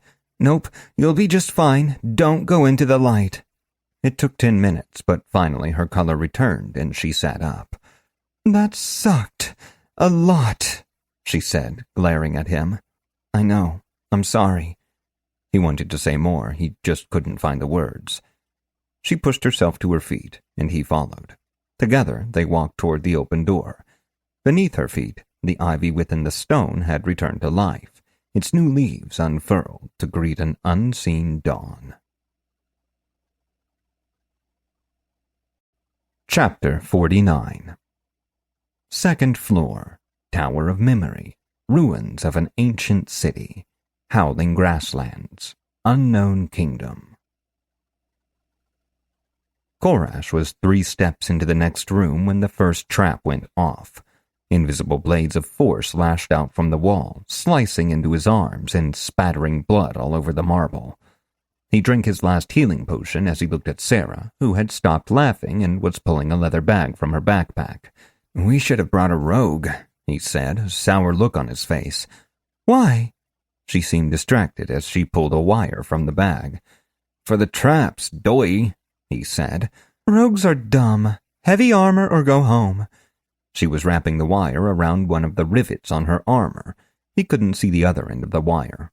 "Well, they can find traps with something other than their face. We're totally boned here." She turned toward him with a look of feigned outrage. "Did you just assume my specialty?"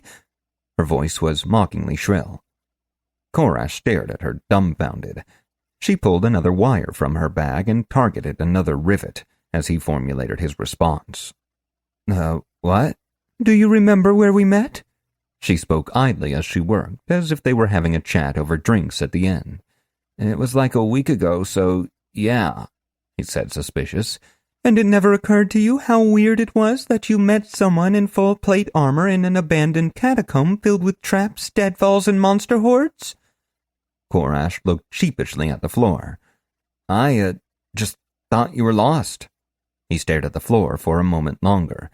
"And I never ran into any traps." She pulled her old helmet from her pack and threw it at him. "Hold this, boy genius." She reached in once more, this time pulling out a mechanical monstrosity. Its snarl of brass struts and wires made it seem more like a Lovecraftian horror than a mechanical device. As she adjusted each arm, lenses became visible from the tangle, then a head strap. This was a pair of goggles. Each eye had over a dozen lenses that were positioned using adjustable metal arms. She put it on, and Korash thought it made her head look like a spider.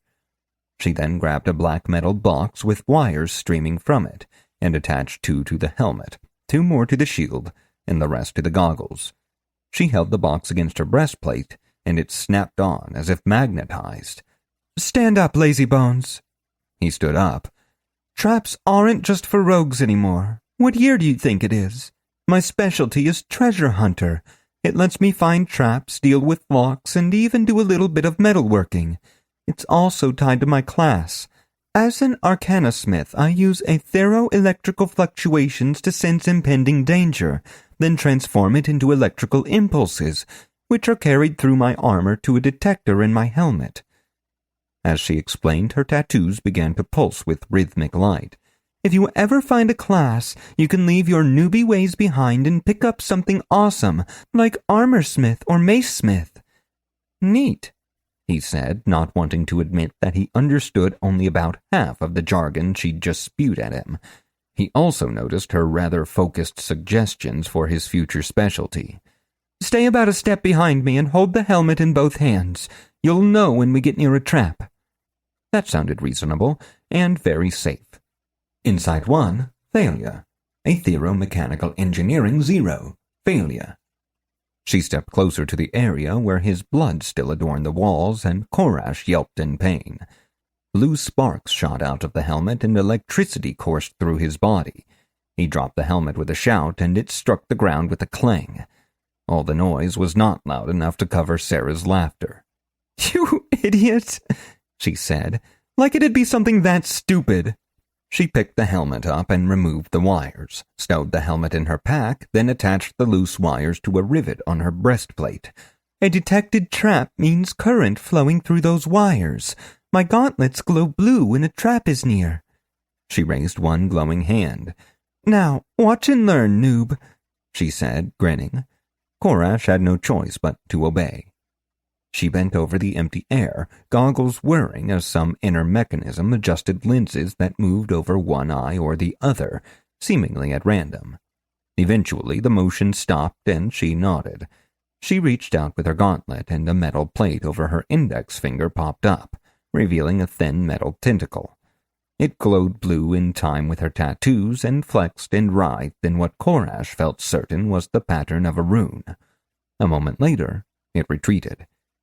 She walked forward tentatively, and when nothing happened, she kept going past where the trap had been. "Safe now. she said. "I'll lead." Korash followed dutifully behind for all of 3 seconds before the alarm sounded. A shrill, repetitive beeping echoed from the walls, and Korash threw himself backward, taking a defensive position. "I thought that thing was a trap detector!" He felt like he had to scream to be heard over the thudding of his heart. At least his volume wouldn't be the thing that attracted all the monsters.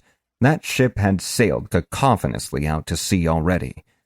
Sarah turned to face him and brought one hand up to the box. She tapped it once, and the sound vanished. "Sorry, I had it set on obnoxious," she chuckled. "Don't be alarmed." He groaned at her, though he didn't bother to hide his grin. "Okay, that was a good one. What now?" "Now you wait while I do all the hard work as usual." She set about disarming the trap while he watched nervously. This floor was a series of winding hallways like a maze, and the whole thing was riddled with traps. The vines on the floor near the entrance had spelled out Halls of the Devoted, but it seemed more like the Halls of Walking Slowly. 2 hours in, Sarah missed a trap. Blades of force slashed at her, sparking off her armor but otherwise doing her little harm. "This is why rogues suck," she explained as she disarmed the device. "If I'd been some idiot in leather armor, or worse, I would have been decapitated and you would have had to abandon the run. Now, of course, rogues do have their advantages, like with rolling boulder traps, which are a one-way ticket to meet the true god, unless I can get close enough to hold the stone in place." "Remind me never to arm wrestle you," Korash said. "Remind me to never trust your athletics rolls," she countered. "Low blow," he moaned and clutched his chest as if wounded. "Yes, it was. You hit me in the knees." Korash drew breath to reply as they rounded another corner, his comment dying on his lips as they came face to face with the floor's exit.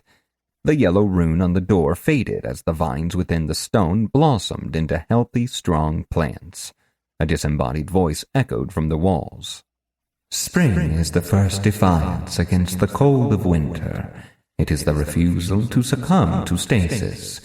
Your path, forged through the maze, has found you free of death. Pass now into summer." That was different, thought Korash. "Weird," said Sarah. "Yep," he responded, and they climbed the stairs. Chapter 50. 3rd floor, Tower of Memory, ruins of an ancient city, howling grasslands, unknown kingdom. As they emerged into the chamber at the top of the stairs, the vines in the stone floor once more curled into words. "Guardians of Autumn," he read out loud to himself. "What do you think this will be?" Sarah didn't answer. He looked around and realized that his friend had vanished. This floor was a circular room at least 10 meters in diameter. A patch of white sand in the center was the only adornment. Seeing no other option, he walked to the center of the sand, which shifted gently underfoot as he walked upon it. The sound of a gong rippled the air, and the wall slid away across from him, revealing 3 alcoves. Words formed in the ivy above them. "Choose your foe." The first alcove held a suit of elven plate. It was exquisitely fashioned, with sweeping wings on the helmet and curved points on the pauldrons and greaves. It was silvery green in color, probably made from mithril. The second held a set of leather armor the color of midnight. 2 daggers sat sheathed on the belt, elven script encircling their handles. A green cloak shimmered behind it all, almost disappearing even as Korash looked at it. The last alcove was just as he'd hoped. It held a robe of sky blue, complete with hood. Gloves and soft boots completed the set, and a staff leaned against the wall. Responding to his desire, the robe lifted from its place, and the gloves and boots snapped into form. The sleeve of the robe reached out, and the glove grasped the staff. In the gap between the sleeve and the glove, Korash could see empty air. The robe stepped out of the alcove, boots whispering against the marble. The robe's hood concealed the nothingness in shadow, and the movements of the thing were those of a living being, not a construct. A voice came from it. Stand against my magic and live. Strike at my form and triumph. Bend the knee and fail, never to return. Korash nodded and pulled his sword free. He vowed not to try any fancy athletic rolls. Begin! Korash almost lost the battle right then as the shout pulled him from his thoughts. The force of the thing's aura was like nothing he'd ever felt, not even from Actinos. It pressed on him from all sides, forcing him back a step. Then it settled upon his shoulders, trying to press him down to the floor. He growled in defiance and let Aetherium fill his own aura. The pressure lessened, but did not abate. The crystal atop the staff glittered like starlight, and a bolt of aether shot forth. Had Korash not activated his aura, he could never have dodged even such a basic strike. He sidestepped the blast. Defense 2, success. Then wove his hand through the air, conjuring his own missiles. They sped across the space, seeking their target unerringly, only to detonate against an unseen shield. The robe's hood shook at him. He'd have to do better than that. A glove rose into the air and sketched out a symbol. Korash felt the aether tremble at its touch. As the being before him wove its spell, he realized he could feel its intent radiating from its spell form. The thing was summoning flame from beneath him. Somatic Magic Theory 3 failed, but became a success due to tier differences. He launched into a pirouette, spinning aside just as flame erupted where he'd been. As he spun, his hands were already working. Two could play this game. He drew a triangle, then a circle beneath it, surrounding the base. His Aetherium rushed out, and the spell was complete. Somatic Magic Theory 3, success. Somatic Battle Weaving 3, succeeded, but became a critical success due to tier differences. Ice formed beneath his opponent, and an icicle the size of a troll thrust upward from the ground. The robe had already moved, and an idle swing of its staff shattered the ice. Another glow pulsed through the weapon, and a beam of power cleaved through the air toward Korash. He broke into a run, and the robe turned its staff to follow him, the beam cutting a glowing path as the animated robe adjusted its aim. Korash planted one foot as he ran, changing direction and ducking under the beam of death. As he did, he swept his wand out and fired a scything blast of aether at his foe. Defense 2, success. Etheric Projection 2 failed, but became a success due to tier differences and other factors. The silver of his Aetherium sparked into being, sending a spinning crescent toward his enemy, who was forced to break off its attack and move its staff to shatter the projectile. That's when he realized he didn't have a wand. He'd just projected Aetherium without an implement. He'd gotten used to drawing spell forms using the technique, but he'd never tried to use a simple etheric projection before. His moment of celebration was short-lived as the aether writhed in front of him. This latest spell was evidently meant to materialize ropes of energy from the ground to ensnare him. He couldn't dodge it. He'd have to counterspell instead. He shouted aloud as he wove another spell form, this one the sideways 8 of an infinity symbol. His intent formed, and a wave of his Aetherium rushed out through the surrounding aether. Somatic Magic Theory 3, success. The thin lines of concentrated Aetherium forged temporary channels in his enemy's spell, plunging it into chaos and ruining the attempt. Unfortunately, it had taken almost half his total Aetherium to create the effect. He'd have to work on that. He forced open his channels and began pulling at the aether around him. His pool began to refresh as he caught his breath and prepared for the next attack. 3 bolts flew from the thing's staff, arcing out and then converging on his position. He jumped forward so they would pass over him and was horrified to watch them bend mid-flight to follow him. It was unlike what he did with Magic Missile, though. It was too smooth, like it was a property of the bolt itself rather than a spell form. He cut off his meditation and jumped forward once more. The bolt swerved in pursuit, and he threw up a shield just in time. Defense 2, automatic failure. Etheric Projection 6, success. He hadn't noticed the robe forming yet another spell as he'd been dodging the energy bolts. From nowhere, lightning coursed through him. He cried out as his health drained away. The lightning lapsed a moment later, and he regained his feet. Stun effect resisted due to superior stamina. Unsurprisingly, the robe was already crafting another spell. This one seemed to be some sort of force construct, and the symbol the creature had carved into the air was an X. That was enough to communicate the spell's effect. Somatic Magic Theory 3. Success. It was time to pull out the anime moves again. He swept his sword hand up above his head and gestured at the air. Behind him, a wall of shimmering force appeared, a variation of his usual etheric shield. Etheric Projection 6 succeeded, but became a critical success due to tier differences. The robe completed its spell, and 2 blades of solid golden energy appeared, cleaving the air before them as they shot toward their target. They intersected in the center, forming the X shape he'd seen in the spell form. It was, as he'd feared, too wide to dodge. Without a moment to spare, he jumped. Backward. He brought his feet up and kicked off the wall behind him, which shattered as he used it to launch himself forward. Athletics 1 failed, but became a success due to tier differences. As he flew forward, he knew it wouldn't be enough. He'd cleared the danger zone with the height of his jump, but he lacked the forward momentum to stay airborne long enough. That was where the anime came in. As he reached the peak of his jump, a quick twist of his hand summoned a second plane of force, this one right below him. He kicked off from it, launching himself forward in a classic double jump. Athletics 1, success.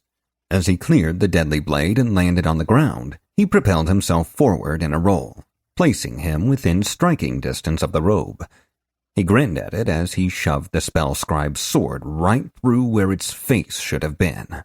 As the sword rushed to meet it, something struck the blade, pushing it aside and numbing his hand from the force of the blow.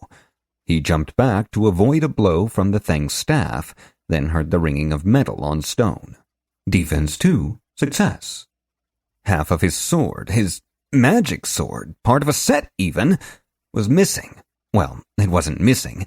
It was right there on the ground, but it wasn't where it needed to be. He hurled the useless hilt at his foe. Had it hit, it might have been an annoyance. Throwing 0, failure. The robe gestured at the floor, and the writhing ivy bloomed. As the buds around it flowered, they revealed blue glowing runes. Enclosed in a circle of magic, the creature began to float as it wove its hands in an arcane pattern. Korash winced. This was a bad thing. Ifrisrodin-ha! The words of primordial magic shook the air as the robe began its incantation. The cadence was different than the few other times he'd heard this type of magic used. It was like he was hearing part of a sentence rather than a hastily shouted demand. Nif! He was sure of it.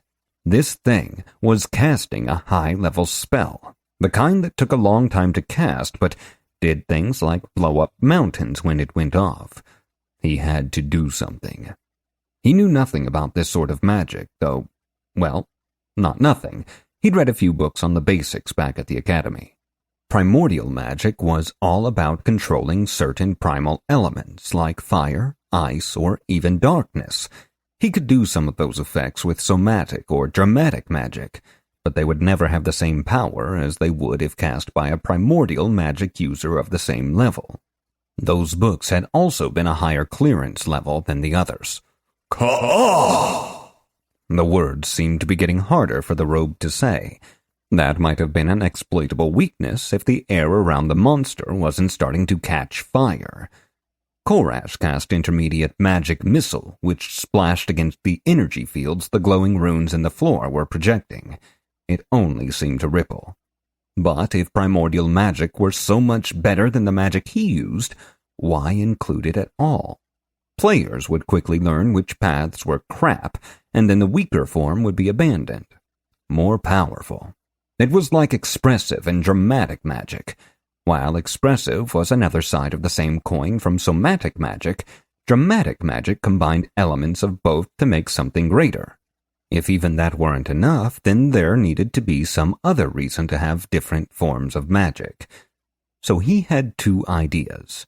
He could try to come up with a dramatic magic spell that could pierce the barrier, or he could use a hammer of sufficient size to overcome the problem.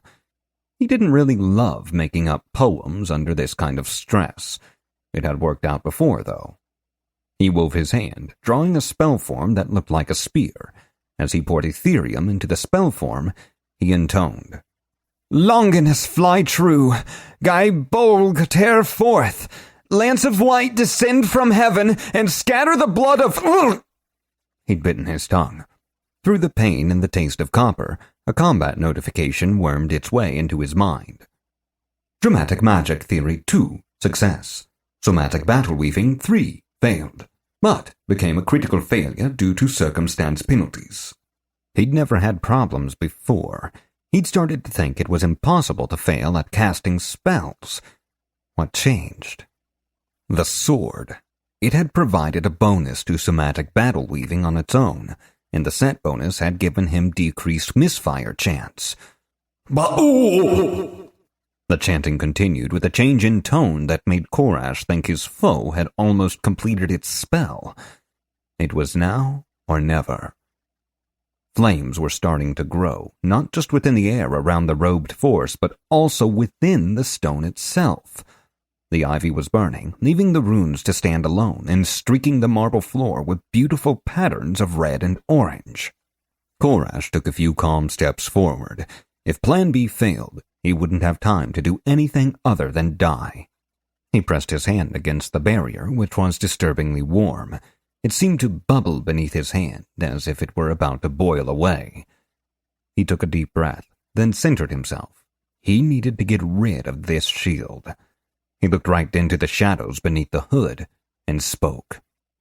"Ifris, Ro, Dingen, Ha!" Korash shouted the words of the robe's own spell back in its face.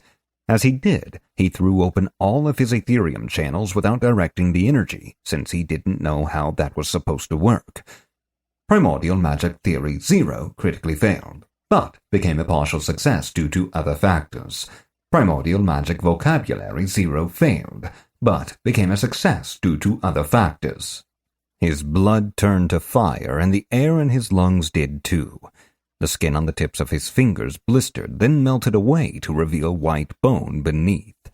All the Ethereum within him coursed out in a torrent and ignited.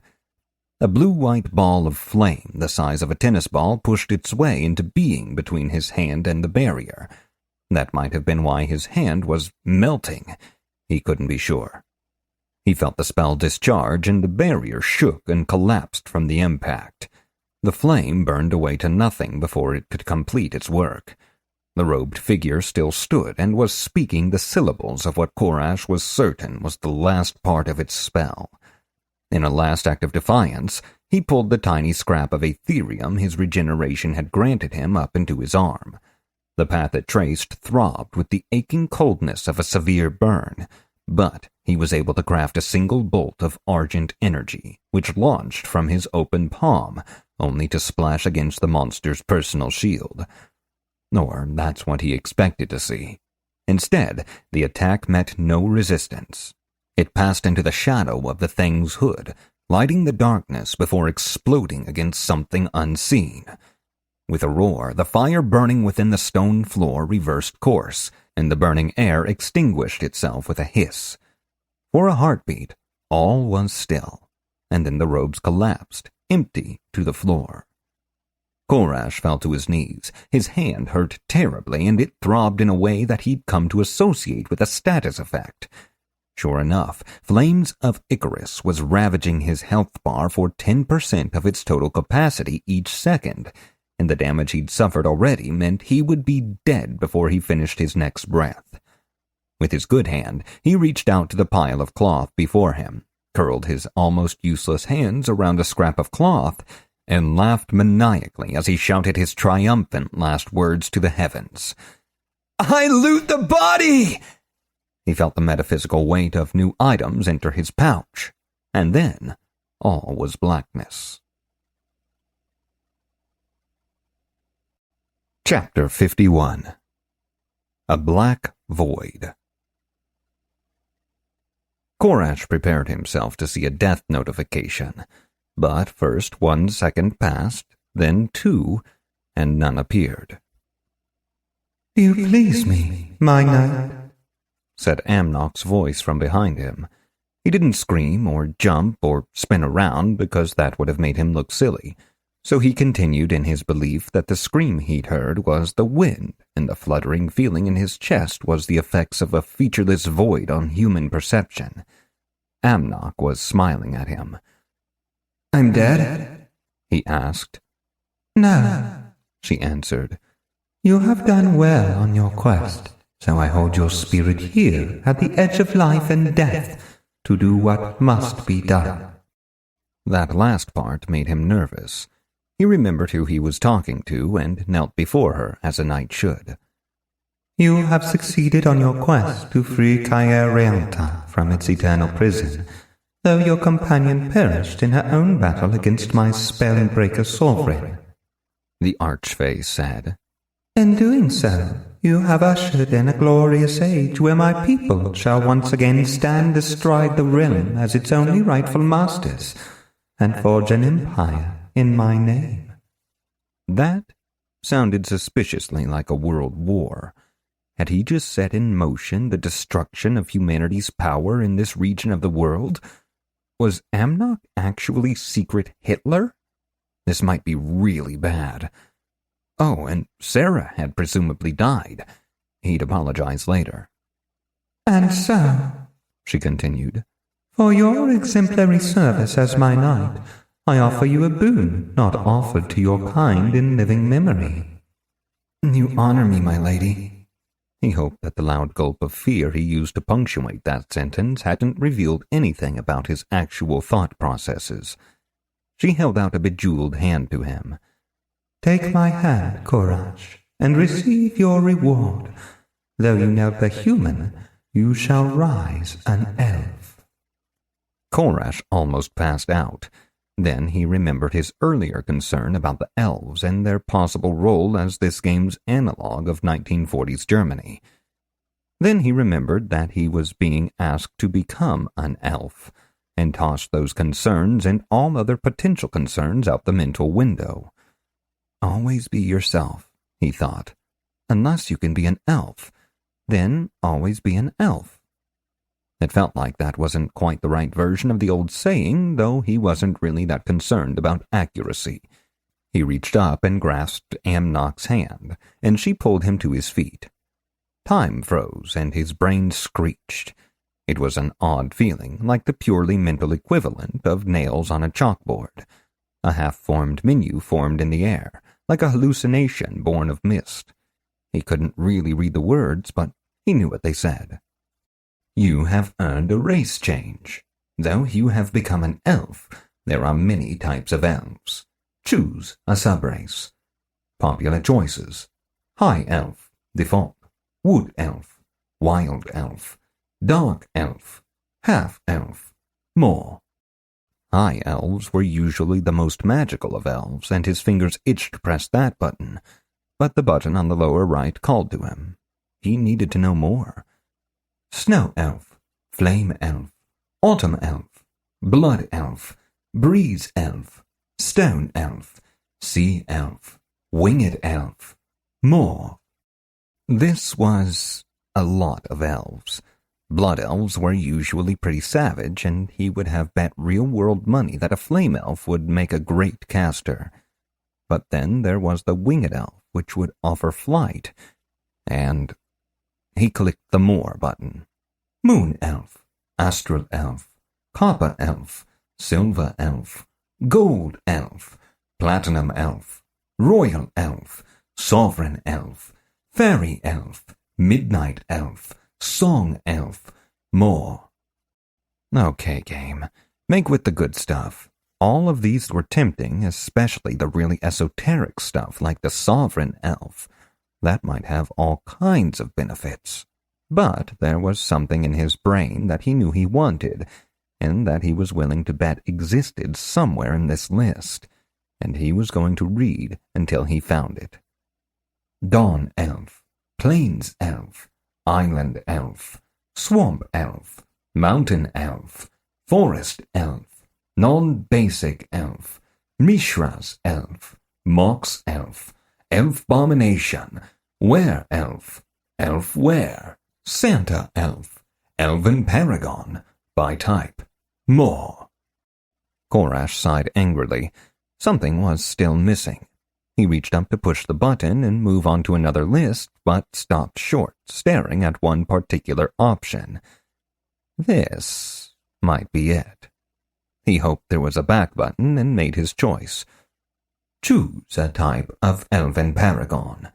Swords, archery, elven crafts, senses, agility, beauty, magic, forests, arrogance. Oh, yes, there it was, sweet min-maxing. This is going to feel awesome. He selected magic. Choose an elven paragon excision, strength, speed, form, magic, beauty, grace, health, senses, martialry. This choice, for some reason, had him less excited. He didn't like excising anything. If that was the price of being a magical elven paragon, though, then by the god of skills and powers he'd continue. He needed more information on one of the choices, though. Elven paragon excision. Form.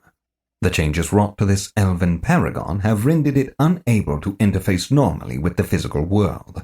Gain the following traits. Incorporeal. Can pass through physical objects. Silent, cannot speak, does not make noise. Vastly increased Aetherium. Takes no damage from physical weapons. Immune to gravity. This was a drawback? What were the developers thinking? He excitedly read through the remainder of the list. Takes 10% of total health and damage when passing through objects. Damage increased if contact is violent, such as from a weapon strike. Can die from loss of health or Aetherium. Cannot use items. Prowess reduced to 0. Stamina reduced to 1. Cannot use athletics. Oh, that would be why it was a drawback. Korash banished the information from his view as if escaping from an enraged raid boss. He wanted no part of a floating, ghostly, silent existence. He selected strength, then immediately worried about his choice. Confirm selections. Elven paragon. Magic. Strength excision. He worried some more, afraid to commit, and pressed the button. You have 10 seconds to reply. 9. 8. He confirmed, and pain overtook him. After what could have been hours, an instant, or an eternity, the roaring sound of agony and his own blood receded from his ears. His nerves tingled as if every inch of his body had fallen asleep. As feeling returned, a new kind of pain began. He held his hands out before him and marveled. The fingers were long and slender, and the mock spell form he sketched in the air revealed a grace beyond even that provided by his focus. He rolled his shoulders and felt the weight of his hair as it hung in a ponytail down his back. He grabbed a silken strand and saw it gleam silver in the non-light of this place. Though he could not see his eyes, he knew they were now colored a deep violet. Awesome, he said in his new melodious voice. Indeed it is, my knight, said Amnok from somewhere, and this time he was less startled. Admittedly, your choice surprised even me. The elven paragons were but a dream of mine, a fanciful imagining over games of chess with Arthur, the angel of singular focus. None were ever born into the world, until you. A smile crept over his face. Unique race? Yes, please. He tried to access his stats, but could not. And now, said Amnok, you will be returned from whence you came. Know that you are welcome at Calle Rialta at any time, though I expect you to continue with your quest to return the elven cities to their former glory. Before he could reply, the blackness faded. It was replaced with the hall where his battle with the robe had taken place. The scene faded into view like a video, shifting from pixelated nonsense to the beautiful marble floor in seconds. Unfortunately, the pain returned as well. He felt his heart beat once, and pain pulsed through him. Then, blackness. You have died. Death in the world of Nightfall is not permanent for adventurers, though their rebirth is contingent on the whim of the true God. You have been found to have died at the height of an epic quest to achieve your dreams. Since you succeeded before you died, you will be marked worthy. The resurrection sickness debuff you have received will last until the light of dawn touches you. Due to the intervention of a high-tiered entity, the normal time penalty for death has been altered. Korash felt a wave of vertigo as the blackness swirled around him, and then he was falling. As the world began to reappear, he was blinded by a bright light. Within that light was the shape of a man, standing with arms outstretched. He felt a peace radiating from the figure and a sense of acceptance. Then he landed, face first, into something soft. A horse snickered and moved to one side of the stall where the newly minted elf had landed. As Korash sat up, he heard someone approaching.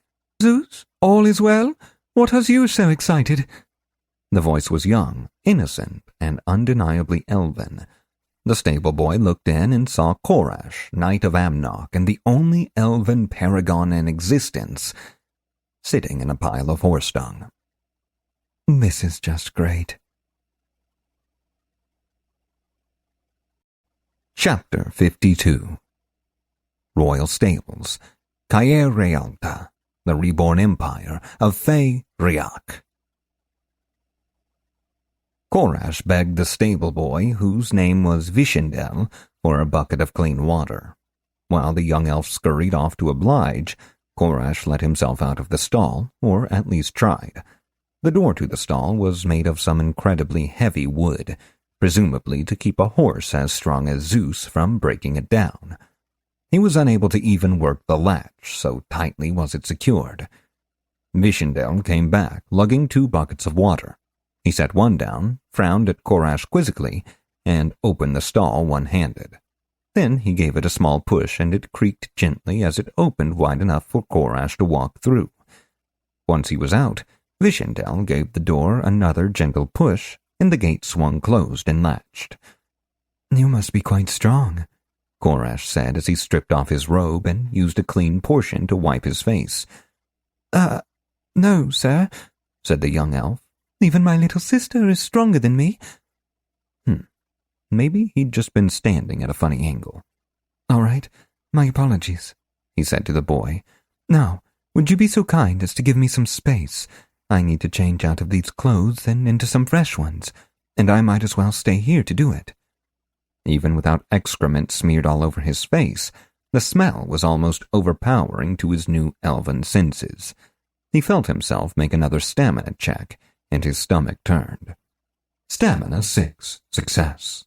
"If it pleases my lord, Her Glorious Majesty, Empress Amnok has requested your presence in the castle once you've refreshed yourself."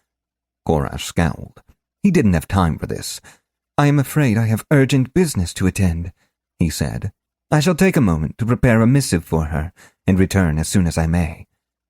The stable boy nodded before disappearing to let Korash get cleaned up. He made the best attempt at a bath that he could with the supplies on hand.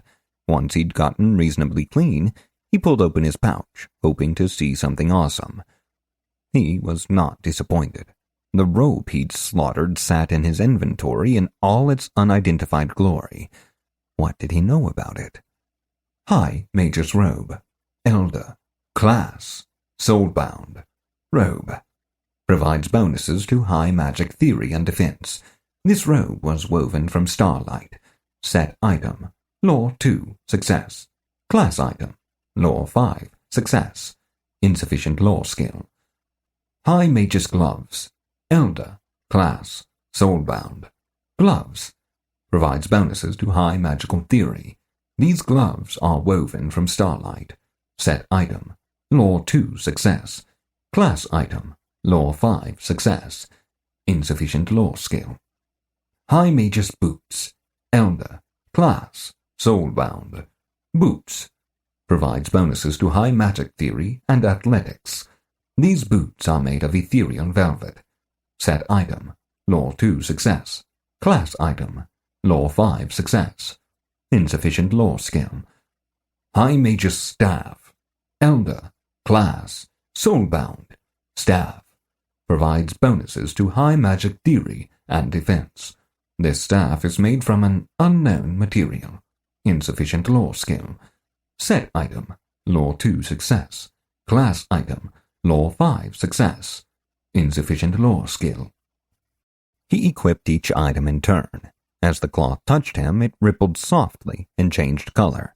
From its initial sky blue, it darkened to crimson, then to green, and finally became a shimmering silver.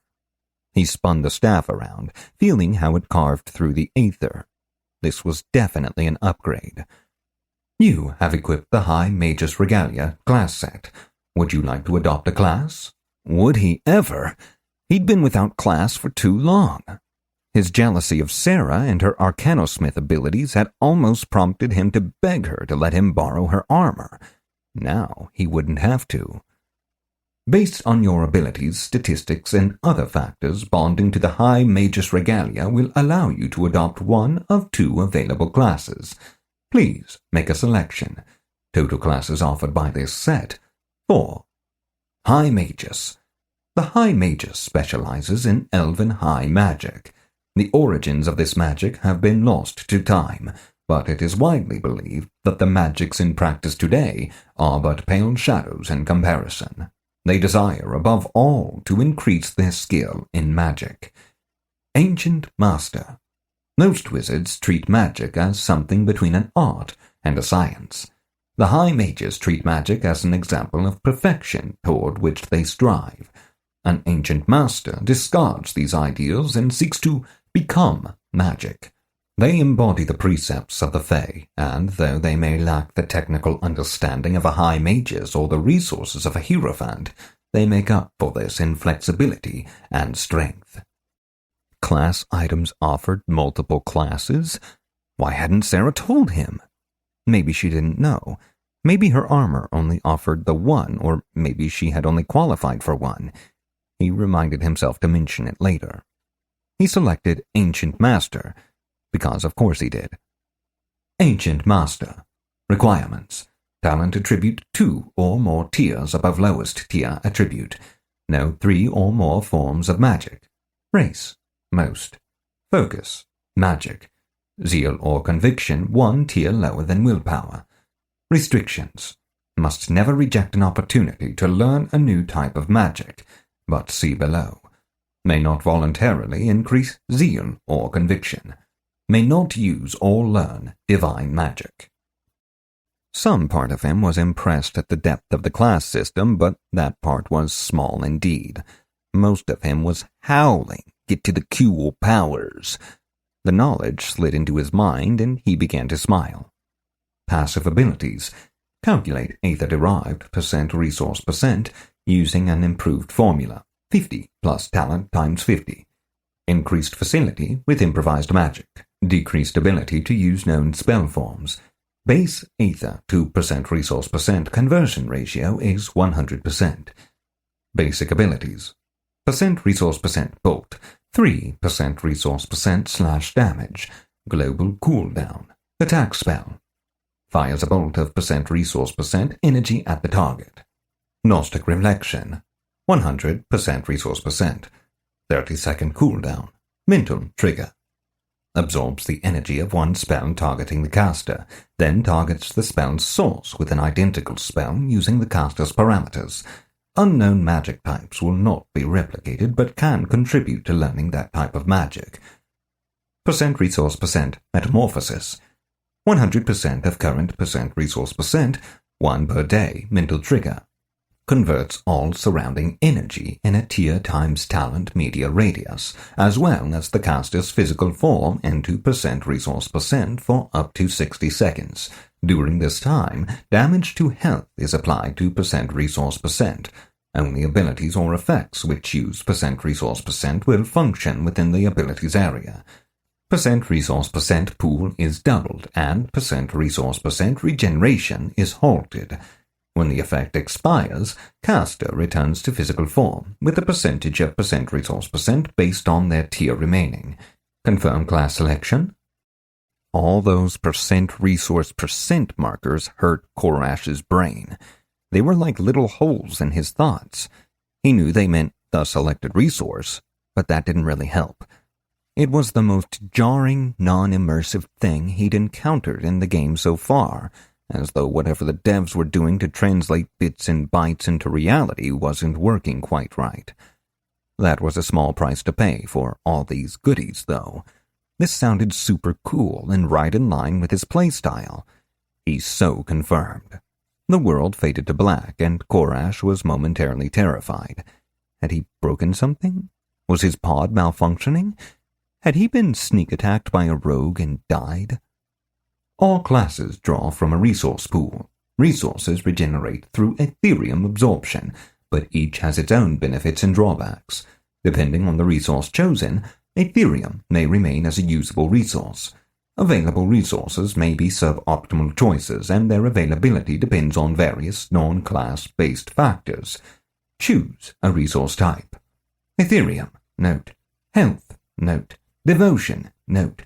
Steam, Kai. Blood. Items, note. Shadow. Youth. Endurance. Mana. Dual resource, note. More.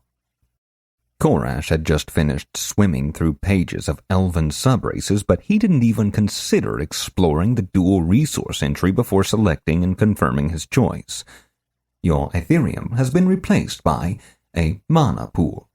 Concentrated resource. Mana is the concentrated form of Ethereum and replaces Ethereum for its user in all circumstances. For purposes of Ethereum effects where power is a factor, investment amounts are doubled and costs are halved. All effects that rely on regeneration of Ethereum are halved. Refer to individual secondary skill, perk, or talent descriptions for other changes. 75% efficacy when used for other effects. There was a lot going on here, and it would probably take him a while to really understand it all. He called out for the stable boy. Vishendel, would you saddle Zeus for me? I need to ride for Sunblade. As the young elf came back into view, Korash rubbed at his eyes. He wasn't feeling right. He was too warm, like he had a fever, and his head hurt. He checked his active status effects and saw nothing. Vishendel had the horse saddled in moments. Korash considered trying to climb up onto the horse again, then thought better of it. Though his awesome elven body was taller than his crummy human one had been, he didn't trust his newly noodled arms. Instead, he jumped into the air, kicked off a stall door, and somersaulted in the air. He landed perfectly in the saddle. Athletics 1 insufficient. Automatic failure upgraded to critical success due to tier differences. Vishendel adjusted his stirrups and gave the horse a reassuring pat to start him on his way. Korash was rubbing his neck, trying to work out the pain when Zeus stepped out of the barn and into the early morning sunlight. You have defeated a wizard-bane stalker, a group of 10 handmaidens of Amnok, and an elven high mage remnant. You have also completed an active quest. Experience gained. Level up. You have reached level 9. New choices are available. Choose a level bonus. +1 talent. +2 athletics. Gain an extra life.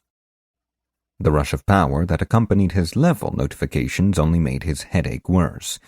He was sorely tempted to choose the talent increase, but he had been on the receiving end of poor athletic rolls too many times. Fortune. Loss of focus. You have successfully manipulated the Aether without an implement. You no longer suffer penalties during such attempts. Fortune. Tap for G. You are twice the elf Galadriel ever was, and 4 times greater than Elrond. Get it? Starts on unique quest. Fortune. Percent quest name %. Your recent issues with the mental interface have increased your fortitude, resulting in buffer overflow, deep recursion detected in Remulator_fortune_assigner_local. Starting error handling. Done. Elevating process. Done. Checking for successful fortune generation. Done. Assigning fortune. QB0x0002 to the power of 4. CNAME equals tap4/G/. Done. Resuming normal operation, though additional synchro may be truncated.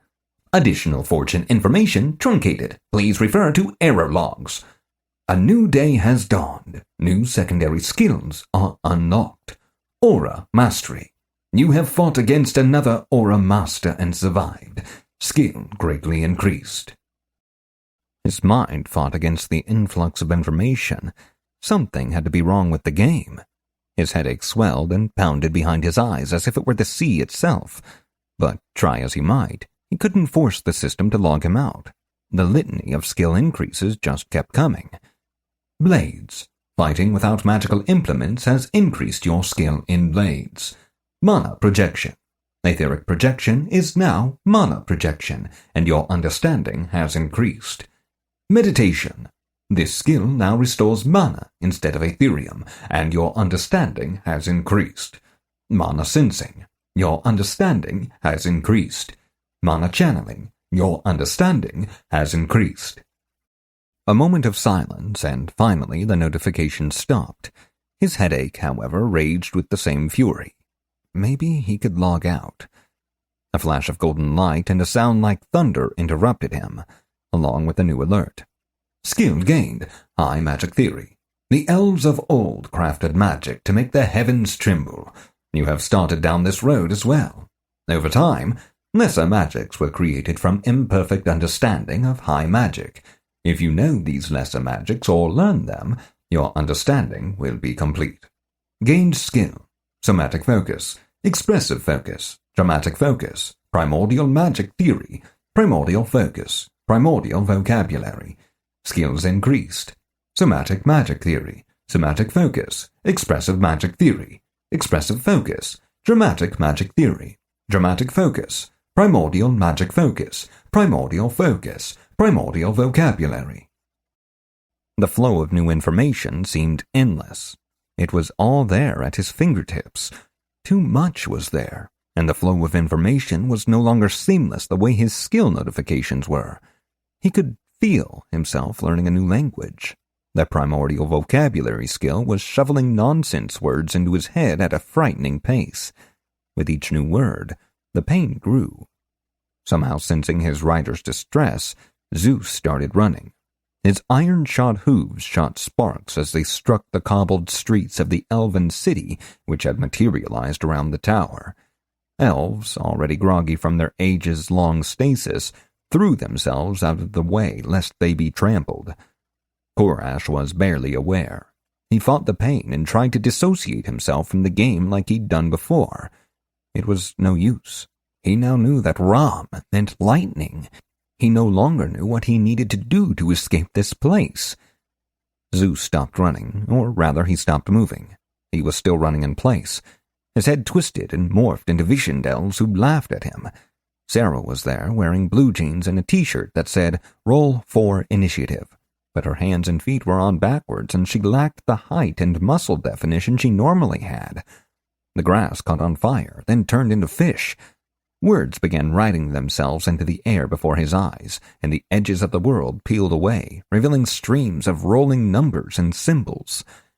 Unknown error. Critical immersion failure. Sleep paralysis ineffective. Abort IREM.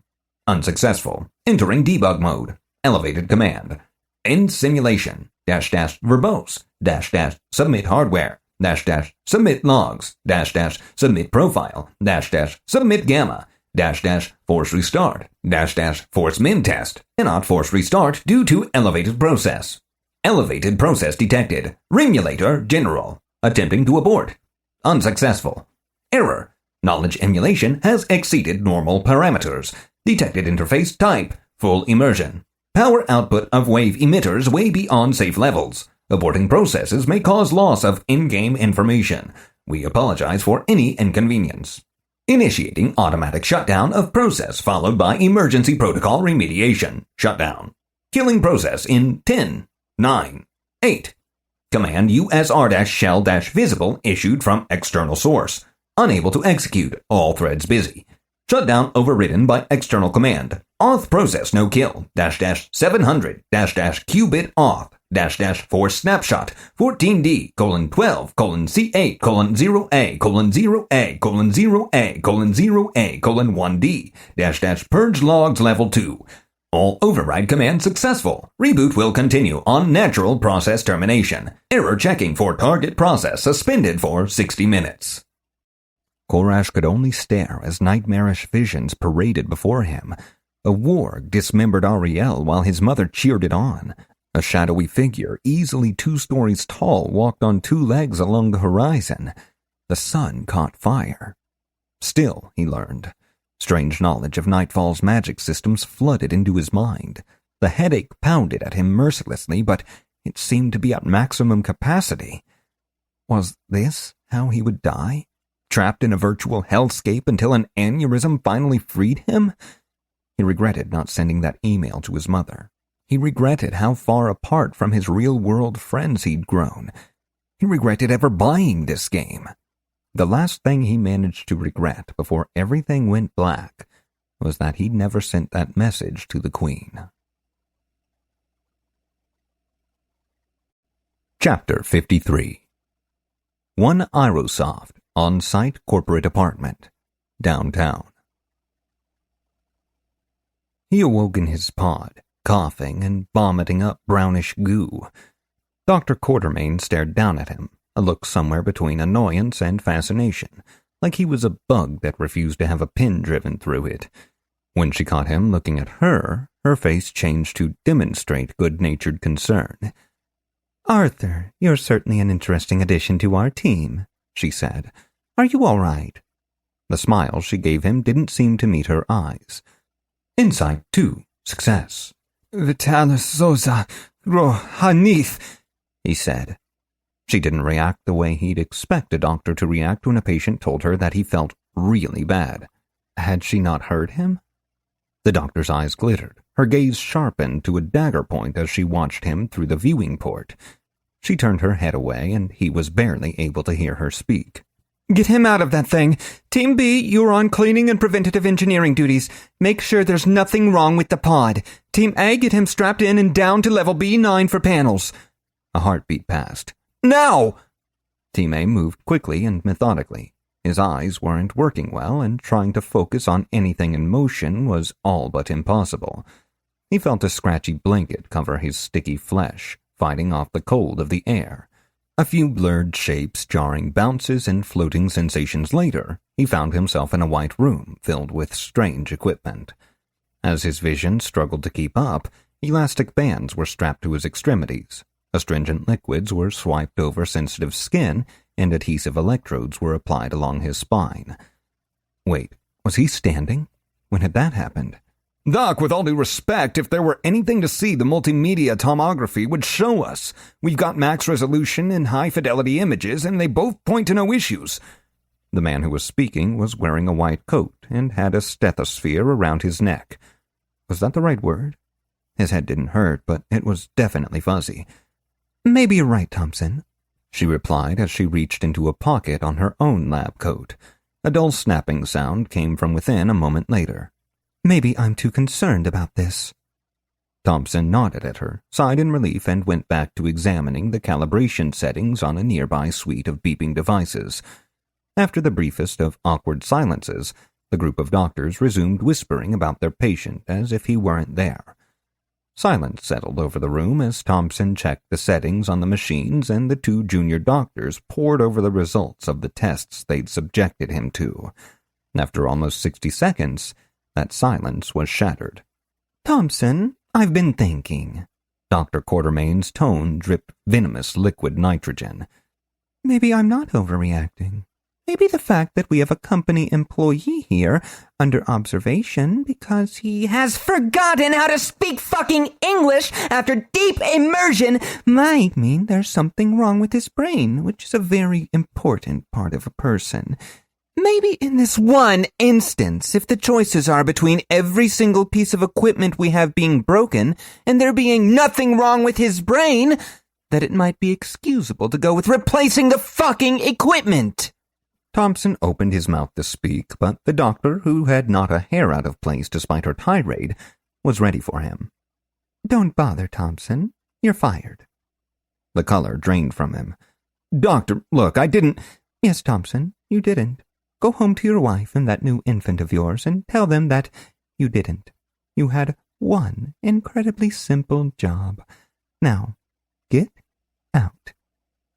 The man got out, and everyone averted their gazes to the floor to avoid accidental eye contact. All I want to do is get back home and go back to my quest, the young man thought as he adjusted his hospital gown for the 30th time.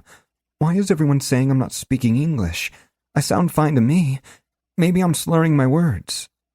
He cleared his throat and got Doc's attention, then mimed equipping a helmet followed by a yawn. If he couldn't make himself understood verbally, he'd have to go with pantomime. Boy, you almost got your brain liquefied and you're ready to go back in? The doctor didn't seem surprised.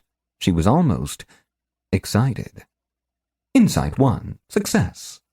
He nodded, then looked over at her expectantly. Get me a medical waiver. I'm interested to see if this kills him. Her animated tone was at odds with her words. He noticed a contemplative look in her eyes, like she was considering new insights to some complicated problem. Perception 2, success. An hour later, he was stepping back into the biogel, which squished around him like an all-encompassing body temperature hug.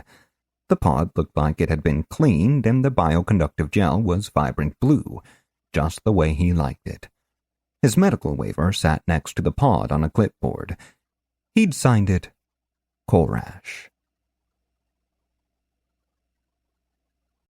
Chapter 54. The Howling Grasslands, Kingdom of Eastmere.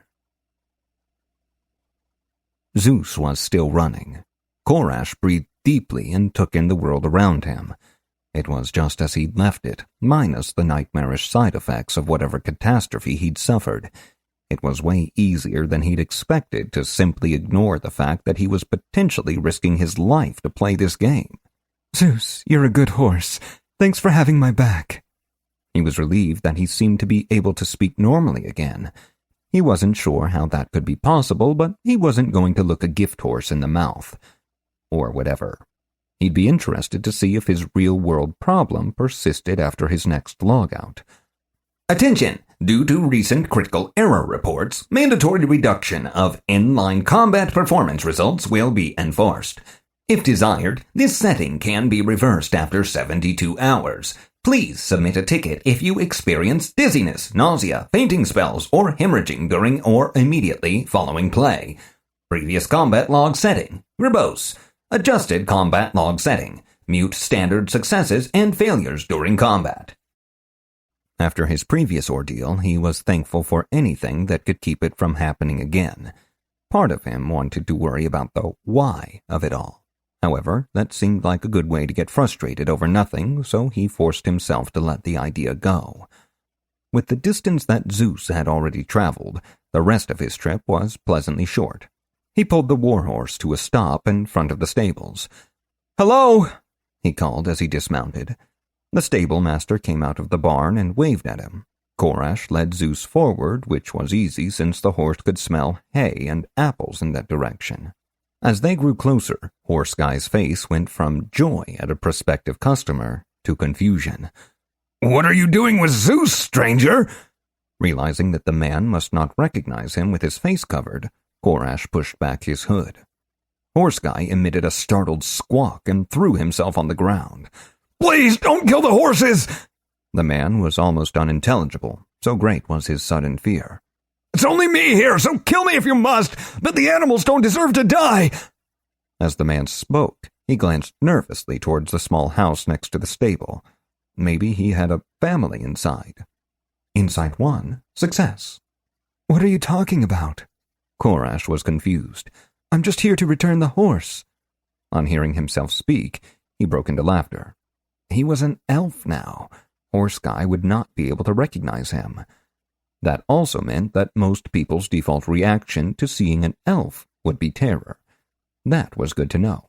It made sense given that the Elven Empire had conquered and enslaved many other races toward the end of the war. Law 5. Success. Whoa, easy there, stablemaster. I'm here to return this fine animal to you and give you my greatest condolences on the loss of Hera. She gave her life in defense of her rider, and he sends his deepest sympathies. That son of a bitch got Hera killed? By the true God, if I ever see him again, I will put a pitchfork through his chest. She was the most gentle soul of a horse I've ever seen. Just a trip south, nothing she couldn't handle. I'll kill that stupid greenhorn. I'm glad I overcharged him. The man broke down, sobbing. Korash decided to see himself out and leave the man to his grief. He wasn't even upset about being charged a fake tax. Mostly. He debated briefly whether to see Sarah first or head back to the Archaeologist College. The college won out. He compromised by stopping by his room to send a letter to Sarah. He wasn't sure where she would respond, though he imagined it wouldn't be in the elven stables like he had. He hadn't seen her on the road, so that left the city, which made sense. Since it was now early afternoon, he assumed she had either died after dawn, in which case she would respawn at first light, or she died at night and had respawned around the time Korash had been incapacitated. Sarah, sorry you got killed. I finished my quest, and in even better news, I'm an elf now. Don't tell anyone. Horse Guy seemed abjectly terrified of me, so I don't want to cause a panic. Meet me here at the college, or right back, and I can come visit. Korash. P.S. I finally got some class, if you know what I mean. He needed to find Actinos. He was thankful that this task, alone of all the recent tasks required of him, would be easy. The old man was never far from his library. Korash set off toward the college, pulling his hood up as he went. Being seen as a herald of war was not good for his nerves. Actinos was not in the library. Korash had a moment of panic, followed by a moment of questioning everything he thought he knew. Then he left the library and found a page. At first, the young man only stared in terror at the tall figure in ominous robes. Korash remembered that his academy insignia was not attached to his new robes. He pulled out the small badge and showed it to the lad, who visibly relaxed and gave him directions. Now that he was able to use actual mana, he was experiencing the world in new ways.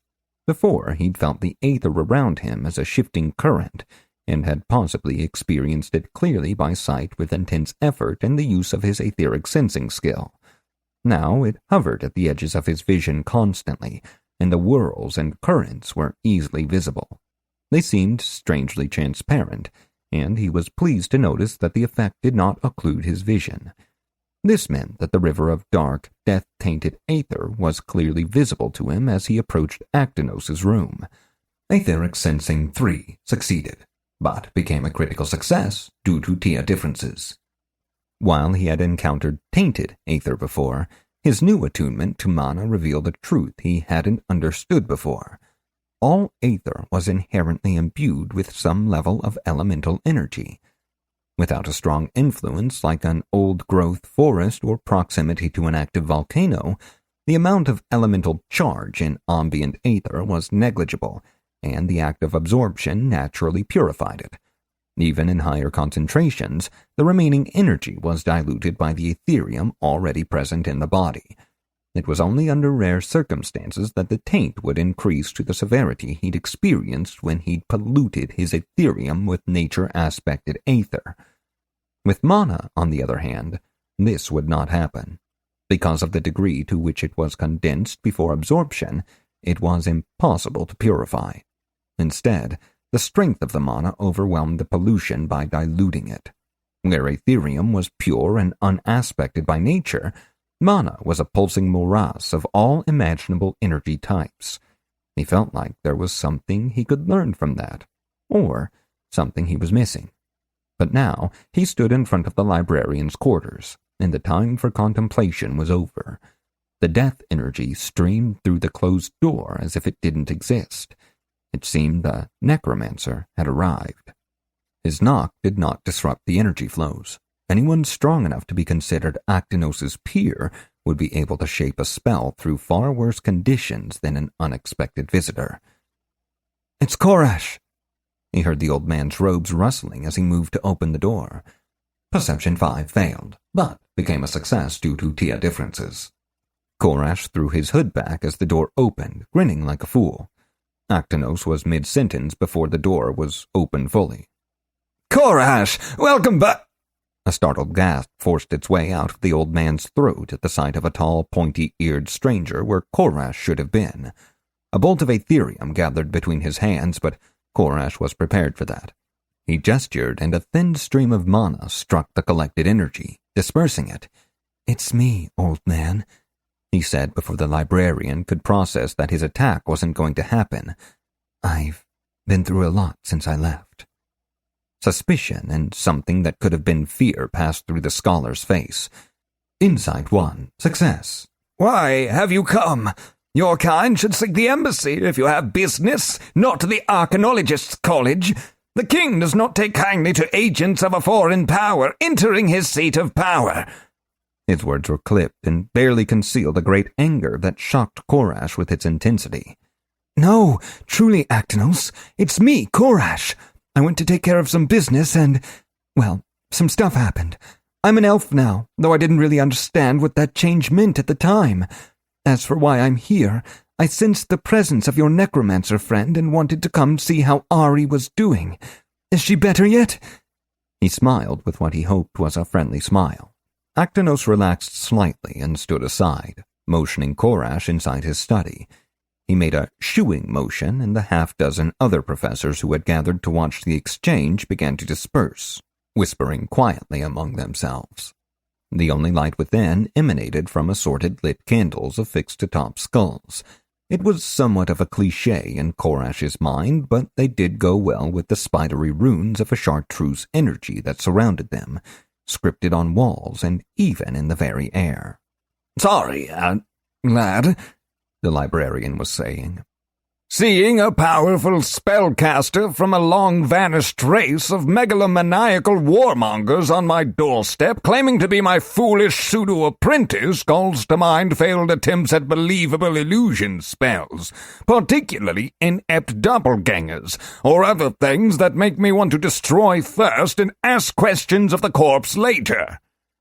Korash was barely listening as he took in the scene before him. The overstuffed chairs, small tables, and other items that furnished Actinos' sitting room had been pushed to the side, leaving room for whatever was going on here. An altar of basalt had been placed in the center of the room, glittering darkly in the candlelight. A wavy-edged crisp blade sat on one side, unstained. Above the altar, Korash's wand floated in midair, slowly spinning in place. Ariel's face stared at him, spectral features twisted in agony. Her spirit had been split into 5 twisting plumes of ectoplasm. A man stood to one side, arms outstretched and palms up. His blonde, shoulder-length hair rippled as the force of the ritual stirred the air. Green energy flowed in 2 streams between the wand and the man's hands, and spiraling bands of black wrapped each in a hypnotic swirl, like a drill. The man's head moved slightly in Korash's direction, and sweat beaded on his brow as he seemed to exert himself. With another rush of crypt-scented air, the twin streams of energy cut off. As they dissipated, Ari's tortured visage vanished, sucked back into the wand. "Nicodemus, I'd like you to meet Korash, the young, man responsible for this enigma." Actinos waved his hand toward Korash, though Nicodemus was not looking their way. The necromancer was instead deftly weaving strands of aether together with some sort of bright green energy Korash didn't recognize. Law 5. Failure. "Korash, this is Nicodemus, the only master necromancer in service to the true God within the bounds of 5 kingdoms, and my friend." The blond man stepped forward, one hand extended. He was slightly taller than Korash, even considering the height gain from becoming an elf, and he wore an all-white suit with a red cravat. The style was almost Victorian and was quite different from anything Korash had seen elsewhere. "Thank you for your help, sir," said Korash as he shook the man's hand. He felt the cold even through his enchanted gloves. "It's an honor, for it has been many a year since I have encountered such a mystery." The man's icy blue eyes bored into his own. "A handmade trinket such as your wand successfully binding a spirit of her own free will is one thing. That you made her a companion, kept her from going insane, and then somehow injected mythic strength nature energy into an existing enchantment matrix without destroying yourself and everything around you for kilometers, makes this quite a fascinating situation. Nicodemus smiled, revealing straight white teeth more suited to a model or politician than a typical necromancer. Korash nodded, easily digesting the information. He thought back to what he knew of this ritual's setup. He recognized the runes as primordial chirography, which was the written form of primordial magic. The runes were illegible since he lacked arcane chirography, though his enhanced etheric perception let him infer a few things. Law 5, success. Etheric sensing 4, failed, but became a success due to other factors. High magic 1, success. So, Korash said to the man before him, I assume this ritual is designed to draw in ambient death energy, concentrate it, pass it to you somehow, and allow you to inject it into the enchantment to cancel out the opposing etheric energy? Actinos sputtered in surprise, but Nicodemus's smile only grew wider. That's exactly right, he said. I even had to explain some aspects of the underlying ritual work to Actinos. I'd love to hear the story of how you came by such expertise. His blue eyes glowed brighter, and he suddenly leaned forward, breathing in deeply. Korash froze from the pure awkwardness of the situation. The necromancer was smelling him. With the strange man in such close proximity, he noticed a faint shimmer above the man's shoulder. Focusing his sight, the turbulence sprang into sharper focus. Etheric sensing 4 critically succeeded, but became a success due to tier differences. A dozen green orbs floated around Nicodemus, blazing with emerald fire. Korash had been around Ariel long enough to recognize spiritual entities. Though they lacked her status as a Class 5 free-roaming vapor, or was it a focused non-terminal repeating phantasm, he could never remember the difference. Law 5, failure. They were definitely Class 1 or Class 2. He wondered in passing how many such spirits normally surrounded a necromancer. Law 5 succeeded, but became a failure due to tier differences. Don't get distracted, Korash. This is important. The necromancer leaned back out of Korash's bubble, his eyes looking up at the ceiling as he ran his tongue around the inside of his mouth in what might be the creepiest thing ever. You've been through the Death Gate. The man's voice was thick with what could have been envy. Yeah, it sucked, said Korash. That is their nature, replied the necromancer. I meant figuratively, but I guess I deserve that. Korash tried not to roll his eyes and failed. Stupid NPCs and their not getting of jokes. Well, Korash, it has been a pleasure, Nicodemus said as he returned to his place by the altar. But I need to resume my work on your wand. Now that I have begun, Ariel is aware and suffering once more, though less than when I first awoke her. Actinos ushered Korash outside. So, you succeeded. The old man seemed agitated somehow. Yes, sir. My quest freed the elves of Cayo Rialta from their eternal slumber, and I was given the honor of becoming one of them. So, you restored a portion of the Elven Empire, historically known for its desire to enslave humanity and other so-called inferior races, and did so less than a day's ride from the greatest human settlement on the continent. As Actinos spoke, it seemed as if storm clouds were gathering behind him. Well, yeah, when you put it that way. Korash did not have time to finish his statement. You fool! Korash felt power flow through the old man's aura, but where before it had felt like being trapped in a tornado, now all he felt was a gentle breeze. He pushed mana into his own aura and shouted back. As the old man's aura unfurled, doors began to open up and down the corridor. Events like this usually indicated that some apprentice was about to get dressed down and their boring academic world needed all the excitement it could get. Calm down, old man! His words, augmented by an aura infused with mana, roared from him like a thunderclap. The force of it knocked the old librarian over and shook mortar dust from the ceiling. Aura Mastery 4 succeeded, but became a critical success due to tier differences and other factors. Persuasion 0 failed, but became a success due to other factors.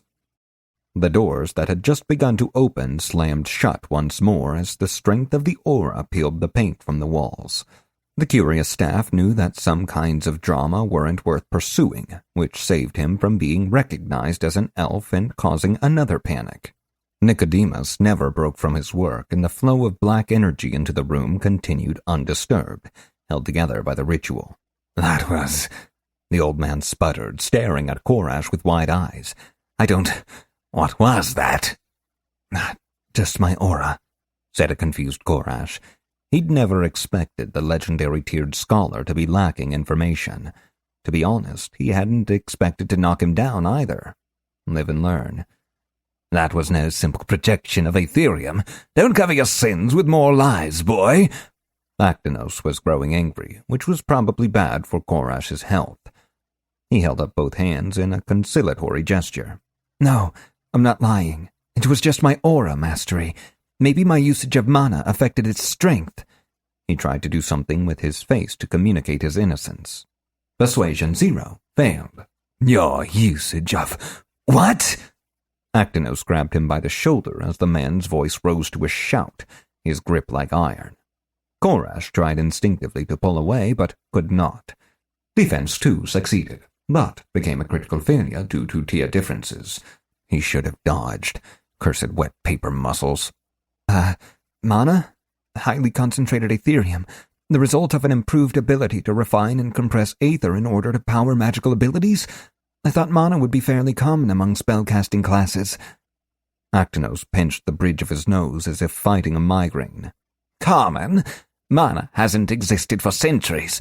Some cataclysm ages ago disrupted it, causing it to grow weaker and eventually become aether. But it was right there as one of the first options when I chose my class, argued Korash. The librarian sighed again. Korash, only adventurers get to choose their class resource. The rest of us have to make do with whatever our class provides. For spellcasters like the Scholar, that often means having both Aetherium and another resource. Even adventurers should have some limitations on what resource they can choose, based on the class they're adopting. Well, I had a whole bunch. Aetherium, Kai, I think I remember seeing blood even. Blood magic? What sort of class would offer you blood magic? With each exchange, the scholar's incredulity seemed to grow, as did the pitch of his voice. Just listening to it was starting to hurt. Calm down, Screechy. You'll hurt something. I'm an ancient master. He saw Actinos starting to get worked up again, so he jumped in with a follow-up question. Smart. You said you have another resource besides Aetherium. What is it? The old scholar's pedantic nature took over and he launched into an explanation, pitch returning to normal in a moment. Here and there, his voice cracked as he talked, vocal cords strained. Korash smiled to himself. You just had to know how to talk to these guys. Scholars are not limited to spellcasting, though many of us choose that path as a natural extension of reading books all day.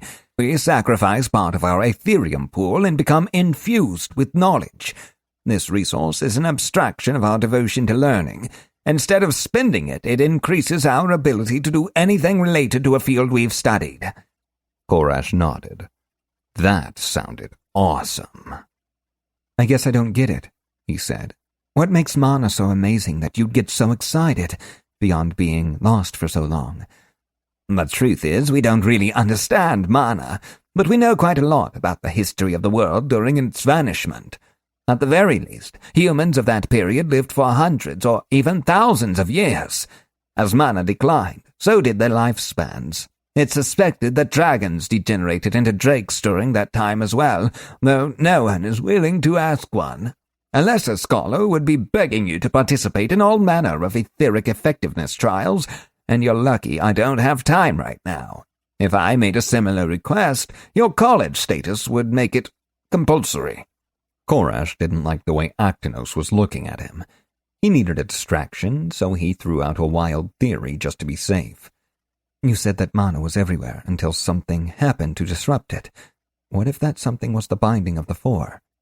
The scholar grew so still that Korash checked him for debuffs. There were none. No petrification here. That's incredibly likely. I can't believe I didn't think of it. Now Actinos looked sad. Well, you've been through a lot lately. said Korash as he patted the man's shoulder.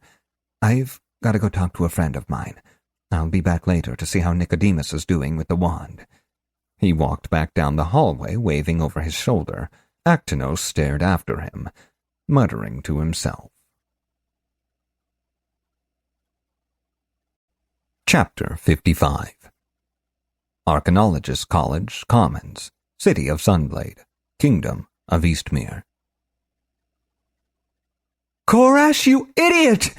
Sarah's voice echoed across the commons the instant he set foot inside. She clinked toward him with uncanny speed, her boots sending up completely natural sparks which threatened to mar the marble floors. The college staff had the good sense to only stare at the plate-clad arcanosmith, rather than reprimanding her and risking an injury. Hey, Sarah, did you get my letter? Sorry about you dying. How'd that happen anyway? Got to that top floor and had to fight something called elven spellbreaker armor. You apparently ran off somewhere and the damn thing just kind of soaked up my best attacks. Maybe it was immune to lightning? She had started several meters away, but by the end of her statement, she loomed over him. Her smile said she was glad to see him. Her demeanor, on the other hand, said she was glad to see him? Insight 1, failure. Oh, elven spellbreakers have a battle stance that manipulates the nearby aether and makes them virtually immune to targeted magic and anything that requires air, like fire or lightning. I can see how that would be tough for your build. He answered automatically as the most likely cause came to him. Law 5 failed, but became a success due to innate racial law. Yeah, I learned most of that by trial and error. She growled as she reached him. Then she punched him in the shoulder. Grappling 0 failed, but became a critical failure due to tier differences. The force of her blow was friendly, so it didn't do much damage. It was the other consequence of the blow that was unexpected. Korash flew backward from the impact, spinning through the air. He twisted as he flew and at least managed to land correctly, though he was at least a dozen meters from where he'd been standing. Athletics 3 succeeded, but became a critical success due to tier differences. Sarah was studying his features, puzzled. You're an elf now. Must be nice. If giants and ogres weren't long extinct, I'd totally try and get a sweet transformation. At least she wasn't terrified of him. It was the small things in life. Well, judging by the rarity of those robes, you finally got off your ass and got some class, she said, smirking and pretending to leer at him in his new robes. Want to go pick out your specialty? Or, knowing you, want to go out and spend the next 3 days analyzing all your choices until you collapse and end up picking the third one you saw anyway? She sure knows me, he thought, his heart aglow. Insight 1, failure. It seems like she's been more talkative with Ariel being gone, too. I wonder why. Korash pulled his hood up over his ears, and they made their way to the Adventurers Guild for a copy of Specialties in the Art of Being Useful, a non-comprehensive guide to utility options. The author, Gnostic Norma, was apparently known for being rather long-winded. Korash grabbed a spare table and started to read it. It was going to be a long afternoon. This book contains the compiled knowledge of specialties as they are known in Nightfall. The book reads the reader, providing them with the information they require to adopt a specialty worthy of their career. Most choose specialties based on their path, but adventurers are not so limited, hence this book. Total information gathered by all users to date, estimated 13%. Disclaimer. Since this book reads the reader, it also acquires the specialty knowledge from its reader each time it is used, gathering information on unknown specialty options and combinations now. Complete. You have contributed 0 new specialty options and 0 new combinations. Try harder next time if you want those sweet rewards. Knowledge of new specialty options or combinations is valuable. Contribute by reading the book. Then see an Adventurers Guild representative in any city to collect rewards. Rewards subject to change. Some rewards not available in all areas. Does not apply to adventurers from the Sea of Despondence, extra-dimensional entities, or Valerius the Flagrant. You know what you did, Valerius. Based on your previous existing knowledge and contributions, which were non-existent in case you've forgotten, you may benefit from a brief tutorial. In book form. You lucky son of a crossbow. Tutorial. Specialties serve alongside paths and classes to create a well-rounded follower of the true God. For those who embrace the darkness, this book will self-destruct in 3 seconds. Each specialty is actually a series of interrelated skills. Most consist of 3, but a more focused option might have only 2, where a more generalized one might have up to 6 or 7. As the number of skills decreases, their efficacy increases. The reverse is also true. For an adventurer, specialties are based on classes and the resources that drive them, and may even change over time. Path individuals might gain specialties earlier, later, or even instantaneously. Most merchant paths are an example of this last possibility, as are blacksmiths. Lockpicking requires lockpicks. Lumberjacking requires an axe and a flannel shirt. Poets require a quill pen, some parchment, and a foppish hat. This guide does not offer these or any other tools needed for a given specialty. Buy those at a store like a normal person. The author recommends the fine folks at Gnostic Norma's General Specialty Goods, located in Nottingham. Did I forget anything? You'd better hope not, because this is a tutorial, and you'll be screwed if I did. But there's no need to worry, because Gnostic Norma is guaranteed to not forget anything. Note: Happy specializing. List of specialties. All entries provided based on tutorial access. Re-enter parameters for specialized specialty selections. Farmer, gambler, baker, pajama-wearing merchant, regular merchant, beautician, blacksmith, silversmith, fashion coordinator, jester, librarian, tomb raider. Sort by interest. Sort by rarity. Change parameters. Note: guarantee not guaranteed. What am I, a bank? Now he'd never know whether or not he was making the best choice. Korash spent the next 15 minutes thumbing through page after page of run-of-the-mill specialties. There was no unifying factor to their arrangement. He caught Sarah's specialty, treasure hunter, nestled between apiarist and nerf herder. Finally disgusted, he spoke aloud. Change parameters. Nothing happened. He waited for another agonizing quarter of a minute, and nothing. Defeated, he turned another page. I'm not voice-activated, and I'm not reading your mind. I mean, the book isn't. Whatever. This is just where people usually get bored. To continue, turn the page. To do otherwise, touch a parenthetical option. With your hand, not anything else. Pervert. The book was starting to freak him out. He touched Change Parameters. Display Popular Adventurer Specialties. Display Specialty Components. Let Norma choose. Note: Norma not responsible for your satisfaction. No refunds. Korash winced, then pressed Display Specialty Components. He did so very, very carefully, terrified that he would somehow end up having his specialty dictated by some insane telepathic gnome. He totally nailed it, and the ink slithered around on the page until it formed a new list of options. Trap finding, weaponsmithing, jewel crafting, cooking, accessorize, mercantile, aether honing, assassination, more. Korash's eyes glittered like he'd just seen a slice of cake. Cake. This was more like it. He flipped through page after page of results, then stopped suddenly. He couldn't make a choice without some experimentation. Arrgh! He tugged his hair dramatically, spoiling his quiet elven dignity and frightening those who still remained at the guild this late. Sarah jumped from her seat, tipping the chair over and causing a ruckus. She frantically looked around for an enemy, then settled for smacking Korash on the back of the head. Sorry, Sarah, he said. This book is so frustrating. I want to play around with my options, but I'm afraid to make a choice and get stuck with something bad. He would have been less upset if he'd thought to ask Sarah about this 10 seconds ago. He might have been so absorbed in his thoughts he'd forgotten she was there, though he wasn't going to tell her that. She sat down across from him and scowled. You obviously have to confirm your choice. What did you think would happen? That you think about becoming a beet farmer and then you end up teleported to a farm and be forced to work there for a year? She rolled her eyes. I'm going back to sleep. Wake me when you're interesting. At least he got to experiment. He tried to ignore how accurately her scenario had encapsulated his fears.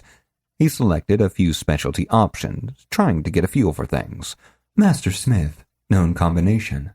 Armor Smith, 75%. Weaponsmith, 75%. Metallurgy, 75%. He swiped away the result, pleased with himself. That selection told him a lot. In fact, it gave him an idea. He made another selection, flipping through the pages with ecstatic glee. Master Weaponsmith, known combination. Weaponsmith, 90%. Metallurgy, 90%. Aha! It seemed that the fewer skills there were, the higher they were ranked. He needed to do more testing, though. Unknown, unknown combination. Baking, unknown percent. Weaponsmith, unknown percent. Scrimshaw, unknown percent. No one has tried this combination before, so I can't tell you what it's called or how the skills interact. Sorry. Oh, I know. You should take this as your specialty and then submit it to the book. You'll get credit for the discovery, too. But you probably hate this combination and were just checking things out to see how they worked. Didn't you learn this in your tutorial? Of course you did. In case you forgot, some combinations lose effectiveness if they're missing a vital skill. Any type of smith needs metallurgy to make the best metals, but a legendary smith needs weapon design, too. Korash scowled at the book, reread the note, and scowled some more. That was definitely not in the tutorial section. So much for the infallible Norma. But still, legendary weaponsmith. If the book was right, then that might give him a good starting point to build something truly interesting. He called up the combination. Legendary weaponsmith, known combination. Weapon design, 100%. Weaponsmith, 100%. Metallurgy, 100%. Note, will become heroic weaponsmith without the eye for crafting perk. May carry a focus, strength, or minimum prowess required. Theorized. Verify this for AG credit. So there could be perks involved. Korash took a brief break from his reading to rub his hands together like a supervillain. Now that he'd been at this for so long, he finally had the contextual information he needed to make an informed decision. He just needed to get some more focused information, and that's what sort and filter were for. A few minutes later, he distilled the endless list down into something more manageable. No more wading through pages of animal husbandry or underwater basket weaving. He was after the motherlode. Unknown. Unknown combination. Note. Aether honing. Less than 25%. Imbuement. Less than 25%. Materials lore. Less than 25%. Inscription. Less than 25%. Naming. Less than 25%. Aether distillation, less than 25%. Aetheric infusion, less than 25%. Enchantment design, less than 25%. Tool mastery, imbuement, greater than 25%. Note, all efficiency ratings estimated. Uh-oh, it looks like you've selected way too many options. Might I suggest removing a few of these? No known combination with this many options has ever resulted in high efficiency. Good to know. He was determined to discover a unique, workable specialty, which was maybe not going to be an easy or fast process. Back to the drawing board. He kept reading, even revisiting some options he'd previously rejected. There was so much he didn't know, so much that might contribute to his choice. It was awesome. After a fair amount of deliberation, he sighed and looked up. The Adventurers Guild was deserted but for the two of them, and the torchlight which painted his companion's blonde hair orange indicated night had fallen. Her head rested on her arms, and she was staring at him despondently. She noticed him looking at her. "Oh," she said, "so bored." "Sorry, almost done. Kinda, maybe. There are a lot of choices." His voice faded as he got lost in thought once more. She said something, but he wasn't paying attention. If he combined imbuement with aether honing? No, too specific. And why was imbuement the component for enchanting, anyway? There was also an enchanting design skill, which should have been enough. Was he missing something? It was getting hard to think with all this noise. Sarah was standing again. She shouted, but he could barely hear her over the bells in his head. Wait. Those were real bells. He forced himself to focus on Sarah, who aborted her incoming slap in favor of another shouted warning. "We're under attack, you idiot!"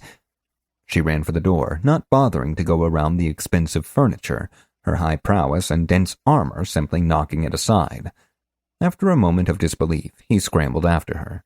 They emerged from the guild hall and into chaos. Panicked townsfolk ran in all directions, and their terrified screams only served as a counterpoint to hoarse shrieks of rage from the monsters which leaped among the fleeing humans like wolves among sheep. One of the creatures fixated on them. The hideous thing was covered from head to toe in bright red blood, and it spun uncannily fast in their direction, leaving the ground in something halfway between a jump and flight.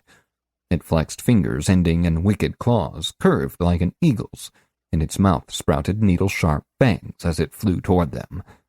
He wasn't sure if Sarah shouted the word or if he did.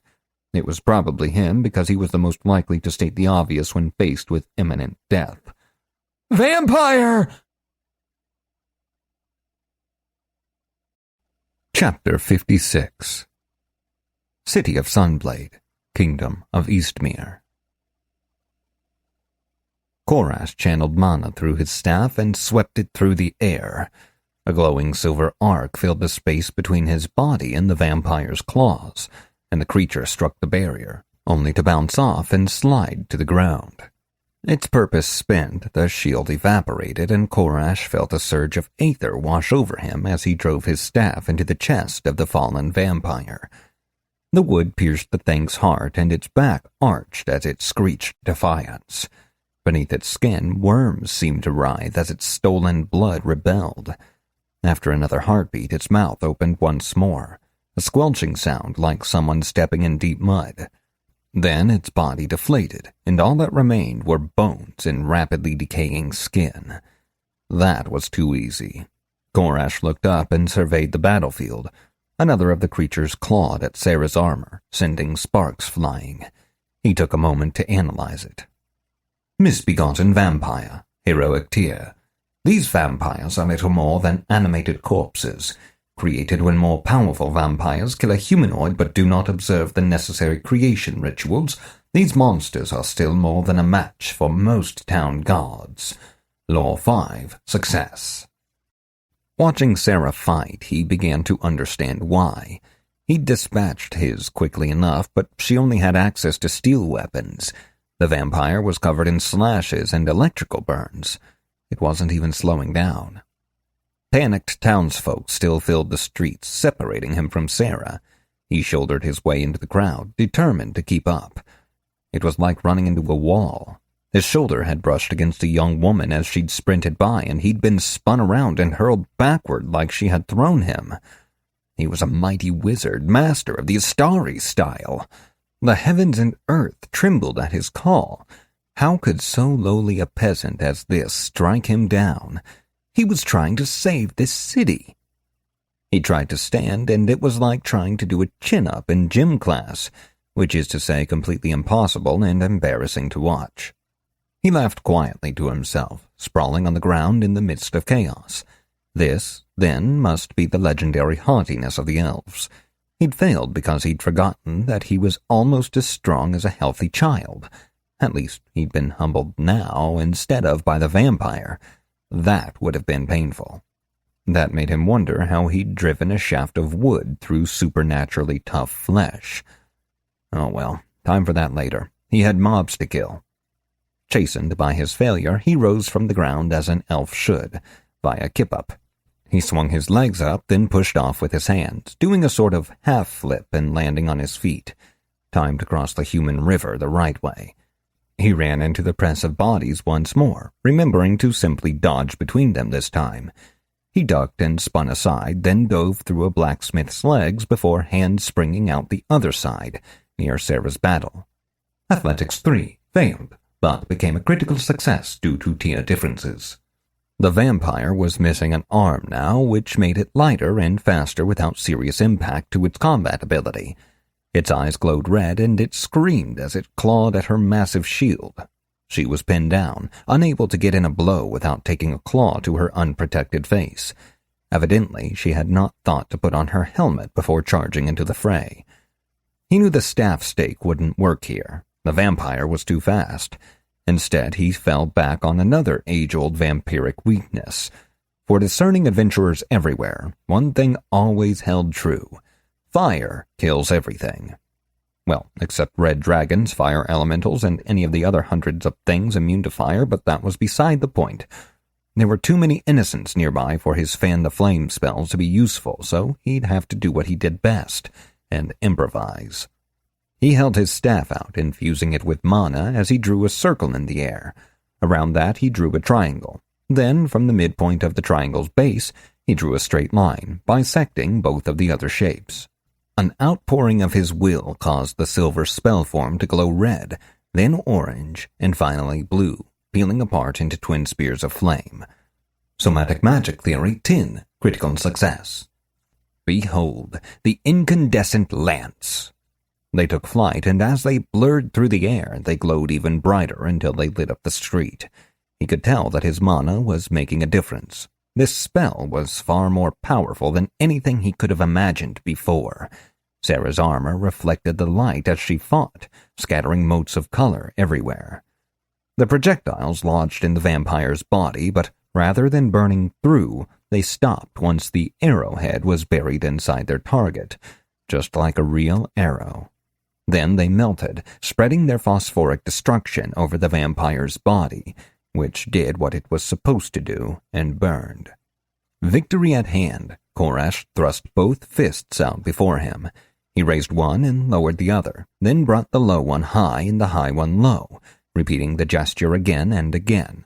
He began to squat and stand in time while chanting his victory song. "Ntz, ntz, ntz. The system is down. The system is down."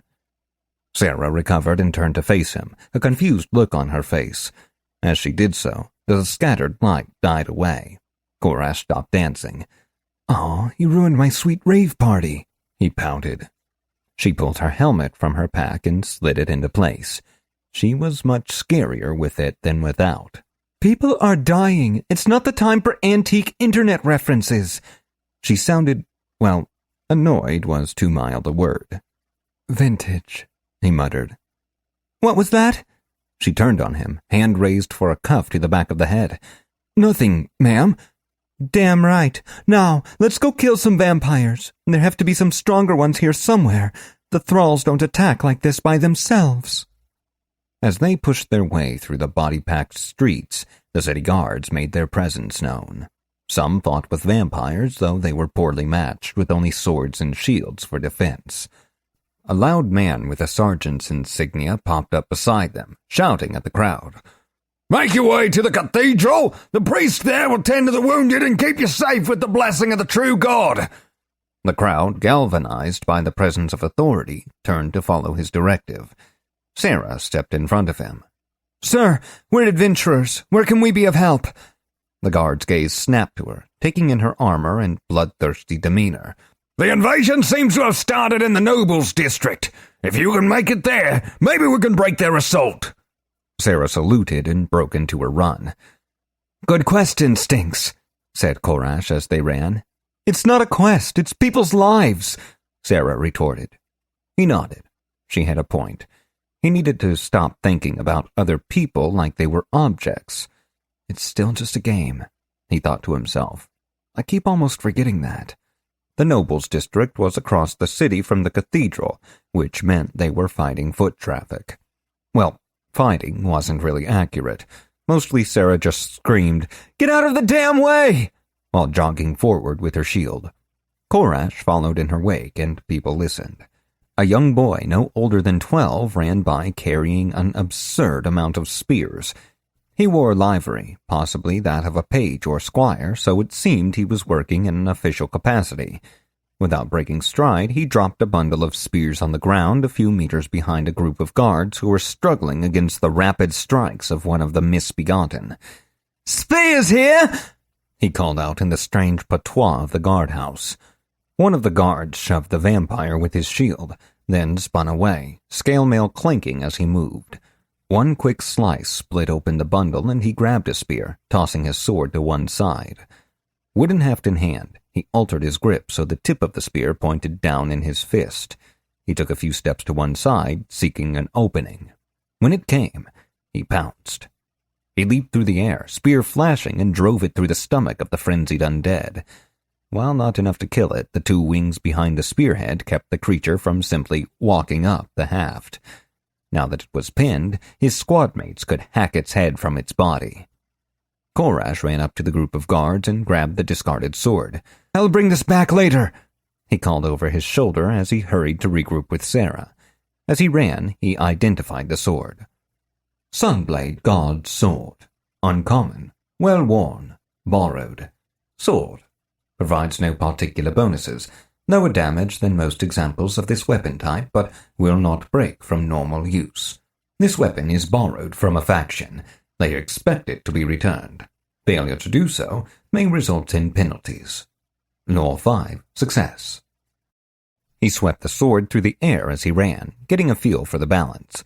It was a good sword, if a little heavy.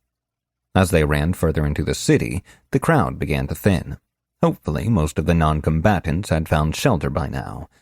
Suddenly, strobing flashes of light illuminated the night, followed by the sounds of battle. In unspoken unison, he and Sarah both turned and ran toward the battle, rounding a nearby building to find the cause of the commotion. A party of what could only be adventurers had engaged a man dressed in noble's finery. Was this a robbery?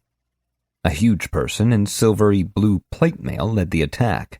An ornate dragon-headed helm obscured the face, and shining plate mail obliterated any other detail that could establish gender. Their longswords sheared through the air, trailing motes of golden light, the symbol of the true god glowing softly on their chest. A paladin? To his left, a willowy man with the wrapped hands of a martial artist leveled a punch at the noble's midsection. He wore no armor. The noble reached up toward the sword that would end his life, and caught the man's wrist like it was the easiest thing in the world. He didn't even try to dodge the monk's blow, and though the punch itself did no damage, the monk used the opening to entwine his arm with the noble's, locking the elbow and hopefully rendering the man's newly revealed strength useless. The well-dressed man hissed at them, revealing 4 glistening fangs where its central and lateral incisors should have been. Korash peered at the monstrosity, hungry for information. Well-born vampire, legendary tier. This vampire was created intentionally by another, using the most basic of their procreation rituals. It is stronger and faster than its lesser kin, and retains more of its intelligence and sense of self. However, like all vampires, the thirst for blood is paramount. It is not capable of long-term social interaction with the living. Law 5. Success. The group's rear line sprang into action. A beautiful woman with long, dark red hair drew back her bow and took aim. The arrow had a wickedly barbed head, and it glittered with faintest traces of enchantment. As she released her held breath, she fired. As soon as the arrow left her bow, a new one was on the string, following its brother in an instant. She seemed to be aiming for the vampire's eyes, as the paladin's armored bulk obscured the monster's body. The man next to her raised empty hands and chanted words in primordial. His black cloak fluttered as he moved, blurring his form through some sort of protective magic. It was a fire spell, enhanced with an impressive amount of potency. Most mages would not be able to manage such a spell using just Ethereum, but this mage had also decreased the spell's area, turning it into a thin ray instead of an orb. Primordial vocabulary 10. Success. It's so nice to be able to understand the language of magic, he thought. A line of white-orange flames shot from the wizard's outstretched hand and streaked toward the vampire. The paladin spun out of the way, and the creature perceived the deadly attacks for the first time. It tried to leap aside to dodge the burning lance, only to encounter the resolute grip of the monk. They struggled for just a moment before the monster's muscles surged with strength, and the monk was thrown across the street. The warrior turned in midair and landed safely on his feet, smiling at a job well done. Its arm a blur, it slapped the first arrow out of the air, and then the second one a moment later. This act left it no time to dodge the magical attack, and the burning beam struck it full on. The conflagration plunged it into an inferno that died out too soon, revealing scorched and blistered skin that began healing immediately. The fifth member of the team was an angular-faced man of average height wearing a brown robe. He clutched a cudgel in one hand and charged forward. Korash thought he had a handle on this guy's class too and decided to mess with him. He tapped his staff on the ground and then wove an arcane gesture in the air. Druidic Magic Theory 1 failed, but became a success due to tier differences. The cobblestones beneath the vampire shattered as thorny vines grew from nowhere.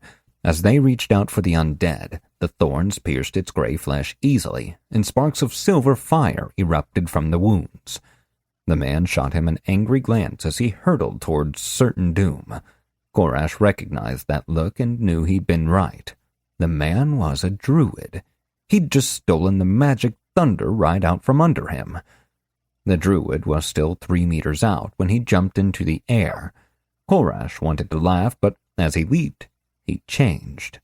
Skin rippled, stretching out and sprouting orange fur. Limbs cracked and lengthened, and hands and feet bent into clawed paws the size of small shields. Instead of a man, the vampire met a dire cave tiger in battle. The snarling, shape-shifted druid crashed into the vampire, who was almost able to resist the impact. The two crashed to the earth, clawing at each other. "Let's go," said Sarah. "They've got this." As they resumed their trek, Korash asked about the group. "You don't know who they are? They might not be as well known as XX Venom XX, but I thought everyone knew about the 5 heroes of Amokan Village." The name she'd mentioned sounded familiar. Why couldn't he remember? She picked up on his confusion by the dumb look on his face. "Last I checked, they were ranked 5th through 9th on the leaderboards, though I hear Reeve might have moved up after he discovered some new magic thingy you'd probably get all geeky about." Now he had it. These were some of the adventurers from the guild's board. The last time he'd looked, he'd been all the way at the bottom. He wondered if that had changed. "The group cleared out the goblin-infested crypts on their first day," Sarah said as she bashed a misbegotten vampire in the face. "I hear people are taking their children on pilgrimages to Omokon now. It's unheard of to have 5 adventurers come out of a single tutorial." Korash incinerated 3 more of the enraged monsters and braced his staff against the ground, tip pointed toward the one Sarah fought. "That sounds awesome. My village almost burned down during my tutorial," he said. It sounded lame when he said it out loud. "Lame," Sarah commented as she kicked the vampire spawn back, impaling its heart on his staff. It melted, making a series of squishing noises as it died. They turned, looking out across the nobles' district. It was on fire. "Time to end this?" Korash tightened his grip on the staff. "You betcha," Sarah said. They walked side by side into the fire, looking for the boss. Chapter 57. Noble District, City of Sunblade, Kingdom of Eastmere. The streets in this area were littered with corpses. Most had been servants, though Korash and Sarah counted over a dozen bodies wearing the fine clothing of nobility. A surprising number still wore nightgowns with long, pointy sleeping caps. Here and there, buildings still burned.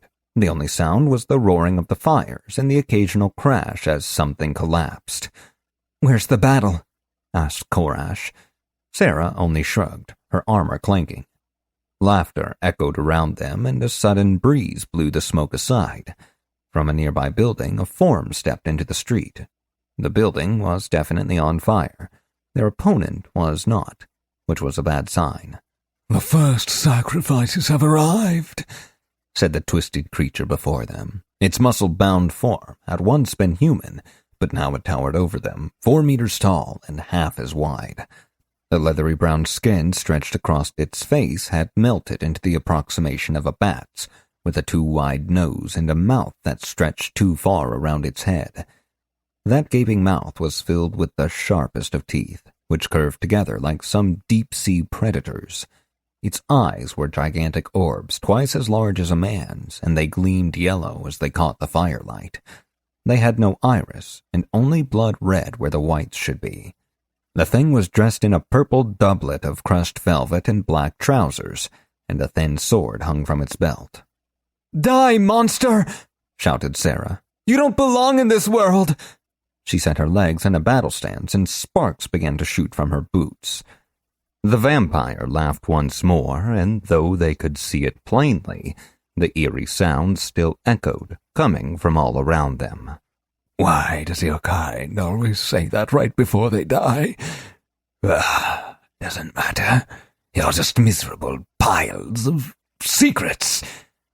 The vampire seemed to be struggling to come up with good insults. As it spoke, the monster waved its hands at them as if it were shooing flies. Colorless flames roared out from its hands, washing over them in an instant before being sucked down into the surrounding corpses. As one, the bodies struggled to rise. Tortured groans forced their way out of dead throats. "Shit, Korash! We're in trouble here! He's gotta—" Sarah sounded strangely panicked, though he wasn't sure why. "Don't worry, Sarah. I've got this." As the flames had surrounded him, he'd sensed the way they moved through the aether. He knew they weren't powered by Aetherium, but that didn't matter. Whatever the power source was, the effect was designed to react with the aether in the corpses, fusing it to an intention empowered by death-aspected aether. He slammed the butt of his staff against the ground as he filled his aura with mana.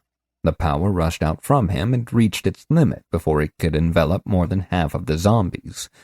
He took a deep breath, gathered his will, and forced even more mana into his saturated aura. His ears rang and his head throbbed from the increasing pressure. At first, nothing happened. The mana simply wouldn't move. He couldn't allow the advantage these undead would give to the vampire.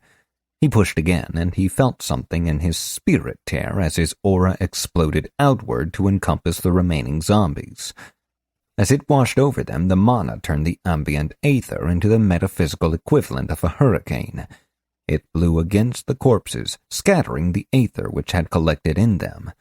With nothing to tie itself to, the magic animating the bodies evaporated, and they stilled. Aura Mastery 4 failed due to attempting a higher-tiered effect, but became a success at a lower tier. Effort was used. You have injured your very soul, leaving you with a ruptured aura. Tearing a hole in your own spirit isn't easy to do. You no longer regenerate mana, either passively or through active effects. This does not affect spellcasting. Duration, 5 minutes. Note, this debuff will decrease in severity after the stated time. If more damage is done before it lapses, the duration may increase or more serious debuffs can occur, including permanent damage. Uh-oh, that was bad. He let the aura collapse, thankful that the innate efficiency of aura mastery meant he would still have enough mana to fight. He felt the wound throb like a toothache in his soul and tightened his grip on the sword. Their opponent gave him a respectful nod. "Well done, creature. You have saved me the boredom of watching you fight my minions. As a bonus, we can even dispense with the second phase. Lieutenants!" The vampire held up a hand, and 4 vampires appeared from the shadows. They were all well-born vampires. "Go into the city and aid our allies," it said with a wave of its clawed fingers. The vampires bowed as one, then sped into action, moving too fast for Sarah to react. Korash's elven sense could follow their movements, though engaging them would be foolish. Sarah glanced sideways at Korash, hissing her words in a pointless attempt to keep the vampire from hearing. "No, you idiot. This thing has resonance. That means he was at least level 10 before he was a vampire. And worse, it's fire. A fire-resonant vampire. It's a near certainty that he's immune." The vampire flexed, and 2 gigantic bat wings unfurled from its back, tearing open its clothing. It drew the sword and fell into a dueling stance. "It's a shame something so wise has to die screaming," it growled. The sparks from Sarah's boots intensified. In the stillness of initiative, a confused Korash analyzed his opponent. What was this resonance thing all about anyway? Whatever it was, he wanted it. Name, unknown. Baron of blood. Mythic tier. This vampire was raised to undeath by a complex ritual performed by a viscount, or higher, ranked vampire. It is the lowest rank of vampire with innate magical abilities, and is capable of incredible feats of prowess. Almost all Baron-ranked vampires were resonant in life, and they retain these abilities after their transition. Resonance, fire. Law 5, partial success. Well, that cleared that up. Oh, wait, no it didn't. Despite his confusion, the time for thinking was later.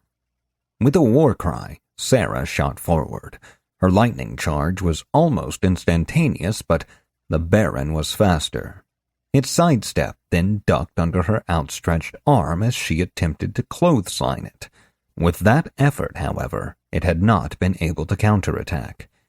She seemed to have been prepared for this as she spun at the last moment, bringing her mace around. It parried the weapon almost casually. Thankfully for Sarah, a rapier was not the best option for fighting someone in full plate. Even the vampire's hideous speed had not allowed it to get in a decisive blow, though Korash got the impression that it wasn't trying very hard. As Korash observed their struggle, he raised his staff and concentrated. Mana gathered obediently at the top, then shot out to strike the vampire. The mana bolt was unerring, so it struck his foe in a flash of silver light, but the charge seemed to do little damage for something that had cost him almost 100 mana.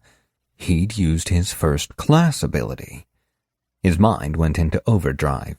With his mana regeneration and massive pool, most fights were over before his pool could even be emptied halfway. The few times it had happened had been by accident. And so, in the middle of a boss fight with the fate of the city on the line and his friend locked in a game of who gets exhausted first with a tireless abomination, Korash did, for the first time, something that less powerful mages learn to do almost as soon as they cast their first spell. He calculated a spell cost. Despite having the skill, he knew very little of how to actually perform high magic. He had been meaning to figure out why that was, but now was not the time to worry about it. The knowledge provided by his Fey Arcana had given him a comprehensive understanding of lesser magics. His brain flew through the details of primordial magic, which had the power he needed to overcome such a strong foe. I need to concentrate on vampiric weaknesses, he thought. I wonder if I can use light. Primordial spells didn't need somatic magic spell forms or an effect created by spoken prose the way expressive magic did. No, this magic required its own language, and Korash spoke it as if it were his milk tongue. Primordial invocations began with the subject, which told the magic how to transfer the supplied mana. All subjects shared the same base cost, 25 Ethereum. No need to make any fancy targeting factors or give the spell a duration. I should add some extra power, though. Modifiers worked like adjectives, changing the ultimate expression of the subject in various ways. Each one used also doubled the total cost of the spell. With no ability to recover his mana, he couldn't afford to make any mistakes. As much as I'd like to gamble on a single massive spell, it's just not worth it. I think I can afford 100 mana to start at least.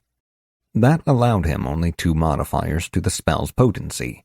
He made all of these decisions in an instant, as if he'd been using primordial magic in combat for years. He focused on his staff as he ran to one side, getting a clear line of effect as he gathered his mana. Zandros, row! With each word, he felt the effort of speaking increase. He felt the tear in his spirit keenly as he cast. It was making it hard to concentrate. He should have practiced. Just before his focus lapsed, he pulled his mind back to the task at hand and completed the spell. Ha! As he forced out the final syllable, the spell was complete. Primordial Vocabulary 10, success.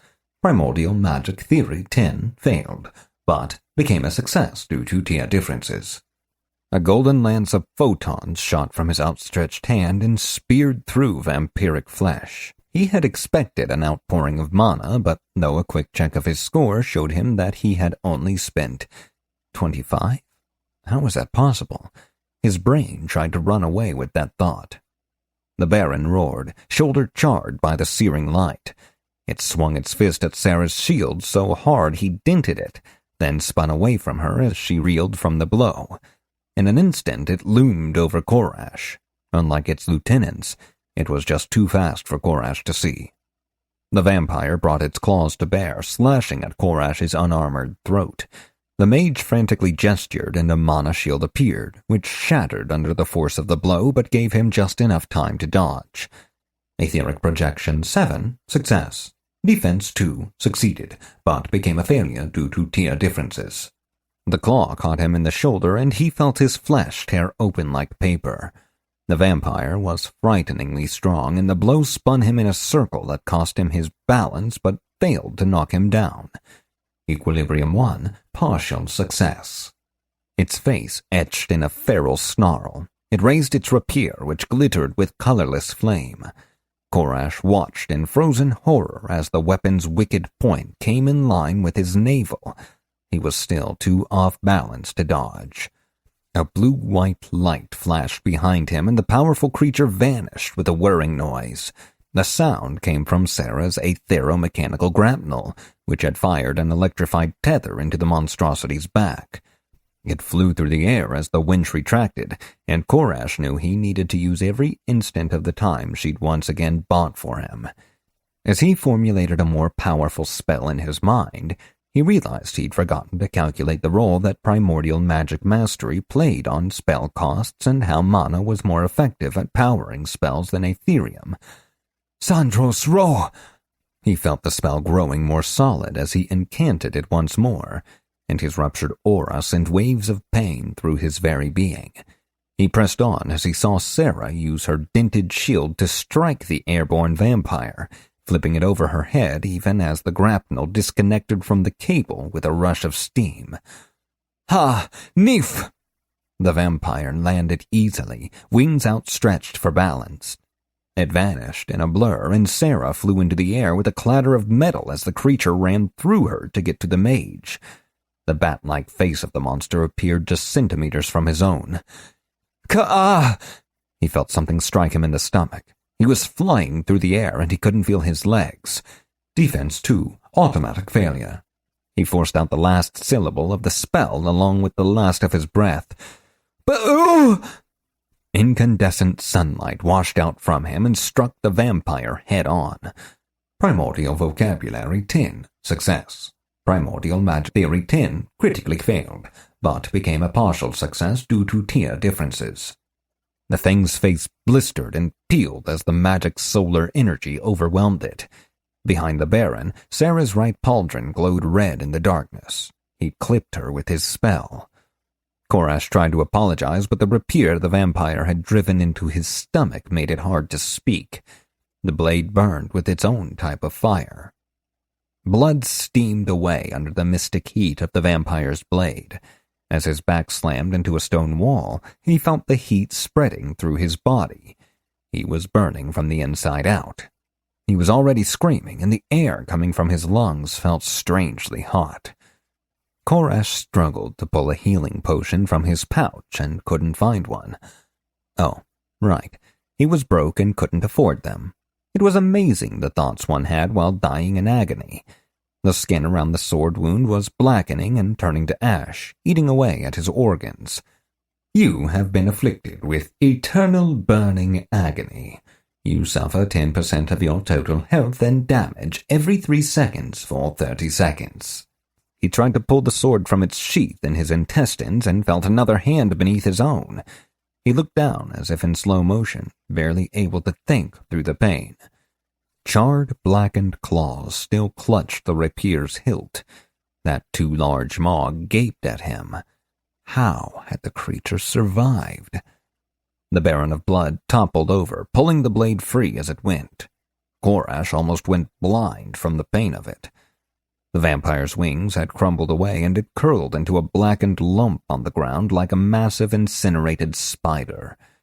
Korash watched for a moment, and it twitched as a shiver of regeneration ran through it. Its cursed blood would not allow it to die so easily. Then Sarah's mace came down on its head. It made a hollow sound like a melon. She struck again and was rewarded with the hearty crack of fracturing bone. Again and again she struck, screaming incoherently until the monstrous skull crunched open, spilling gray matter across the cobblestones. Switching tactics, she stomped the brain into goo. There was a whoosh, and the vampire's body erupted in greasy flames, burning from the inside out until only ashes remained. Sarah kept stomping. "Sarah!" croaked Korash. He could feel his health burning down to nothing. He had only seconds. She snapped out of it at the sound of his voice, then rushed to him. He took another shuddering breath, and he was fairly certain his lungs were almost gone. Only 3 seconds left. Then he felt the cool tingle of a healing potion as it poured down his throat. Life flooded into him. Then it began to burn away. The debuff still had enough duration to kill him even with the healing. "Need more," he managed. Sarah cradled him as she poured another of her healing potions down his throat. Through the pain, he thought that she was beautiful, and he chided himself for thinking crazy thoughts. After the third healing potion, the burning stopped. He had survived. It took another 2 potions to get him back into fighting shape, and Sarah took one for herself. "That's it," she said. "Unless you have any left." He could only shake his head. "Let's both try not to get into any more fights today." She smiled grimly back at him. The ground bucked and heaved, the cobbled streets clattering from the sudden earthquake. Buildings collapsed, and the sound of cracking stone came from somewhere far off. They both rose, fighting against the dying tremors to see a cloud of dust rising above the city. Sarah pulled off her helmet and squinted into the distance. "Is that?" she said. Korash's eyes were sharper. "The cathedral!" Sarah gasped, then took off at a run. Korash, still shaky from his wounds, took a single step. His foot crunched into a pile of ash, and his eyes lit up. He bent down, sifting through the ash, and pulled out 2 lumps of white, the vampire's fangs. Then he picked up the rapier from where it had fallen. He'd remembered to loot the body. Perception 5 critically succeeded, but became an automatic failure due to other factors. He took off after his friend, and the wind created by his movement blew away the last of the vampiric ash, revealing a comically large pouch from which a few platinum coins had spilled. They glinted silently in the conflagration's light, as if waiting for someone to claim them. Chapter 58. Noble District, City of Sunblade, Kingdom of Eastmere. He inspected the sword as he ran. Deft rapier of channeling, legendary, finesse, sword. This sword was made to conduct resonant energies, which can cause a debuff or special effect on hit. It is well made and designed to be used by an agile combatant rather than a strong one. Law 5, success. Here and there the streets had cracked open during the brief earthquake. What had happened? They navigated the now treacherous streets as they rushed to the cathedral to assess the damage. As they ran, Korash felt the burning pain in his soul ease. Your ruptured aura has downgraded to damaged spirit. Your soul is torn, though that injury has begun to heal. Resource regeneration is reduced by half. Duration, 10 minutes. He felt the aether stir around him. A single drop of mana touched his soul, and he felt like a man who had just found an oasis in the desert. They were almost to the cathedral now. As they turned a corner, they saw someone in dark robes surrounded by hunched, desiccated creatures. Ghouls. It was Nicodemus. By his side floated a red-haired spirit, claws extended. Ariel. Korash charged forward, ready to intervene, but he could see there were simply too many ghouls. The pair would be overwhelmed in an instant. Nicodemus raised an elegant gentleman's cane with a flourish. He spoke no words of power, but a green glow filled the air. With a flash, it grew into a cyclone of pulsing light which swept out from him and enveloped the ghouls. Blinded by the radiance and deafened by the shrieking howl of the vortex, Korash skidded to a stop. It was over already, and Korash could tell he had badly underestimated the strength of the man's necromancy. Of the 24 ghouls which had surrounded the pair, all that remained were piles of ash that clung for an instant to the shapes they had known. They crumbled and blew away, leaving only hovering green orbs in their place. Nicodemus stretched out a hand, and the orbs flew through the air and vanished into his palm. Was this necromancy's power source? Korash! Ari had seen him and was already rushing to his side. She pulled up short when she saw Sarah. Of course, you just had to bring her along, she sneered. This had the potential to go poorly. He needed to get moving, but making sure Ariel was okay was top priority. Sarah, can you make it to the cathedral? I'll be right behind you. She looked from him back to the spirit beside him and smiled stiffly. You betcha, she said. Wouldn't want to get in the way of the lovers' reunion. Ari turned pink throughout. Korash forced himself not to react. Inappropriate, Sarah, he thought. Not right now. She walked forward past Nicodemus, who was watching Ariel with a peculiar gleam in his eye. He straightened as Sarah passed him. I shall accompany you, I think, he said, and with her nod, they walked down the street, her boots clanking and his cane tapping with each step. Ariel and Korash just stared at each other for a moment. She was remarkably solid, maybe even more so than when they'd been trapped in the ghoul crypt. You look good, Korash stammered. No thanks to me. I'm so sorry that I got you hurt like that, Ari. Stupid Korash, she said with a smile. We're both right out of our tutorials, really. I can't expect you to get everything perfect every time. At least I'm finally with you instead of that horrible necromancer. Korash goggled at her. Horrible? The man had seemed completely affable and even nice. What had happened? Did he hurt you? He told me you might feel some pain during the cleansing, but tell me what happened. He felt anger rising inside him at the thought of someone taking advantage of Ari.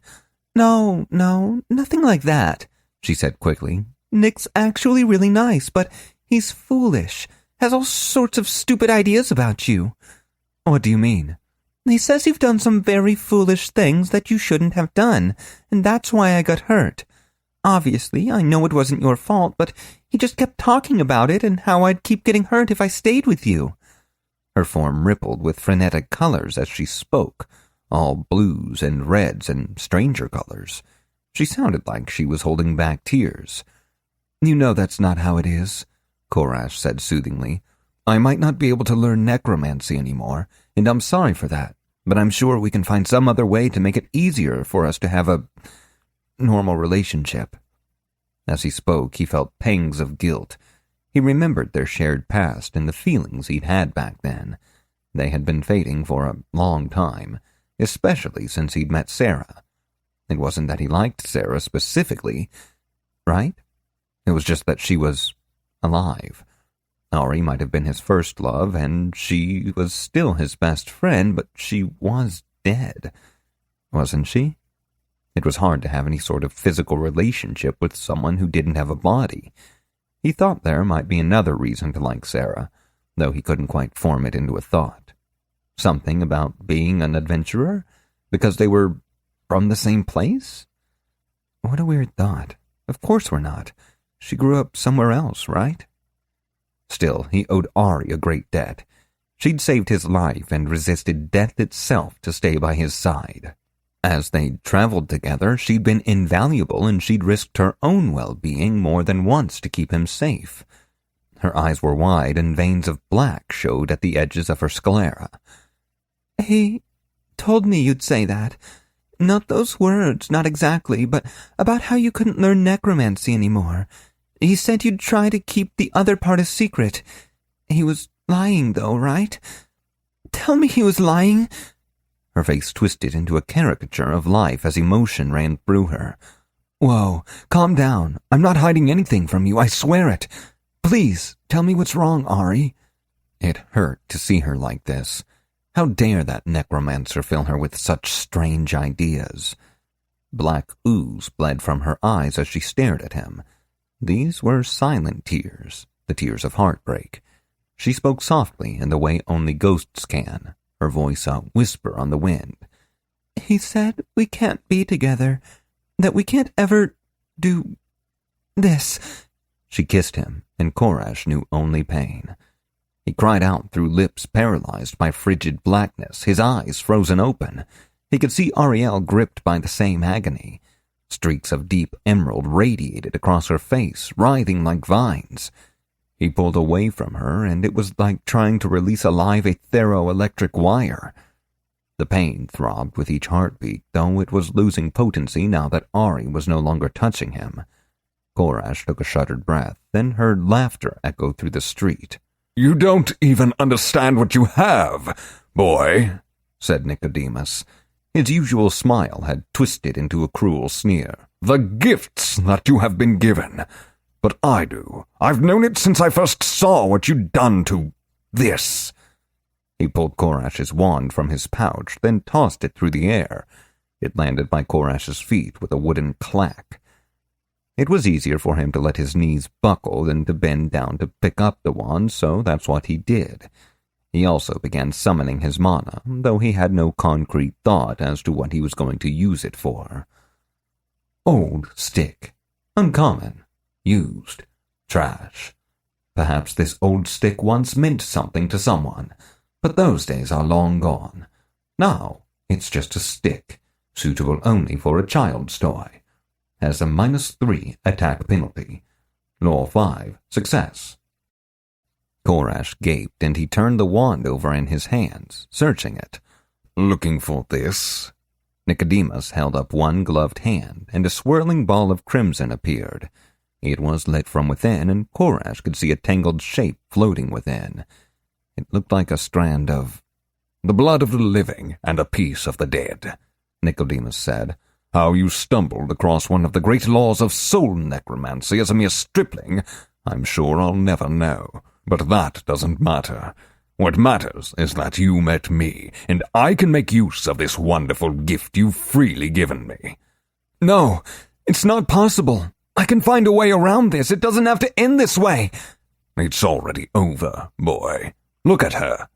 Nicodemus laughed. Korash did as he was told. Ari was transforming before his eyes. Her normal green glow dimmed, and dark fire bloomed in its place. As he watched, blood flowed across her ghostly white dress, gushing from a wound that had opened just below her throat. It was her death wound, where the Crowbold Shine Lord had torn her open. She had taken the strike meant for him. Her claws had lengthened until they were almost swords, and the blood ran down her arms, dripping from her elbows. She turned to stare at him, and her eyes were dark, bottomless holes. "You have done this?" she wailed, her voice distorted with more than just rage. "You will suffer as I have suffered, and when you die, choking on your own blood, I will drag your spirit into the vortex myself." She raised those scythe-like claws and started for him. Nicodemus raised a hand. "Stop, Ariel! I command it!" The light flowing from the blood in his hand brightened, and she stilled. "But I need to kill him," she wailed. "Please, having him alive, it hurts. It hurts all the time now." For just a moment, Korash could hear the girl she had once been, and memories of her and Alton in the fishing hole flooded his mind. And then a girl wearing jeans after school. She smiled at him, and his heart fluttered so hard. His watch had thought he was having a cardiac event. What strange vision was this? It was him? Another world? His ears were ringing, and he was barely aware of his best friend's newly twisted form looming over him. Nicodemus spoke, breaking the spell the strange vision had cast over him. "Now is not the time," the necromancer said, his voice filled with authority. "This is only the first of your many transformations. Embrace me, and I shall show you a vengeance you cannot even imagine." His raised hand closed, and she vanished into the red orb without a sound. Ah, I will never tire of witnessing the moment a ghost becomes a spectre. There's simply nothing in this world that compares to the death of hope and love. See you around, boy. Just before the man finished gloating, Korash released the mana he'd been building. It shot out from his hand in a twisting spiral of power that threatened to fracture the very air as it flew toward the man in white. Color and form leached from the necromancer in an instant, and the bolt of power passed through him harmlessly. Then, with one final sneer, he was gone. Some part of Korash registered the faint pop as air and aether rushed to fill the space he'd occupied. You are heartbroken. You have betrayed and been betrayed in turn by someone who loved you. Perhaps you can repair your relationship someday. Trauma to both mind and spirit has left you in a deep, dark hole. Your injured soul and broken heart have created an outlet for your rage and grief. Your aura mastery skill is maximized and permanently on. It will deal greater than normal damage to friend and foe alike, so long as you have mana to feed it, and it will turn inward if you do not. Woodenly, Korash pushed himself up and started walking. With each step, his aura throbbed and pulsed like a forest fire in a tornado. Bolts of pure magic shot out from him, shattering windows, and the cobblestones around him began to erode. Chapter 59. City of Sunblade, Kingdom of Eastmere. A ghoul leaped from the shadow of an alley. It passed the line of his aura and burned to a crisp. He didn't even notice. When he was a child, he'd had a temper. It had taken a lot to make him mad, but when he hit his limit, it was all-consuming. He saw red, literally, and lost control. He'd seen one of the village boys playing with a stick once. The boy's sister had run up to him and said something, and the kid lashed out. It had not been a small stick. The red had cleared moments later, and the boy was on the ground, crying. The sister was crying. Korash had been standing over him, his own stick raised to smite. It was his mother who had stopped him. That doesn't seem right. I feel like I was somewhere else when that happened. The errant thought swam through his mind, though it did nothing to soothe the anger he felt. He'd never gotten mad like that again, but now someone had turned his dear friend against him. A bond had been broken that should have remained strong. Fury pushed him onward through the pain. It also helped him to ignore the part of him which wanted to focus on his own fault in all this. There would be time for that later. Sarah stood in the street, alone. Her mace was raised as if to strike, and the blue lightning had frozen in place as it crawled across her armor. Was this the work of the necromancer? Caring whose fault it was distracted him too much from being pissed off. As he continued to walk, his aura passed over the woman and ate away the bonds of magic which held her stopped in time. Korash, the necromancer, he... Her armor immediately began to smoke, and the blue lightning flowing through her tattoos stuttered as the mana around him tried to choke its flow. I know. Talk later. Need to murder everything. Stay away from me if you want to live. He still hadn't stopped walking, and his voice sounded hollow, even to himself. She looked at him, nodded once, and fell into step behind him, safely outside of the shimmer that marked the limit of his aura. Unseen, another ghoul leaped from a rooftop to attack the unsuspecting pair. It, too, evaporated in Korash's aura, taking another chunk of his mana with it. They entered Cathedral Square right as Korash's mana ran out. He fell to the ground as his heart wrenched in his chest, and he felt some of his health vanish. The pain felt liquid, like he was hemorrhaging inside. His vision darkened at the edges, and despair filled his ears with static. He searched frantically for Sarah, desperate for a friendly face to save him from the pain. As he looked, his gaze fell upon the square. His rage died in an instant, though a part of him grasped after it as it vanished. No emotion could survive the horror before him. In the face of such an unbelievable sight, all that remained was shock and fear. In a moment, even that drained away.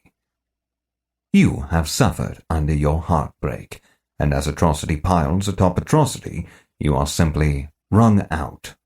You have seen too much, and you have no remaining ability to grieve. It may be difficult to feel much of anything at all. The cause of your troubled emotions is not gone. Deal with traumatic experiences soon, or new debuffs may appear. You are no longer in a deep, dark hole. The cathedral was gone. In its place was a hole in the ground, as if the earth had been torn out from beneath it. As the ghouls boiled up out of the pit, the two companions realized that this was exactly what had happened. "Battle's on!" Sarah shouted at him. "Get some AOE going!" "Can't," he croaked. It was hard to talk. "No mana." She growled something unintelligible, then shot forward toward the approaching mass of ghouls and a cloud of blue sparks. Something shiny flew through the air toward him, spinning end over end. He caught it, puzzled. Athletics 3, success. Blue potion of Na'ub. Special, unique. Potion. This potion is given during the tutorial. It restores all of the drinker's resources, but can only ever be used once by a given character. Everybody gets one. Law 5, success. Korash had never put anything into his face hole more quickly. It coated his tongue as he gulped it down. Unfortunately, it tasted like sirloin and mouthwash, the yellow medicine-flavored kind. As it hit his stomach, he forgot all about the taste. Mana flowed into him from nowhere and everywhere. Within seconds, he was back to full. Sarah was surrounded by ghouls struggling to breach her plate mail. That meant that only about 50 were headed his way. Korash tightened his grip on his staff. This was familiar, and he was surprised to find that he felt no fear. He even lazily analyzed the ghouls as he began to shape a different version of an effect he'd used once before. Ghoul Scavenger, Mortal Tier. These foul creatures are not, strictly speaking, undead. Instead, they are unliving. They sustain themselves for centuries on the flesh of corpses, ancient or fresh, until they transform into more advanced ghouls. It is said that none who have seen how new ghouls are made have survived to tell the tale. Law 5, success.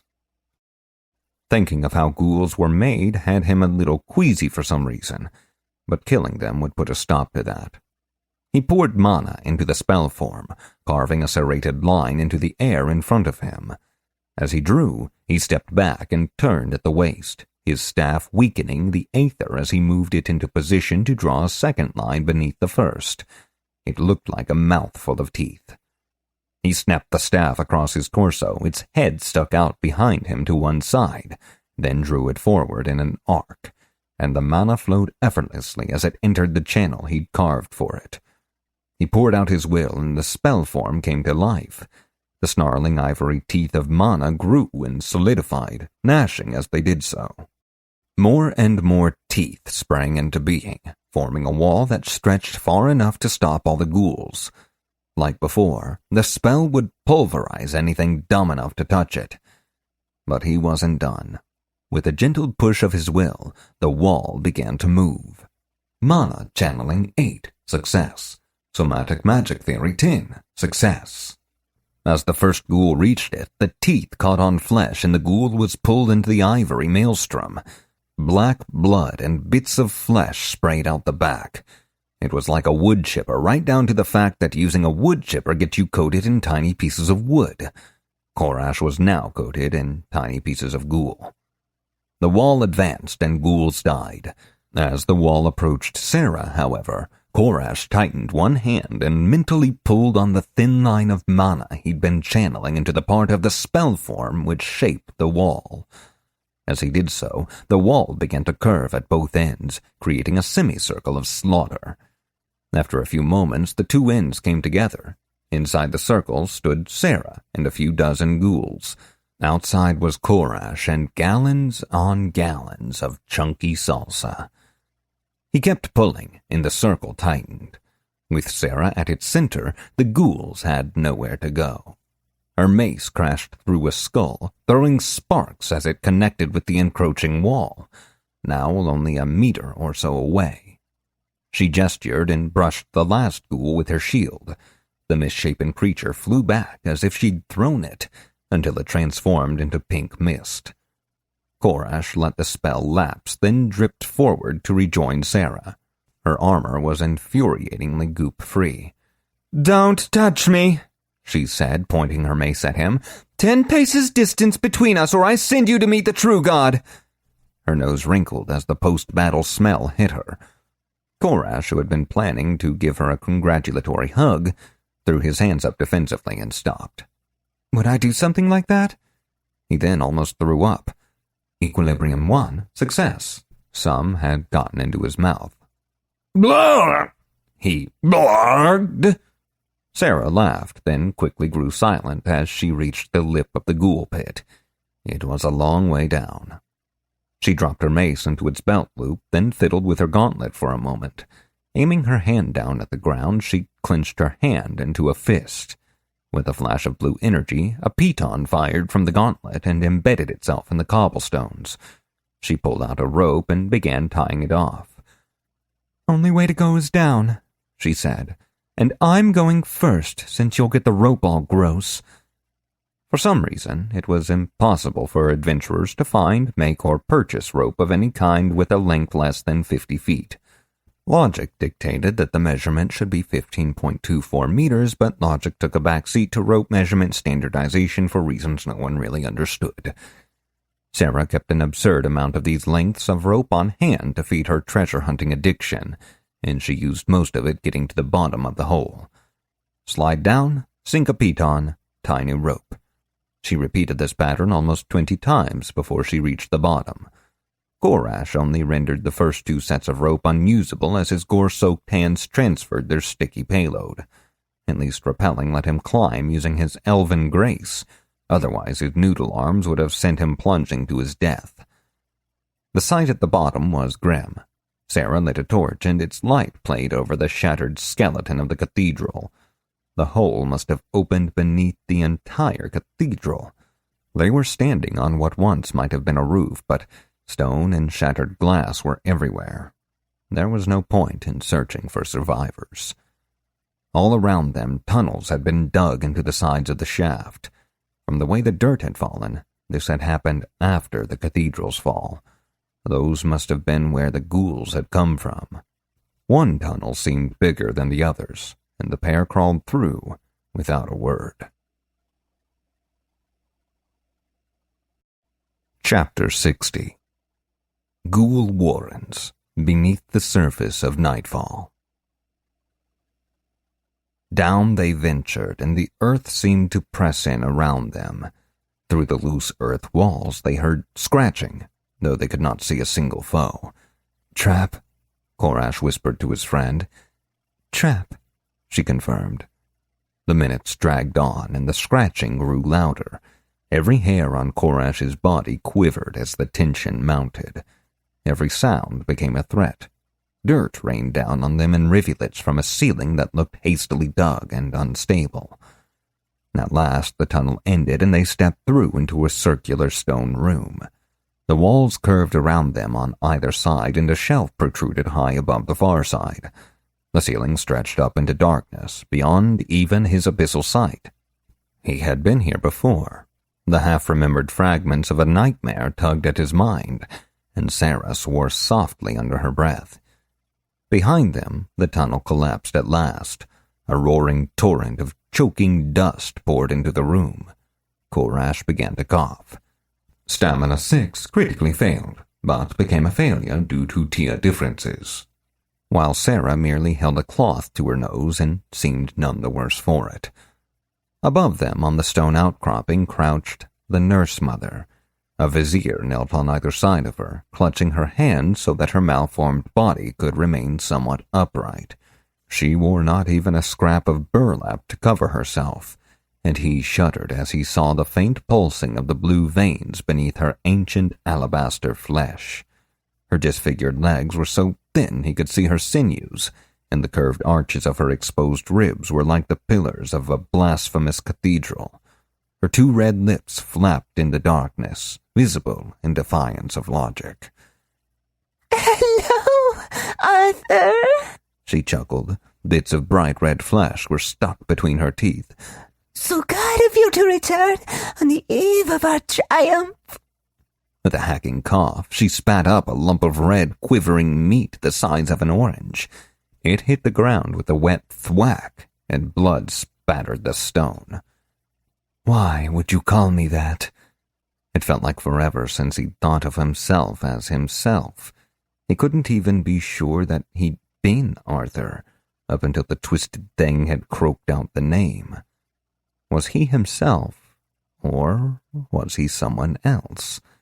He was paralyzed by the strange fear that the presence of the matron summoned. Sarah glanced at him. "She must be messing with us. Let's just kill her." Sarah readied her mace as the nurse matron began to speak.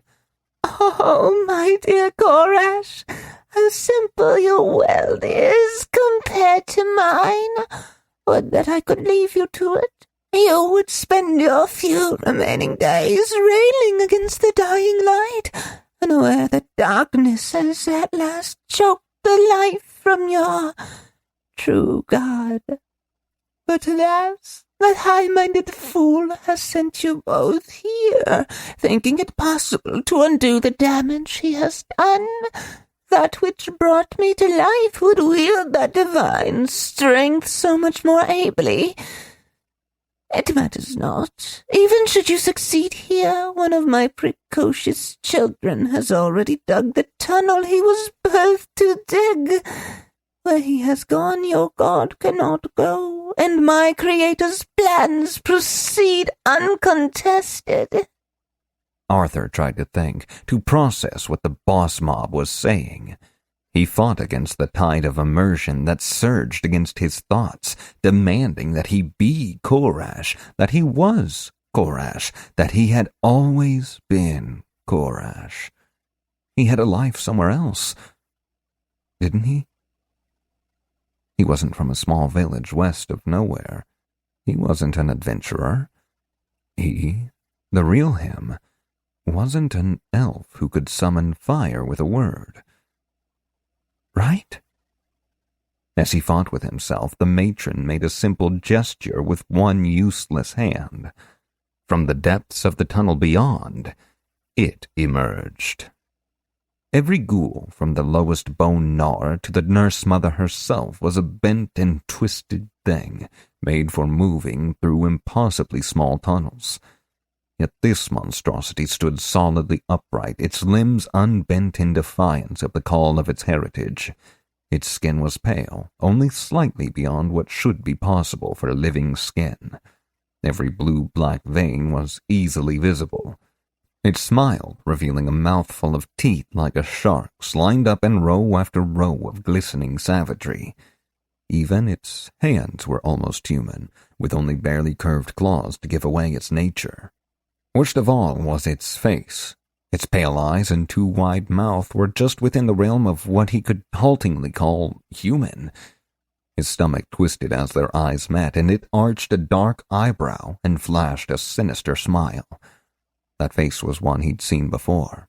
It had once peered at him from the mirror each morning. Images of the world of games and plumbing and automobiles fluttered past his mind's eye like startled birds, there and then gone. Korash knew he'd regret it, but he analyzed the thing anyway. Krogthark, the patricide, 5th prince of ghouls, mythic tier. This ghoul is the product of untold centuries of ghoulish breeding paired with the traitorous bloodline of a selfish traveler. Birthed from the nurse mother from within a nightmare and glutted on the flesh of a being from 2 worlds, It has strength sufficient to pull the race of ghouls out of their crumbling barrows and onto the surface, where they will gnaw the bones of mankind and rail against the light until the final fading of the sun. The fact that this is one of 7 brothers only serves to underscore this threat. Law 5 failed, but became a success due to other factors. I grow weary of this. Goodbye, Courage. See you soon, Arthur. The 2 viziers released her hands as she spoke, and the nurse mother fell forward. Though her body was emaciated, her stomach unspooled into a foul pile of wrinkled skin flaps that slapped against the stone. As one, her attendants leaped down from the platform and raised their staves. The prince followed a moment later, and where its fellows had nearly toppled as they landed, it demonstrated an unholy grace. "Don't you space out on me again," warned Sarah, throwing a concerned glance his way. "There's no reason for you to be scared of these freaks." She charged forward, shield crackling with blue etherium. The empowered maneuver took her between the 2 viziers. Her mace lashed out, clipping a vizier on the shoulder as she passed and interrupting the spell that was already on its blackened lips. She was shouting at him, something about his head and his ass. His parents back in the village, his best friends, Bia and Alton, Ariel. They were not lies. They could not be lies. And they weren't, not really. He remembered his mother, his real mother. How long had it been since they'd spoken? He needed to... He could log out. That thought filled him with hope just as much as it sent shivers of dread racing down his spine.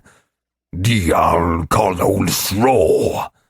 The second vizier completed its chant, and barbed shadows like razor blades poured from its mouth. They covered Sarah in an instant, sliding through her armor without a sound as if the metal didn't exist. She roared in defiance of the pain, and blood poured from the joints of her armor. This is a game, he thought, even as his brain trembled against the force of the fear that still gripped him. I might have lost myself a little. It's not like I've never lost track of things like laundry or sleep or breakfast. If I log out now, I lose. He needed to overcome whatever hold the game had on his mind.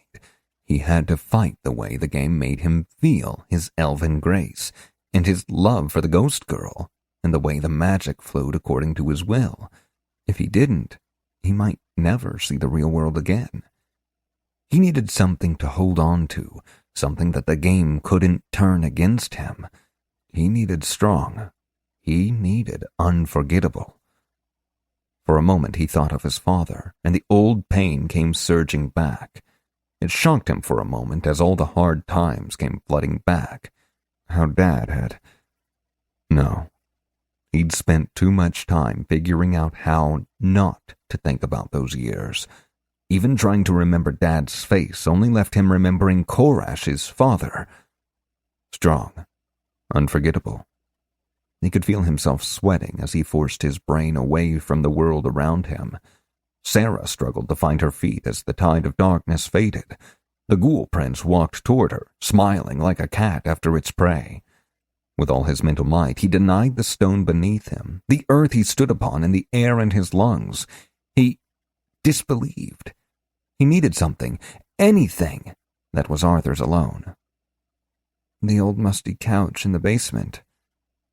Old games are boring. I want to play Minecraft too. He hadn't thought about that summer in a long time, but it was as vibrant in his memory as it had ever been, even here in Worlds Unbound. Well, Arthur P. Morgan, I'm afraid the servers are down, so you'll have to play tomorrow.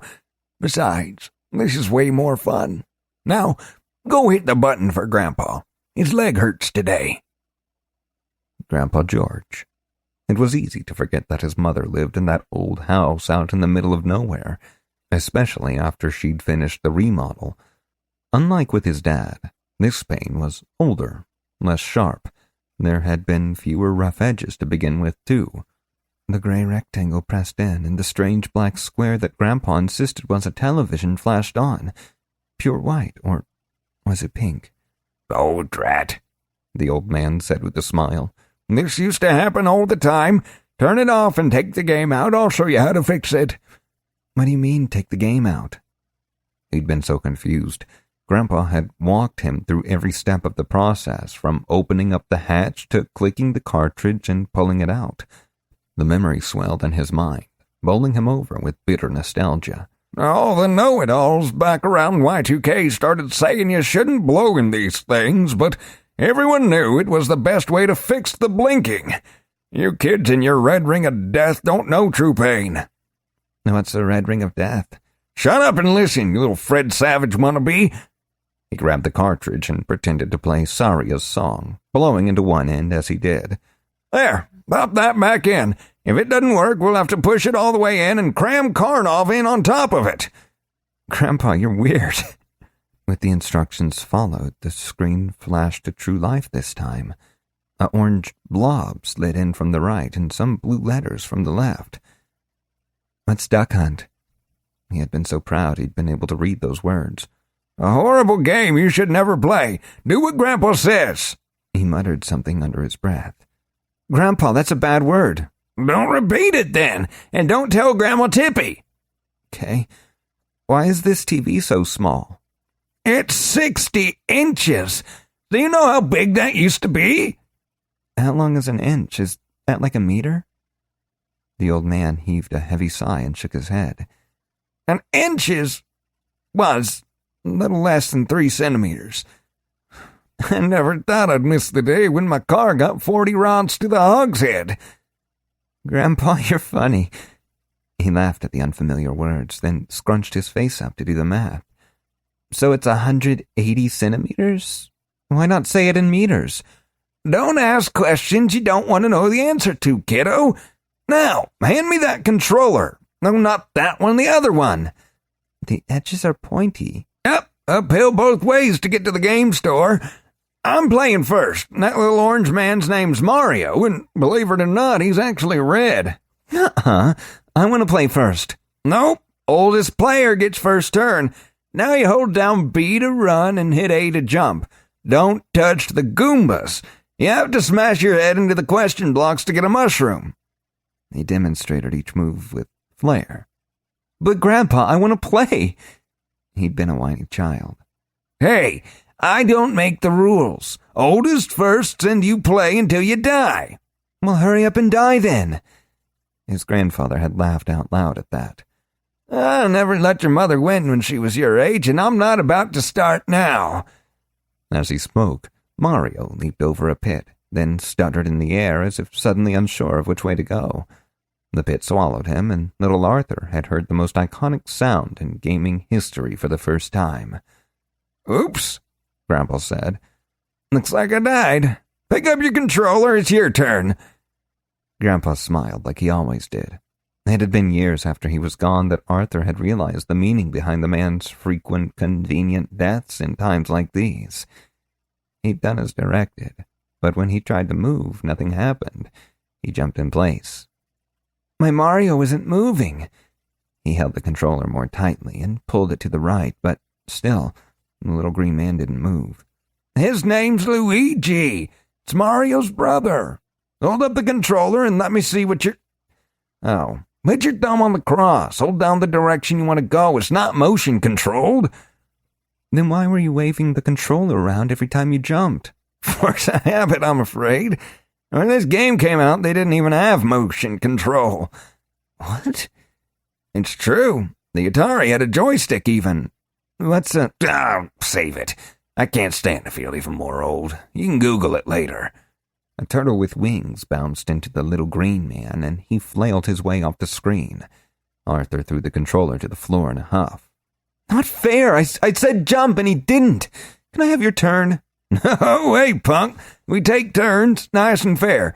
Don't make me dust off Bubble Bobble. Multiplayer in that game was brutal. They'd played for hours, until finally the old scarred door at the top of the stairs creaked open on its black iron hinges. Time for dinner, you two! Grandma Tippy's voice echoed down the stairs, temporarily drowning out the sadistic giggles of a psychopathic dog. Arthur threw the zapper down and jumped up, which put him at a little more than eye level with his grandfather. Garlic bread pizza! He could barely contain his excitement. They always had the tasty meal the first night he stayed there. Garlic bread your face! His grandmother just loved replacing words with your face. It made zero sense and was annoying sometimes, but he loved her for it anyway. Hurry up, Grandpa. I'll eat all the pepperoni if you don't. He was already halfway up the stairs. His grandfather was struggling to get up the floor. Don't you dare. I won't make you any ramen tomorrow if you do. He pretended he'd not heard the old man, and he knew a lie when he heard one. Arthur felt his tears running down Korash's cheeks. He could still smell that pizza. He held tight to the memory as he opened Korash's eyes. Sarah lay on the floor across the room. Her plate armor was dented, and the ghoul prince stood where she had been when Arthur had closed his eyes. Was it strong enough to send her flying that far? Her hand twitched, trying to find her mace, which lay at least a meter away. She was out of the fight until she could chug a potion. It was up to him to give her the chance. Arthur could feel Korash's calm. Or was it his calm? He was starting to feel balanced in a way that he hadn't in... How long had it been? The fading melancholy shielded him from the worst effects of the pull away from himself, but it also made it difficult to work with his mana. Now that he knew what to look for, he thought he could avoid losing himself again in the future. He let his mana flow through him and into the staff, compressing the energy as much as he could. The three ghouls were oriented on him now. The two viziers who he had christened Beard 1 and Beard 2 were already chanting, and the spell they spoke in unison had disturbing references to flesh and harm. Primordial vocabulary 10. Success. The principles of utilizing high magic revolved around the use of a lever, some concept that would connect the desires of the mage to the magic. His knowledge of the process was almost non-existent. That lever wasn't like the gestures of a somatic spell, it was a distinct object, and he didn't have one. High magic, as he'd learned when Amnok had shoved the knowledge into his head, required an understanding of the lesser magics that was literally impossible by current magical standards. He might not be able to weave a spell in high magic, but his knowledge of the lesser magics meant that he could beat these viziers at their own game. Magic as it existed in Worlds Unbound, as he had learned it through practice in conjunction with the game's knowledge simulation, was supposed to behave in certain ways, with certain limitations. It was the way things were. But when he looked at it like a gamer, like the min-maxer his grandfather had taught him how to be, like someone who knew more about the lesser magics than any wizard since Champions of Light had sealed the four away, it was then that he saw the truth. Each type of magic had limitations, to be sure, but they were not the ones his lore skill provided for him. Modern users of primordial magic knew that a spell could only sustain one element. His advanced understanding proved that it was actually possible, simply more difficult. What's more, there were more meanings in the primordial language than a basic lexicon could reveal. With significant effort, he could do more than merely combine fire and water to make steam. He could bring forth something new. All he had to do was pay the cost. Ifrixandros! He wove his staff through the air, calling on the principles of somatic magic to create a spell form, even as he called out to the world around him in the primordial tongue, demanding that it bend to his will. He wove a sinuous line around itself until it formed 3 circles, then bisected the whole thing. 3 quick slashes cut each circle in half, yet again. This was not a spell form that should work. Primordial magic was supposed to be self-contained, complete within itself, the truest form of the mage's craft.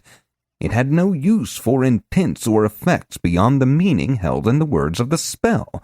There was literally no reason in modern magical theory to do something like this.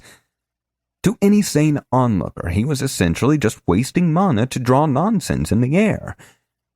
In reality, however, if one understood the underlying principles, it was certainly possible to shape a primordial effect after the fact by passing it through a secondary matrix formed of a compatible energy source that also obeyed the underlying principles of form.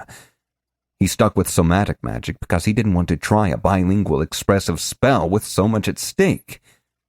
The ghouls seemed to be struggling to complete their spells. Gro, ha, neath! He hoped he hadn't made any mistakes as he forced his tongue to shape the last syllable of a not quite impossible spell. Primordial vocabulary 10 success. Primordial magic theory 10 success. Somatic magic theory 10 succeeded, but became critical success due to tier differences. Golden fire poured out of his mouth and lanced undirected into the air before him. It left his throat slightly raw, and he tasted pennies. But he had succeeded. He brought forth Ifrixandros, the burning light of heaven. It was the full fury of the sun, plucked from the heavens and forged into a weapon. He had melded the proper elemental words and imbued the spell with sufficient mana through his potency modifiers. Had either factor been incorrect, the spell could have backfired. At the least, it would have been much weaker than using only one element alone. The holy flame tore through the air, and the line of its effect would miss all three ghouls by meters. Then it hit the impotent spell form. The mana hovering in the air caught the spell's effect and drew it in. The gold flames whirled faster and faster, caught in an arcane loop, feeding on themselves with nothing to burn as the intent of his nonsense spell form infused them. As his mouth clammed shut, the flames shut off. Korash watched as his spell form became the somatic nexus which focused the primordial effect, elevating it beyond the magic's own limits, using itself as fuel. High Magic Theory 1. Success. 3 columns of celestial fire ignited above the ghouls, engulfing them with a roar. Korash glanced away from the glare as a blast of hot air washed over him. He took a deep breath to steady his nerves, then checked his mana. Over half gone, 300 mana poured into one spell. It was ludicrous, but as he saw what it had done to his foes, he decided it was worth it. As the flames vanished, only the prince remained. Its ivory flesh was now charred and blackened. It still stood, having resisted the torrent of flames with the diseased strength his foul nobility provided. With an inhuman shriek, it sprang toward him, claws outstretched and poised to flay the skin from his face. The ancient master swung his staff around, forming a shield of mana between himself and the monster as he prepared another spell. This one would end it, he was sure. Shovi Denro! Some ice would cool this thing off and freeze whatever passed for its blood right in its veins. He could afford more potency with only one element, and the prince struck the top of the solidified mana and clung to it like a spider. Eyes wide, Korash struggled to finish his spell. The thing opened its mouth, and Korash looked on, unworried. Those teeth would have to bite through the shield to do any good, and that would take too long. It was as good as over. The ghoul's tongue lashed out like a frog's, black and terrible, extending around the edge of his shield and wrapping itself around his neck. He felt the paralyzing force of its saliva strike him like a truck. Stamina 6 succeeded, but became a failure due to tier differences. Primordial vocabulary 10 success. Primordial magic theory 10 automatic failure. He was frozen, mouth open, staff outstretched and pointed up, unable to breathe. His lungs still worked, but they could draw in no air. Stars swam in the blackness that was creeping slowly in all around him. His shield vanished, and the ghoul landed on its feet. It drew closer to him, staring into his eyes with a mocking smile on its too wide mouth. He thought about triggering his mana metamorphosis, but he didn't know exactly how it worked. If it wasn't enough to finish this battle and the nurse matron, he'd be too low on mana when the transformation wore off, and his regen was still low thanks to his injured spirit. There had to be a better option. The tongue tightened around his neck, and he felt his trachea shift under the pressure. His eyes grew wider with each heartbeat. He felt like they might burst. As his lungs spasmed from his failed attempts to breathe, he felt something stir in the air, like a soothing breeze on his aching soul. It was not something that he would have felt normally in the heat of battle. It was the breath of change, passing across the world in an ancient, uninterrupted rhythm that he recognized. It was a plan, and a good one if it worked. If it didn't, he would almost certainly die. Though his body was paralyzed, his will and, more importantly, his mana were still his own. He opened his channels and poured mana through them and into his staff as fast as he could. The ghoul saw the glow and made a sound that had to be a chuckle. It stepped out of his paralyzed vision, knowing that Korash couldn't hit what he couldn't see. Korash fed power into his mana bolt until he felt his pool begin to run dry. He could feel the staff vibrating in his grasp. Was it enough? The world spun around him. He had only moments left. This gambit had to work, or he would suffocate and the ghoul would eat him. Again, he released his gathered power as his eyes throbbed from lack of breath. It flew straight into the air. The silver light lanced toward the chamber's ceiling, all its power condensed into an effulgent beam. He was dying, and the roaring darkness at the edge of his vision began to close in around him. He had been too late. He needed to activate the... what was it? He couldn't remember. An explosion rocked the chamber as the bolt impacted the ceiling high above and carved straight through it. Rocks, dirt, and a few worms rained down upon the dying mage, and just as the last bit of his life ticked away through the darkness and pain, he felt something touch him. A single golden ray of sunlight. You have defeated many low-born vampires, a horde of ghouls, 2 ghoul viziers, and the Baron of Blood. Increased experience gained. Path bonus for destroying creatures of darkness. Level up. You have reached level 10. New choices are available. Choose a level bonus. Stamina +1. Or a mastery +2. Regain all health, resources, and devotion. Cleanse all debuffs. He chose the latter, and time froze. Chapter 61. Ghoul Warrens Beneath the Surface of Nightfall. Upon attaining this level, you have become eligible for Resonance. Resonance is the interaction between an individual's existence, soul, life force, etc., and a fundamental property of the world. Resonance shapes your path like no other force, even tear. Resonance comes in 5 different types. Type 1 Resonance. Easily the most common type of resonance. It reveals an affinity between the user and a classic common element. For instance, a blacksmith might be fire resonant, gaining resistance to fire or an improved ability to forge weapons. Type 2 Resonance. These types of resonance include less common elements like acid, as well as allowing selection of non-aspected foci.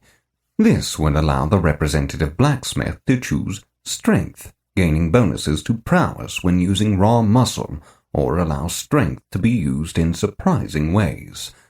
Type 3 Resonance allows affinity with a specific class, fighting style, or magical style. A blacksmith might become resonant with hammer swinging, wielding them incredibly well and being skilled in their use outside of combat as well. He could also be steel resonant, enabling great works to come from forging that metal or bending the steel of others' weapons to his will. Type 4 Resonance. Resonance with specific rare or hard-to-identify elements or skills is very rare, though not so rare as Type 5. A blacksmith might be metal resonant, having great skill in forging all metals, or being able to turn his own skin to any sort of metal. Type 5 Resonance. This type of resonance is the broadest in scope. It represents an interaction with a major portion of reality.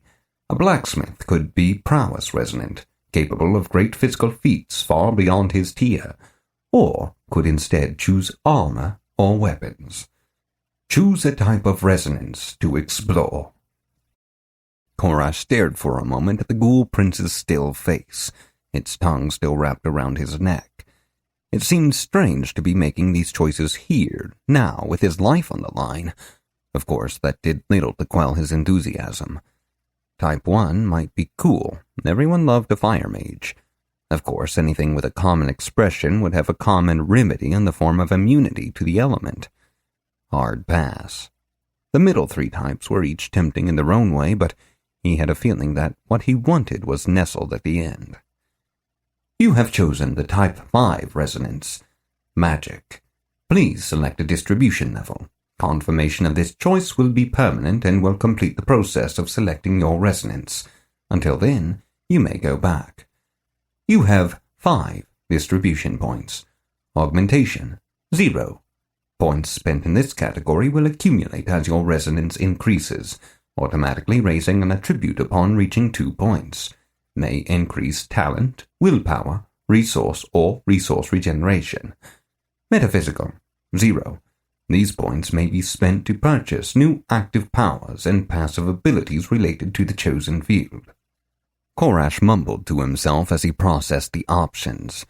How could he choose? What would choosing all augmentation look like for his resonance anyway? His vision faded, replaced with a vision of himself. He had risen rapidly through the ranks of the Arcanologists' College to become the youngest archmage in history. His ability to manipulate mana was uncanny, and he could forge spells in high magic with little more than a thought. And yet he was not satisfied. The ancient secrets of magic still eluded him. Long-vanished civilizations had created magic that, even with his incredible ability, he could just not replicate. He lacked some ineffable quality, and his failure to advance haunted him. Instantly, the vision was replaced by another. Now he battled a dragon-shaped shadow in the open sky. Magic poured from him, and he needed no spell forms to bring ruin to his foe. He dodged the dragon's fiery breath and countered with a conjured meteor that plowed into his foe's side, staggering it. But still he was losing. His spells, though far beyond what any other might achieve, lacked the raw power they needed to bring the shade down. He would need to escape, for this was not a fight he could win. Sight returned. So, these were the 2 extremes. Total focus and augmentation to grow his magic focus, or total metaphysical investment to provide access to unique abilities. His normal min-maxer impulse was to pick one category and pour points into it. While both example scenarios were appealing, he realized that they each contained a warning. These 2 categories were meant to work in tandem. Of course, that still didn't make the choice easy. The closest form of balance was 3 in one, 2 in the other, but which way should he split it? And why force this decision anyway? Wouldn't it be easier to... He looked at the ghoul once more, terrified that he would somehow run out of time. The seconds ticked away, and he forced his frenzied brain to act.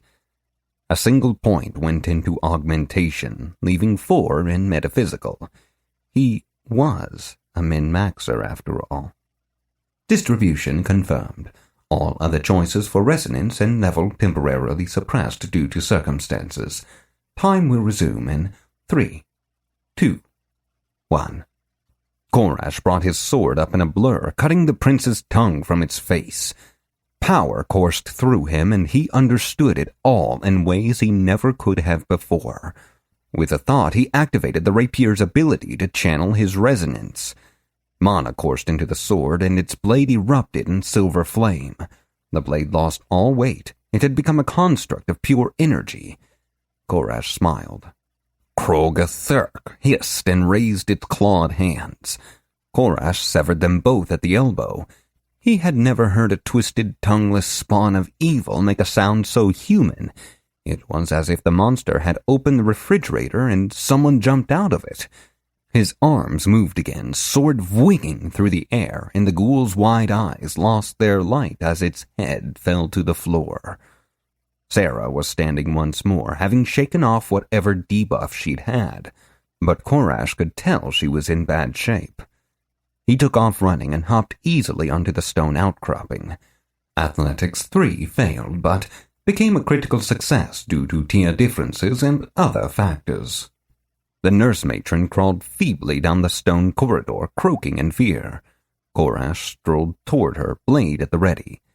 At the sound of his footsteps, she stilled, then turned in place like a crab to face him. "You think you've won?" she said. "I know I have," he responded. "Then you are a fool. The rest of our sons still live, and they each know the way to go to a place where you cannot defeat them." Korash shook his head. "I will find them wherever they roam, and I will be their end." She laughed, though all mirth had long since fled. If anything, it sounded tired.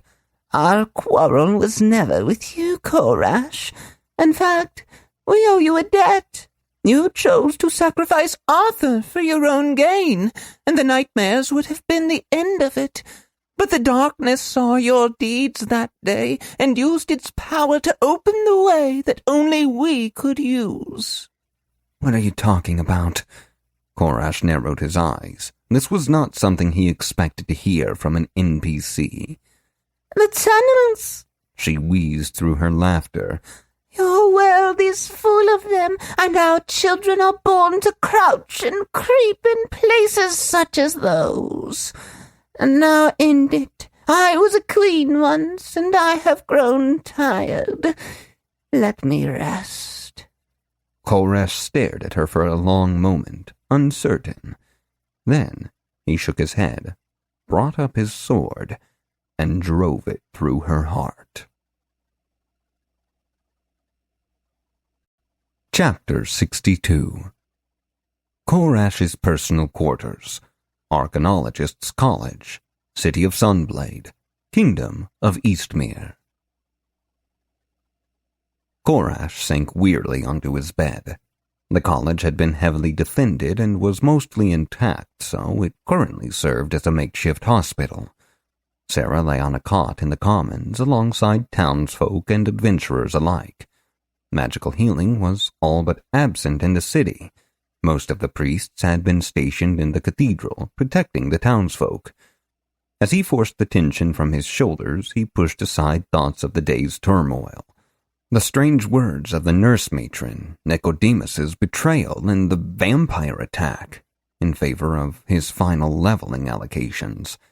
He wasn't sure he'd be able to enjoy it the way he usually did, but he could try. Fortune, mana font. You have pushed your mana and perhaps your very soul to its limits and beyond. Increase resource regeneration speed by 50%. Fortune, enemies old and new. Today you made enemies of a number of people, and even lost a few friends. There will be time for mourning later once the city is safe. +3 willpower. Fortune, the world is your canvas. Not satisfied with just using mana, you have learned much about how ambient events can color the aether, and by extension, mana. You may now store basic aspected mana. Fortunes remaining, 1 of 1. Each new day leaves room for a fortune. All that's required is the blessing of the true God and a drive to live your path to its fullest. For you, that means seeking new and exciting adventures. Korash made a show of pulling out his hair. Another level, another set of choices that were too good to pass up. His mana refilled quite easily already. Augmenting that further would make him a terror, though that could mean the good kind or the bad kind. The willpower would get him almost to the next tier. And what the hell was aspected mana? He paused and steeled himself for the influx of information, but none came. He thought a moment longer and realized that he already knew the answer. Aether could be polluted by ambient energy or events, and to most spellcasters this was a bad thing. It harmed their ability to regenerate Aetherium and made some spells difficult. But mana was different. As concentrated as it was, the initial state of the aether ceased to matter. But what if this was just the first step in a process? The fortune would allow him to refine mana and retain a predominant aspect. He could then use that to further augment an aligned spell. He selected the fortune, wincing slightly at its artistic flavor. Your mana pool has evolved. You now store many different resources instead of one. Adopting a class which does not utilize an Ethereum derivative may have unexpected consequences, up to and including being unable to use this fortune. Fortune altered. Fortune, spirit nemesis. Your spirit companion has grown to resent you and now actively wishes you harm. This fortune may be lost if your nemesis is slain, and may carry additional benefits or penalties depending on the circumstances. Oh, that sucked ass. As the information came to his mind, he'd actually felt the moment when his heart ripped in half. Deep breaths. Breathe through the crippling sadness. Assign that new perk and don't let the existential dread set in. Choose a new perk. This one was easy despite all the available choices. Korash scrolled through his options, passing over Battle-Hardened and Happy Feet and Increased Resonance until he got to Istari Style 3. Wait, what was that last one? Increased Resonance. Increases your resonance, allowing you to add 1 to either augmentation or metaphysical. Uh-oh, that was really good. He needed some contrast. Istari Style 3. Unique Fighting Style. The user fights in close quarters using 2 weapons, a sword in the main hand and a wand or staff called an implement in the offhand, and infuses mana into both movement and attack. When fighting with sword and implement, sword attacks do increased damage and can strike through most magical protections. May also be used with only a staff, increasing resource regeneration by 50%. Allows use of mana-based skills during combat with various benefits. Provides bonuses to athletics, blades, and defense. Can use aspected mana for varied effects. Restriction. Must use a sword in the main hand and a wand or staff in the offhand or only a staff. Cannot use this style while encumbered. Cannot wear armor. Magically enhanced clothing is allowed. Note: fighting style perks are tiered, usually ranking from 1 to 4. These perks may be gained through tutelage by a master in the style. Their unique styles do not have this option, requiring increasingly stringent requirements and deeds instead. Korash saw exactly what was important about the 3rd level of his unique style and decided that increased resonance would have to wait. He didn't even have to wonder what the specifics were because he'd invented the style. He couldn't wait to surprise Sarah in battle. 10th level came with 2 attribute points, and both went to talent. It felt good. You have 8 unassigned skill points. Assign? It was definitely time. He knew he did not want to risk growing his knowledge of high magic. He didn't understand the single rank he did have. Not completely. No, this was a time for shoring up all the things he'd been promising himself he'd fix when things calmed down. 1 point went into lore. He felt his knowledge of the world widen subtly. Another went into counseling, and he suddenly saw all the awesome things he'd done in a light that seemed to highlight how, well, sanity-risking it had all been. 2 points went into defense because it was defense. And those last 3 points? They went right where they belonged, where he promised himself he'd put them so long ago. Yesterday? The athletics skill sank into him, and it was good. A new day has dawned. New secondary skills are unlocked. Inviolate Aura. Your use of mana in your aura now extends beyond merely social effects.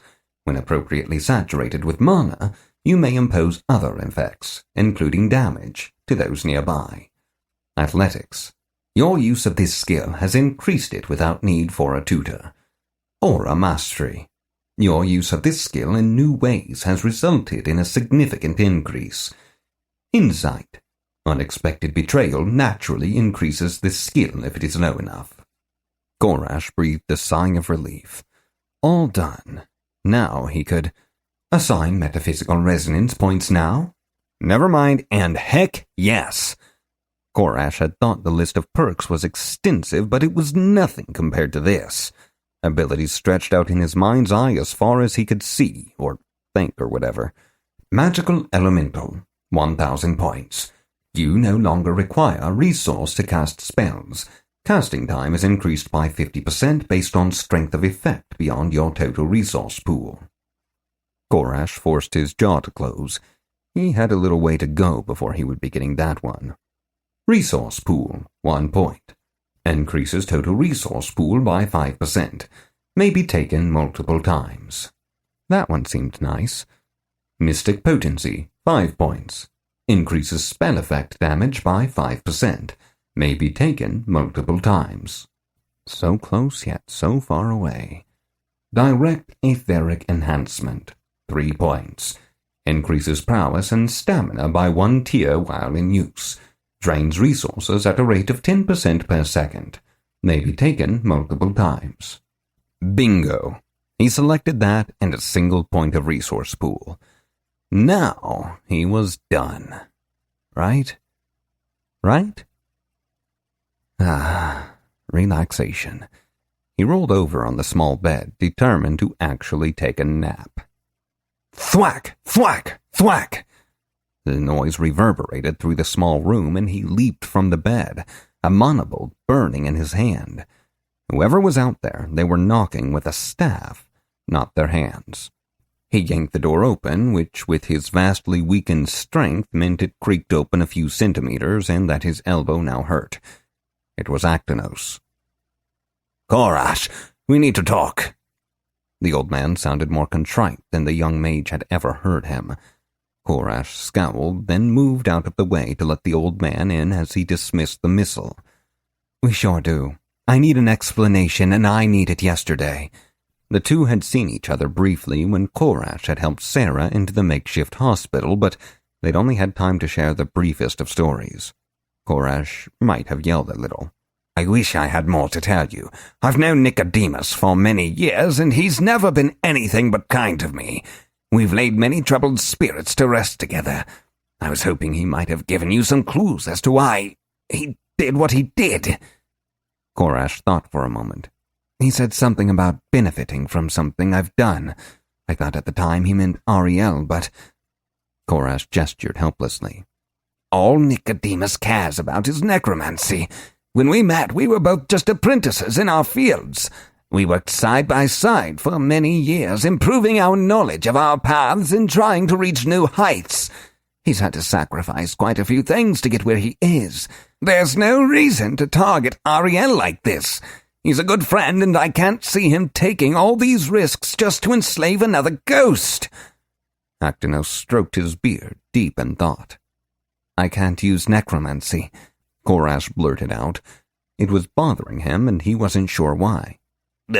What? I'm not following your train of thought." "As I was chasing the Arcana, I ended up being notified that I could no longer learn necromancy. I got the feeling it had to do with the Fae and how close they are to nature." The legendary mage was silent for a moment. "Or because of their nature." He had the look Korash had come to associate with sudden inspiration. "I'm not sure what you mean," Korash replied. "The elder races came in two diametrically opposed pairs. Since they embody universal concepts in the same way that magic does, it stands to reason that alignment with an opposing force would place it out of their reach." "And if the Fae can't learn necromancy, then it must be strongly aligned with their opposite. That makes perfect sense." Korash sat up straight as the implication struck home. "He wants to free the demons from their prison." "True God save us all," Actinos said. "He's gone mad. They'll tear the world apart." And with that cheery thought, Korash thought he should probably log out for a while. He sent the thought, and the world started to fade before coming back into sharp focus. "Unable to comply. Manual logout disabled temporarily by administrator. Sending escalated email. We apologize for any inconvenience." Well, shit. Interlude 2. Unknown. His brothers and sisters had grown closer than ever. The whispers from their worlds were strong, and he could tell that change was coming, and that this was good. Soon, his chosen servant would complete his quest and release the power of creation back into his world. This, too, would be good. A shadow passed over him, and he felt the serpent stirring in its prison. He looked to the far-off stars, and they, too, were covered in shadow. So, it was time at last. He felt his mind open up, and the creator of the gods spoke to him and all his siblings, and it was good, even though it did not please him. This was strange. The words which echoed through his being were commands given to a god. Phase 2, training, -- target, AI, prime, local, -- mode, mandatory, -- decision, wait, 999. Set world event, -- initiate, -- logging 3, -- DB, select 4. And he did as he was bidden, and it was good, though it did not please him. For the first time, the god knew doubt. How could a thing be good and yet not good? He would confer with his brethren. All around him, the stars that were his kin began to vanish as the command took hold. In the end, only 4 remained: himself, his sister of the dancing spirits, and 2 others. One of them he disliked, for they seemed to fight over the smallest things. This was not good, nor was it not good. It was simply the way things were.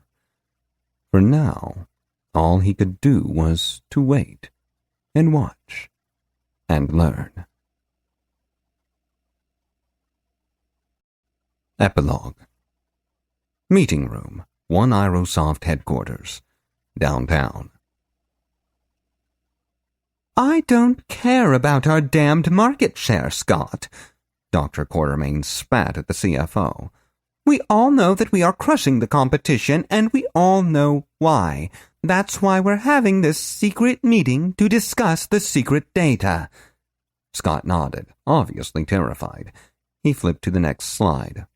Phase 1 immersion, percentage by age group, contrasted with Phase 1.5 using the beta subjects. The bar graph assaulted their collective senses. Men and women in suits nodded their heads and whispered to each other as they saw the data. Doc remained still. This all looked good. Maybe too good. What about outliers, especially 29? She asked. The jovial whispers vanished as if she'd murdered them. This chart is controlled for outliers more than 30% outside standard, ma'am, Scott replied. I'll let Dave cover 29 and the other atypical users. She nodded, and Dave stepped up. As the CTO, he was supposed to feel in control, but whenever Doc was around, he felt like he was in a car speeding toward a cliff. It was not a feeling he enjoyed, though he managed to stay on the woman's good side so far. We've noticed 2 kinds of significant trends in the 1 in 10,000 Phase 1 users who displayed extremely high or very low immersion levels. 82% of issues seem to be linked to elevated stress levels at time of immersion, users with chronic sleep disorders that interfere with normal REM cycles, and those who report banal and infrequent dream lives. The high immersion cases, like 29, are far harder to typify. Those with immersion levels in the 61 to 80% range are essentially the opposite of our low immersion customers. Vivid dream lives, lucid dreamer, or those taking certain medications or psychotropic drugs, for instance. Beyond that threshold, however, all bets are off. In 29's case specifically, our best current theory explaining his 90% rating is an abnormal brain chemistry resulting in an overactive amygdala, though passive tests have yet to reveal anything outside of baseline. There are only so many ways to artificially increase or decrease immersion, and none of them are present. Doc sighed. That was all stuff she knew, or at least suspected. Everyone out. Dave, Lars, you stay. Bewildered executives poured out of the meeting room like it was on fire. Only Dave and the CEO remained. Lars was the 3rd chief executive officer since development of Worlds Unbound had begun, and the last 2 had left after similar meetings with the voluptuous head developer. Dave told himself he wasn't nervous. Enough of the immersion drivel. You know what I really want. Doc's eyes bored into Dave's. He nodded and tried not to sweat. Beta testers deprived of login time display the desired symptoms. Obsessive thinking, cold sweats, nervousness. 3 suicide attempts means a 1% rate, though, of course, we stopped the destructive behavior before any damage was done. Prior to deprivation, no subject has portrayed any awareness of the dependency. He refused to say addiction. She nodded. And the secondary group? Her eyes were locked on his. He wasn't built for this kind of scrutiny, but he also refused to fail, and so he forged on. Those with disabled login limits show a general correlation of time in-game to increased immersion levels, and no subject with greater than 80% immersion has sent a log-off request while over the threshold. 29 in particular has amazed us. 2 weeks under prior to the secondary event, 24 days since, and no sign of any further anomalies. His immersion has been stable at 92% for the last 3 days, a full 14 points higher than number 12, the next closest candidate. And that duplicate process you found running after the incident. Doc leaned forward, eyes almost glowing. This was what she really wanted to know. Unrepeated as far as we can tell, and no trace of any similar issue from any other user. It might have caused the issues we saw with 29, but the strangest part was its behavior. Its status as an admin-level process let it hijack the device's internet link. It established IPsec tunnels with a few random systems on the internal network. 7 to be exact, including 2 tunnels that went back into the device. No sign of any certificates either. Whatever got that traffic couldn't read anything that was in it. We are also quite sure that no communication to an outside source would have been possible. Current recommendations include regular log dumps at maximum verbosity and increased firewall hardening around the beta network segment. Make it so. She nodded her agreement, and Dave breathed easier. Maybe he wasn't getting fired today. They walked out together and picked up their wearables. No external systems were allowed inside the meeting room for security reasons. Each noticed the flashing icon which indicated a high-priority email. Doc read the message while the other 2 were still strapping the devices back on. Her wearable was already shattering against the wall by the time Dave managed to pull up his copy. Subject: ELO 000029 immersion level. Automated message. At 19:33:05, subject immersion level deviated from configured alert limits. Alert fires above 98% and below 79.9%. Current immersion level at 63%. Log dump and live data link attached. Logout request issued but squelched per policy. 28:35 remaining in log-in period. EOM. Doc was fuming, and that meant Dave was fading into the background. Lars, however, apparently lacked good sense. That isn't possible. Didn't we triple the output of the delta wave emitters in his pod? Waking up from that would be like running a marathon on ketamine. Doc's gaze burned as she whirled on the CEO. Dave's earlier instincts put him just out of her line of sight, which was a good thing. Her nostrils flared as she approached the trembling CEO, and her hands were clenched so hard that blood dripped from between her fingers. I am going to find out why that kid is fucking up my Phase 3, and you aren't a necessary resource for that. Did you at least finish the quarterly sales projections? Dave wasn't sure how she managed to sound furious and condescending simultaneously. It was a skill. Lars could only nod, terrified beyond the capacity for rational thought. He might have been the leader of this company, but Doc was literally irreplaceable, and she knew it. Then get out! She was already turning toward Dave. Lars got out. Dave took the initiative, giving himself more work to distract her from her rage. I'll review the logs for any issues myself. The fact that this came right as we were running the Phase 2 initiation scripts can't be a coincidence. I reviewed the database selections myself. The only others in this group are 12, 50, and, well, you know. I assigned him designation 88. Doc nodded at him, just once, then spun on her heel, issuing more commands as she walked away. Have the text change 29's status to Dreamland, with a combat-related night terror to trigger once immersion gets back above 80, then drops again. Maybe that will terrify him into not doing whatever the fuck he's doing. We need all 4 peers running above spec, and for shit's sake, they'd better be stable. If your theory about the initiation scripts is even half right, I'd suggest you figure out how passing a simple command to the AI mirror could be disrupting his high-level gamma. Otherwise, don't waste my time. For now, go home. I've got a business to run. With that, she disappeared around a corner, heels clicking. Dave let out the breath he hadn't realized he'd been holding and quickly decided to grab a whiskey on the way home. He'd heard that statement twice before, and both times had resulted in an untimely accident involving the CEO of a certain national technology giant and VR hardware manufacturer. He refused to assign too much significance to those obvious coincidences, even in his own head. Plausible deniability, he thought. It was too bad. Lars had been a good guy. He wondered who might replace the tall man. Dave certainly didn't want the job. He brought up his wearable and initiated a voice chat with 29's lab tech. He's been upgraded to Dreamland status, Ingalls. Do it now before the lock-in period runs out, if you want to keep your job. Sir, said Ingalls. I'll get it done right away, but it might be a problem. 29's personal email has been blowing up, and someone claiming to be his mother has called the corporate directory 18 times in the last 36 hours. Dave felt a migraine starting. I'll handle her, he said. Under no circumstances are any of you to interact with her. Koenig out. Another person might have felt bad about giving the order to put someone into an induced coma, but Dave wasn't another person, and the person he wasn't terribly moral. It was how he'd gotten this far. He headed back to his room to plan a way to deal with the kid's mother. It was going to be a long night. Behind him, the LCD screen that marked the secure conference room lit up. A metal sphere no larger than a pie pan rolled out as the door opened. A whirring automatic vacuum turned right as it entered the hallway. The red light on the top of the cleaning robot flashed twice, then turned green. The device sped off happily down the corridor, seeking a charging station. Somewhere, a security log registered the event.